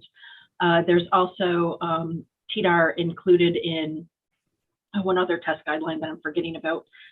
But in these test guidelines, yes, they recommend numbers of animals and they recommend statistical significance at an alpha of 0.05. But there's also acknowledgement in these documents that deviation from control groups is in as little as 5 or 10% can still be considered biologically meaningful and still does reflect a risk. So maybe for some of these other endpoints, there can be biologically meaningful deviations that are not detectable statistically. And, statistics, p-value of 0.05, it's a default value. We could really talk about whether or not that is the statistical alpha that we should be using to make decisions for protecting public health. But that would probably end up taking far too long and take us down a path that nobody wants to go down. I agree. I agree. I guess what I was saying is maybe you can see smaller changes, even though humans are variable, when there's like the much larger number of subjects in the human studies than in the animal studies. That's all I was trying to say. And yeah, but when you do a benchmark dose calculation, then in theory, you could actually set the same percent change as the benchmark response level. Now, I did note in one of my detailed comments that for birth weight, they actually use different benchmark response approaches between the animal and the human studies, which makes it difficult to compare. So in one case, they did a 1 standard deviation change for animals. And then for humans, they did what they call hybrid approach, which is the percent of babies that would be, considered low birth weight. So the increase in the percentage of babies that would be considered low birth weight. So it's hard to compare those two completely different approaches for defining the benchmark response level. Does anybody else on the board have anything else to contribute to this particular charge question? Quickly, on Gloria's point, I think she's right that a smaller effect will be statistically significant when you have a larger sample size, and it wouldn't be significant with a small sample size. So that seems very plausible to me. Yeah, I agree with that too. I guess I also wonder, but really maybe this is a discussion for the next question, which perhaps this is why it comes back to trying to define changes that can be ascribed to a meaningful clinical outcome. I know that's that's probably very charged wording, but anyways, that's just kind of what I'm thinking about, because I think in any rodent study, if we have enough rodents, we can find statistical blips. And the question is if it's meaningful or not, right? That's just, so I think what Gloria says could be definitely the case in a very large study. And there were a number of public comments as well that talked about this particular outcome and whether or not it was relevant to humans, whether or not it was meaningful, whether or not in rodents, this particular response is just the result of a generalized stress response. I think we have some data to indicate that it's not a generalized stress response. I don't know how much we wanted to take time to talk about some of these specific public comments, or see if anybody else has any comments and move on, since it's we still have some charge questions to address. Dr. Chu, I guess it's your call. Yeah, so I think, well, so I remember, I think it was one of the public comments that was talking specifically about like diphtheria and tetanus, how those have very low incidences and so smaller. But I think that's addressed by Jamie, your point that this is, we're not saying that it's, you know, immunosuppressive specifically for tetanus. It's more that this is an indicator of impaired function or decreased function in the immune system. So I think that that is, I'm not sure we need to further discuss that. But certainly if as you revise your comments, if there are specific public comments that you feel need to be brought in or addressed, I think that that's legitimate to put into your write-up. And you know, this is still going to go through a couple more rounds where everyone gets to see it and to edit it. So, are there any other comments on this charge question? It seems like in terms of overall, there wasn't any disagreement that the immunotoxicity was a legitimate endpoint.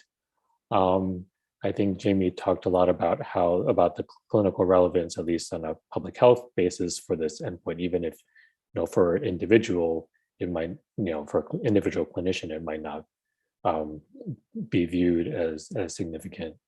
I think there seemed to be a broad agreement to use a broader approach when looking at endpoints and studies to be included. I won't go into the details there, but additional epidemiologic studies potentially beyond just the vaccine response endpoint, looking at the totality of the 4 endpoints, looking at animal studies as well, and really doing an overall integration across the endpoints and across the strengths and limitations of the different data sets. And the sense of the committee, there isn't one of those endpoints or studies that is sort of the one, you know, study to rule them all. That it's there's comparability, general comparability in quality and support across a number of studies and endpoints. Let's see. And then substantially more transparency in terms of the actual calculations and approaches. And Gloria went through a number of those different concerns. Anything else to add? All right, we are at almost 5 o'clock. We have 2 more charge questions on epidemiologic study RFD derivation. The next one is about benchmark response levels. So it could, I'm not sure, I guess, whether it'll take a long time or not. I guess I'm looking in terms of the committee, whether we want to press on, at least finish the epidemiologic RFD derivation topic and then save relative source contribution for tomorrow, or whether, you know, the fatigue is set in and we just address all of those tomorrow. So the number and depth of comments for this particular charge question seem to be pretty minimal. I mean, that's obviously up to Dr. Chen as the lead discussant, but my thought is to keep on to this question. Okay, so we'll press on, finish this, we'll save topic 6 for tomorrow. Is that all right? Any objections? Yeah, I think Angela said yeah, it's better to go forward for one more, please. Okay. All right. So go ahead, Dr. Chen. All right, thanks. 5 members responded to the charge question, including 3 assigned and 2 other members. 4 members supported the use of 5% BMR, while another member has some concerns about the severity and the clinical significance of the 5% decrease in antibody response after vaccination. The supporting members commented that EPA considered the several important issues developing children's immune system is really sensitive to immunosuppression related to environmental chemical exposure. And the reduction in antibody response after tetanus and diphtheria vaccination will put some children below the protective level of antibody and increase the risk of severe disease if that happens. The EPA used 0.1 international unit per mil as the protective level. This is sort of presumed to be protective for antibody response. And children with antibody levels around that may have lower antibody levels if exposed to higher PFAS, PFOA, and PFOS concentrations. The immune response in children is sensitive to indicate a potential immunotoxicity in people with potentially compromised immune function or lower response. Using 5% BMR is precautionary to prevent children from potentially severe disease that can be prevented by vaccination. The clinical significance of 5% decrease in antibody response after vaccination could depend on the antibody levels and the susceptibility of the individuals. More susceptible children or individuals may be more likely to be affected by that infection. So the benchmark dose or a benchmark response of 5% is conservative for people at the lower end of the antibody response. So I'll just stop here and I'll call my fellow commenters to provide additional comments if they have. Dr. DeWitt. So I could drop some more immunotoxicological knowledge on all of you, but I think Dr. Chen gave a really nice summary. I just wanted to emphasize that this response, this childhood response to vaccines, can be considered a really great indicator for developmental immunotoxicity. So this particular response is reflective of a functional change that has occurred in a child's developing immune system, which can then change their lifetime risk for the development of other diseases. And there are lots of data to back this up. There's lots of historical studies to demonstrate that this outcome does change risk when this dysfunction occurs during childhood.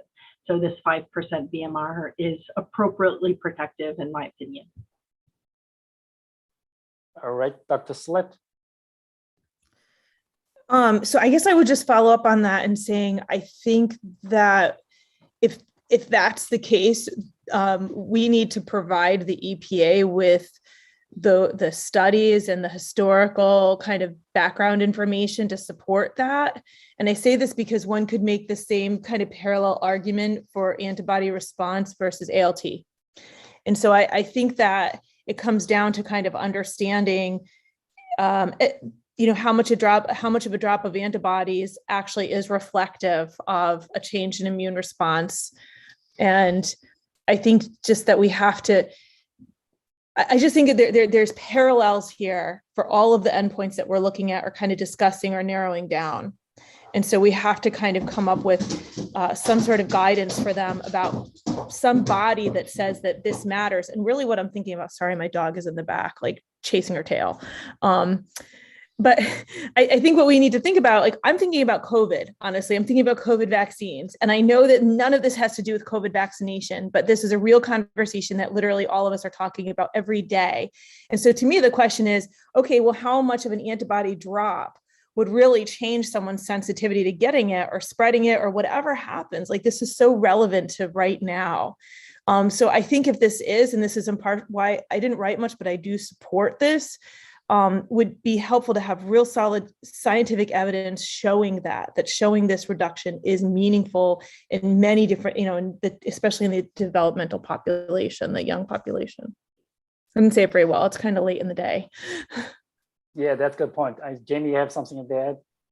Yeah, I just wanted to add that in my preliminary comments, I did include a couple of references that are supportive of this endpoint as representative of a real risk, and I can include seminal papers that include this endpoint and evaluate a range of agents that are known to be immunotoxic in both adult and developing organisms, if the agency would like to consider adding those references in to support this endpoint and to support the protective 5% BMR.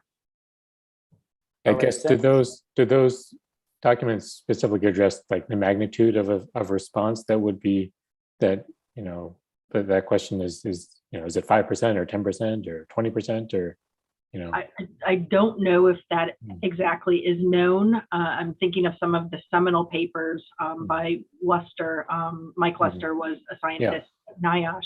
I would have to go back and look specifically and look at the guideline.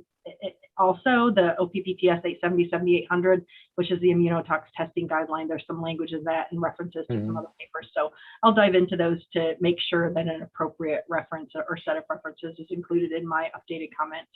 That'd be great. All right, Dr. Cho and Dr. Polin-Fednik also provided comments. Dr. Cho, do you want to provide your input?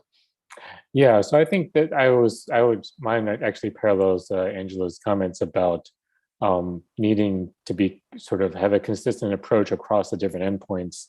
My particular concern was 5% antibody response, I guess, although it might be appropriate, but it is fairly small, but a 5% birth weight change, that could be a very large number of babies that fall below a certain threshold.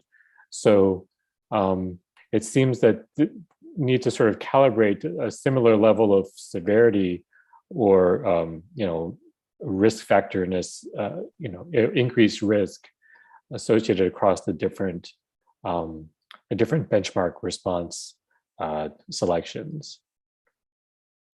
So for birth weight, I don't have a good I don't have a suggestion as to what percent change is appropriate, but I think they do in their hybrid approach, they do a calculation of 5%. I think it was 5% more babies that are low birth weight, but that seems like a lot of children. So for that type of endpoint. I'll just do a quick response of that.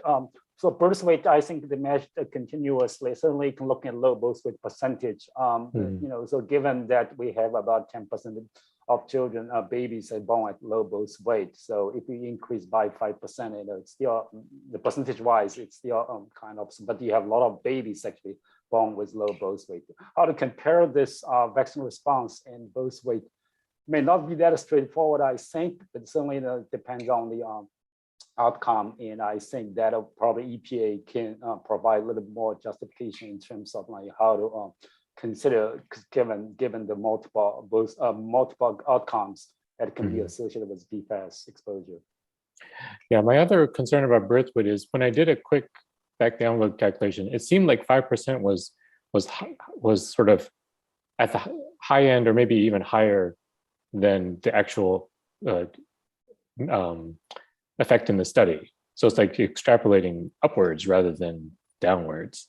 So that seemed a little odd when you're obviously in an animal study, your 5% is small and you probably have much larger effects at the higher doses. But in a human study, the 5% seemed like it was actually maybe at the very high end of those individuals in the studies. That's sort of another consideration, maybe that in terms of selecting the right benchmark response level. All right, Dr. Polin-Fednik. Yeah, and I don't have anything additional to add. I think this last discussion has been really helpful actually with the birth weight considerations. So thank you. Thanks. Any other panel members have questions or comments?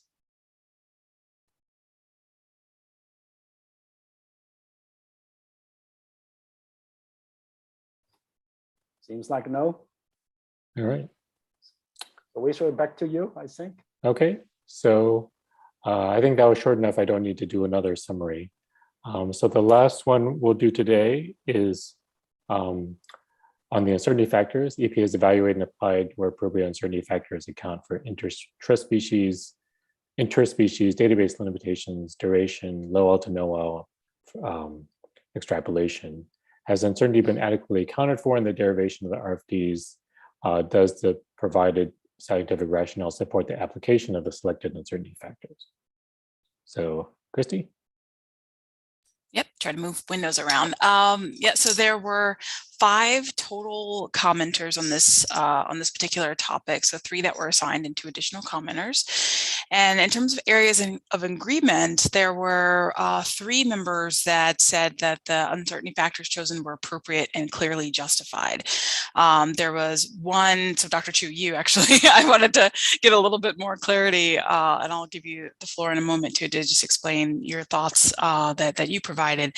And an area of potential disagreement that you know, so this is a comment that I made, and I would love to even just have some discussion about this. And Dr. Corey Selecta also mentioned, you know, cumulative risk and cumulative impacts and them not being accounted for. So I wasn't sure if that meant that she was signaling that she thought that the uncertainty factors weren't appropriate, or whether or not it's just something that should be considered in the future. But from my perspective, one of the things that I think is not accounted for is the fact that the PFAS, but that both PFOA and PFAS are occurring in mixtures. And, you know, some initial thinking and questions on this in the December meeting was suggested that this could be an issue with the database, that the database is inadequate for providing us information on how how you might measure, understand the effects of individual PFAS when they're occurring in a mixture. And so it could be that the database is incomplete. It could also be that the UFH is not completely characterized or well characterized. And so the National Academies in Science and Decision suggested that there could be cases in which the defaults, you know, could be expanded to include additional uncertainty. So, you know, I found myself wondering whether or not this is an opportunity to do that here. And then also in the phthalates and cumulative risk report, they also suggested that, you know, we could create a mixture uncertainty factor to account for the number of chemicals to which simultaneous effect co-exposure is deemed likely. And so when we're looking at the documentation, even within the mixtures documentation itself, there were some states that had up to 150 PFAS that were included, you know, in their, or you know, so in the U.S. there were, you know, 20, up to 20 that were considered for individual states, as well as in the EU. We know that there are about 150 PFAS at a very minimum that people are exposed to, and so how to account for that in this particular calculation, and whether or not the uncertainty factors, and this presents an opportunity for the agency to really think about and expand the use of uncertainty factors and how we can account for those mixtures in you know, creating that overall uncertainty factor as well. So, you know, I wanted to be able, and that was kind of a summary in some way. So, you know, I would say that from my own perspective, I don't know that the uncertainty factors are complete, given that I think that that mixture should be accounted for, and cumulative risk should be accounted for in the calculation of uncertainty for both of these substances. And so I want to open it up though. And first, if it's okay to go with you, Dr. Chu, because I know that you talked about probabilistic, you know, uncertainty factor determinations, but really moving outside and using that for risk specific doses and not just for UF. So if you had additional thoughts you wanted to add to that, that would be helpful. Yeah, so this was really just for, you know, I hesitate to say they have to do this, but just for them to consider whether to use a probabilistic approach that, you know, that was outlined in a WHO IPCS document, also that's also in line with the Science and Decisions report. And that there was a publication from 2018 with EPA authors from the National Center for Environmental Economics on it, to basically move away from sort of the bright line reference dose to more of a risk-specific dose calculation. And one rationale for that would be that it could facilitate cost-benefit analysis.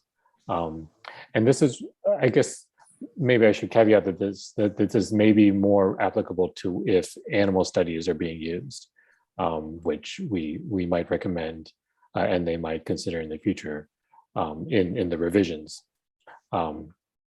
Since with epidemiologic data, since you don't have to use the reference dose from epi data, you can just use the concentration response relationship from the actual human data to do cost benefit. But from animal studies, you would presumably need to account for the reference dose doesn't provide a basis for cost benefit for from animal studies. So that's the extent of my comment on that. I did have actually a question though that ties back a little bit to the previous one as to the uncertainty factor for human variability, and that's if the Faroe Island population in the Grangen study is a uniquely sensitive population already, then that could be considered a basis for reducing the UFH because they're already a sort of a sensitive subgroup because they aren't, they're not a population that's, in many ways like the general US population that would be the subject of the MCLG. But I wanted to get, some perspectives on that from the panel, I guess. Yeah, thank you for that, Dr. Chu. So I'm going to open it up to the other members of the group, and then I'm happy to comment on that too. But Dr. Corey Schlechter, we'll go with you first. Yeah, Christy, I agree with what you say. I put the comments in about cumulative risk because I've sat on many of these panels and, watching 25 or 30 PhDs discuss risk from a single chemical when nobody's exposed to a single chemical. And here we know we have a mixture, just always seems, I clearly recognize it's the legal framework. But I feel like we have to move beyond it. Clearly, the mixtures component of this is in advance, but if we were doing real cumulative risk, we would be looking at non-chemical stressors as well as other chemicals that had these same adverse outcomes. So just a push to get them going. I can't even imagine doing it in the context of what we're doing right now, but just to move it forward. Yeah, thank you for that. Dr. Post. So in my comments, I said that I agreed with the uncertainty factors EPA used and that they clearly explained the rationale. So to respond to your comment, Dr. Pullen-Fednick and Dr. Corey Schlechter, I agree mixed, co-exposures and cumulative risk need to be considered when people are exposed to maybe in the application or when we, decide to do something about water contamination, like as in the mixtures document or other approaches, but the reference dose is intended, if that's a chemical specific value, that's for that chemical. It's not in the context of, it's really for the chemical and what does the toxicity and the health effects of the chemical. So I do not feel it's appropriate to account for mixtures, and that has to do with exposure, not the intrinsic properties of the chemical. I don't feel that it's appropriate to, or it's not included in guidance for reference doses, and it's not, in my opinion, consistent with like the philosophy and what a reference dose is to consider co-exposures to other chemicals or other stressors when developing a reference dose for a chemical. And I just wanted to say to Dr. Chu's comment, do we know, is it, to my knowledge, it's not established that the Faroe Island population is uniquely sensitive. They might have high different exposure because of their diet, but that's related to exposure, not that they're more sensitive. And whether a public comment said that or not, I don't have, the public comment said a lot of things, and a lot of them, some of what I saw is sheer hypothesis, and there's, to my knowledge, not a lot of basis for some of the things I saw in some of the public comments. So do you have any reason to say that it's more sensitive? No, I was just asking whether it's possible and what those who are more familiar with the studies and might have to say about that.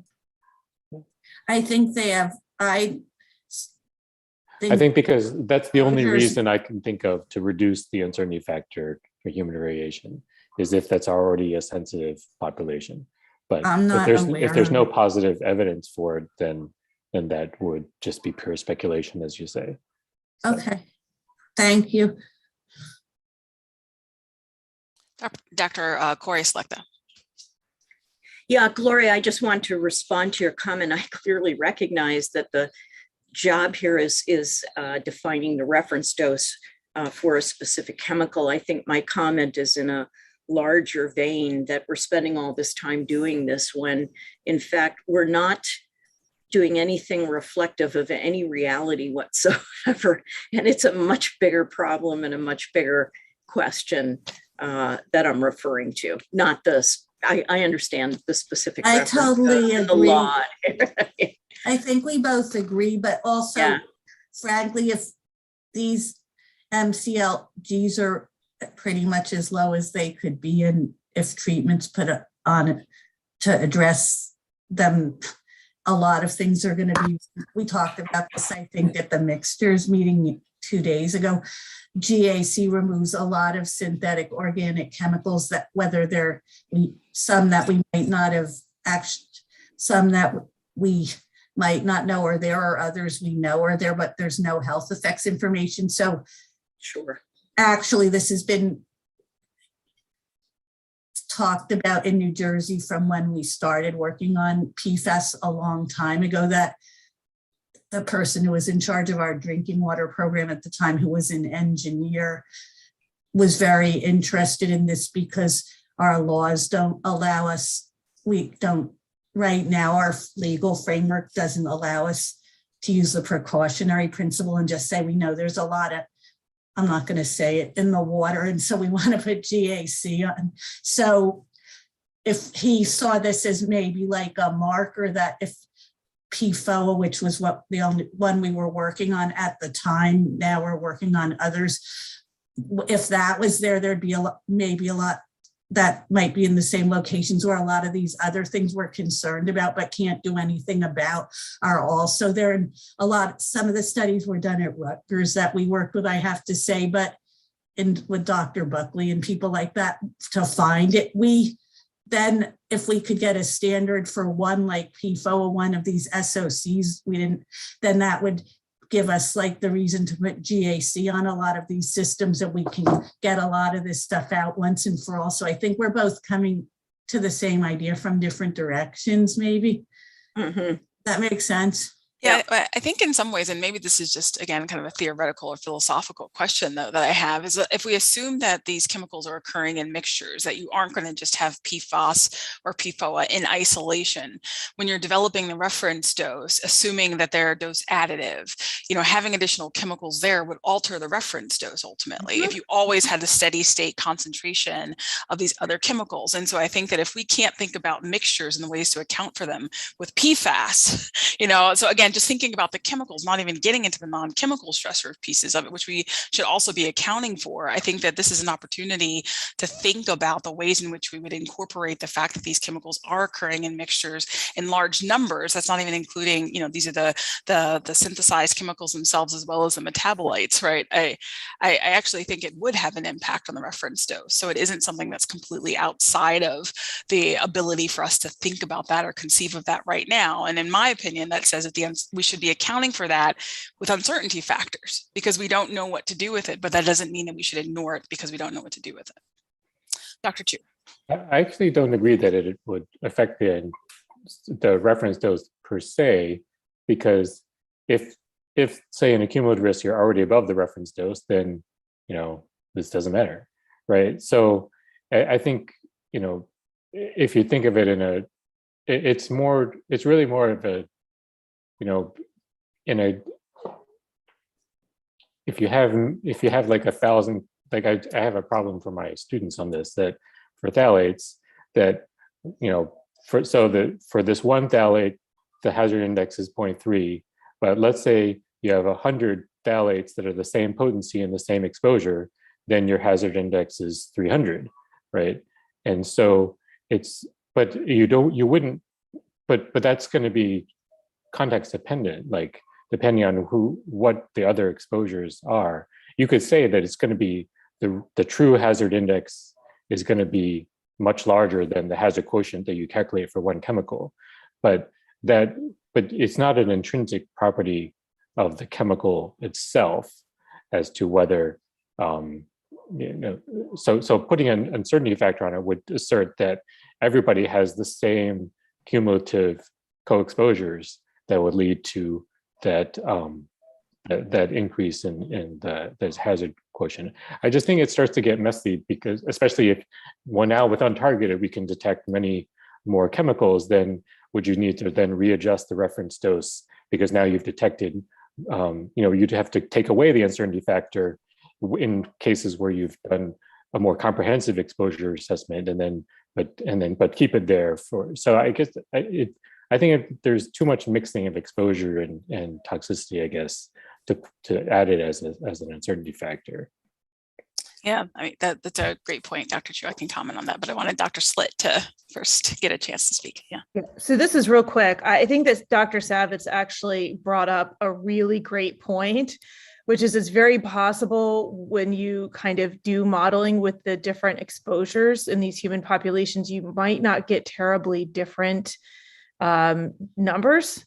I know I'm not being very specific because it's late in the day now, but I do wonder if maybe that's part of just the process of just running through this and actually seeing how different, the outcome, how different than the ultimate outcomes might be using some of these outcomes that we've talked today, and they might not be terribly different if we're using human population data, because typically the exposures are relatively, similar. So that's just my point. I thought it was a great point. Yeah, thank you for that. Any other comments from other members of the committee? Yeah, I think that, again, the thing that I'm struggling with on the mixtures, aspect isn't that it's necessarily inherent in the chemical itself, but really trying to understand the background. So it isn't necessarily saying that we're all exposed to the same PFAS and the same concentration, but we know that these are pervasive chemicals that exist in all of us. And so not accounting for that, baseline level of exposure that's occurring, from these other chemicals, does that not impact the dose at which we would see an adverse effect if you're adding an additional chemical in, right? That has similar, shares similar endpoints, et cetera. And so I think that, even just this discussion that we're having right now also shows that there's uncertainty associated with what we should be doing and thinking about these mixtures, which in my, again, thought and view seems as though we should be accounting for it in some way and not just ignoring it completely by giving it, assuming that it doesn't exist and or just assuming that it's worth a factor of one. But Dr. Corey Slechta. So just to follow up on that, first of all chemical exposures occur in a context. They never don't occur in a context, whether it's other chemicals or non-chemical stressors. There is precedent for doing what Christy's suggesting, although it's from the air office, but when you do air-led risk, you include the exposures from other sources of lead. It isn't, it's put into a larger context. I know the laws are different depending on the office, but it's just becoming really hard to ignore the fact that it always occurs in a context. And I'll stop at that point. And thank you for that, Dr. Corey Slechta. Dr. Post. So Dr. Corey Slechta just mentioned lead, and when I guess the risk from air exposure is evaluated, other sources of lead exposure are also considered, right? That's for lead, that is exactly what the relative source contribution factor for drinking for MCLG development is used for. It's saying that the amount we will allow in water at the MCLG, we consider for the reference dose, which is assumed to have a threshold, unlike cancer where we pick a risk level. We do not want total exposure from all sources to exceed the reference dose. We're moving into the next charge question, but it's relevant to Dr. Corey Slechta's point. So we say, if we know there's other exposures from other sources, in addition to water for PFAS, we will set the MCLG so only a portion of the reference dose can come from water that accounts for the total exposure from other sources. And I think that's exactly what you just said for lead. But that's different than saying we're co-exposed to other chemicals, because I really like the way Dr. Chu said it, because it was what I was trying to say. The reference dose, which is a dose, it really doesn't have to do with the exposures from the environment. It's like a toxicological net property. It's intrinsic to the chemical and it's not related to exposures, sources, or other chemicals or anything. It's a property of that chemical, but we do account for other sources in the relative source contribution.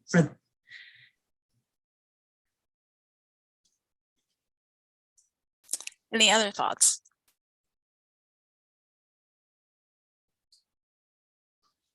No? Okay, hearing none.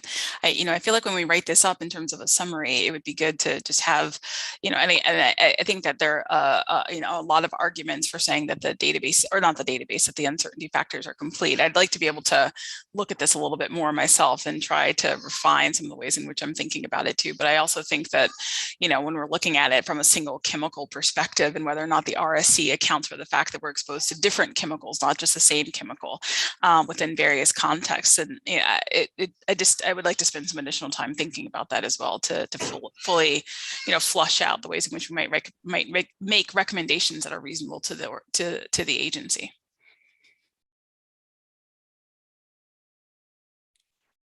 All right. Well, thanks everyone for marathon session. Do we, Sue, do we have any clarifying comments from EPA or members of the public? We do. We have one individual who'd like to make a couple of clarifying comments. Mr. Kevin Bromberg, please go ahead. Hi there. Can you hear me okay? Yep, go ahead. Yes, we Okay. It's good to see some old friends, Wei Shui, Sue, and Tom. Thank you for the opportunity to address the SAB panel. I'm a consultant specializing in environmental regulatory issues, recently retired from over 40 years of federal government service. I was the U.S. Small Business Administration's representative to the IRIS Interagency Panel, where I have followed chemical assessments since 2011. I'm commenting on my own behalf here today on behalf of small businesses that could be affected by these science determinations. So I'm really going to address a way for the panel to get more help from EPA and the public commenters in its deliberations here. So I commend the panel so far for its very thoughtful deliberations. You're doing very well with the very extensive comments you've had to deal with. I'm quite impressed. Better than other panels I've seen. These PFAS chemical assessments here raise some very serious issues. The EPA assessments, if the health benefits are exaggerated, may impose considerable costs on poor rural Americans served by small water systems without concomitant benefits. These small water systems have, are served by 500, 1,000 people, and there'll be very high capital costs if they have to treat PFOA and PFAS without any effect. So we want to be extremely careful before we impose such costs. It's particularly concerning to expend scarce public resources on speculative hazards when we're unable to allocate sufficient resources to address the pandemic crisis today, where we have real effects of lack of resources. So it's critical that the SAB panel members address the serious science issues presented by these detailed and lengthy comments. So I have two major messages for the peer review panel. So how can we engage EPA further and perhaps the public commenters to help you, finish your deliberations here? First, panel members need to specifically address key points raised in these very detailed public comments. And you didn't have time, of course, to read or address everything that's there. This will ensure the best science is followed by EPA. Let's just use the RFD discussion as an example, the one we just heard. EPA's adoption of a possible deficiency in vaccine efficiency is a critical effect, where the agency admits that such a small deficiency may yield no adverse effect, is a questionable approach. Unlike EPA, the European Food Safety Authority in California rejected use of the GRON gene data, as you just heard. Furthermore, the approach is even more concerning because this approach led to RFD values that rival the most toxic substances on Earth and are orders of magnitude below values developed by other, competent authorities. So this just illustrates the importance of just one issue to really, get to the nub of it. So Second, and this is my main recommendation, how can we do a better job of getting a more robust response to EPA that they can use? In order to facilitate consideration of these considerable comments, the panel should specifically ask EPA to respond orally and in writing to some of the most significant criticisms you've heard. We expect the panels can only dig in deeply into these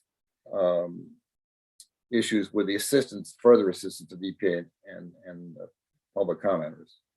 Further, the SAB could consider inviting the commenters to engage in a discussion between EPA authors and public commenters before the SAB panel to address specific concerns identified by the panel. The panel members can also ask EPA their own questions, which you obviously have, we heard many of them. 3-minute public comment period for issues of this magnitude is certainly inadequate to address these kind of issues. Though I appreciate the 3 minutes that EPA has extended. It would be unfortunate this considerable body of knowledge contained in the public comments. Mr. Bromberg, can you please wrap up? Sure, got 3 more sentences. Thanks, Sue. It would be unfortunate this considerable body of knowledge is not carefully captured and examined as proceeding at a potential cost of a large waste of public resources. These chemical assessments have the potential to impose costs in the billions of dollars. So I thank the SAB for the opportunity to make these comments, and I'm happy to answer any questions that may have, but hopefully at this late hour, you will not have any. Thanks again, everybody. Thank you, Mr. Bromberg. Any questions from the panel?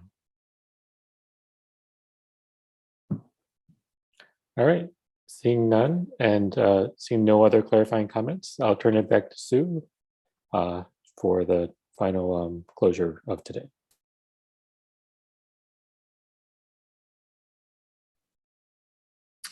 Okay, I just wanted to thank everyone for staying around till this late hour. And we will reconvene tomorrow at 11 a.m. Please make sure that we don't get our times mixed up. It's 11 a.m. tomorrow morning, Eastern time.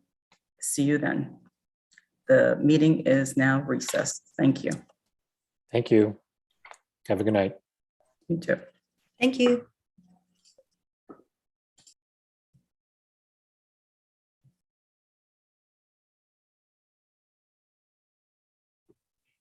Thanks, Will. Talk to you tomorrow. Will do.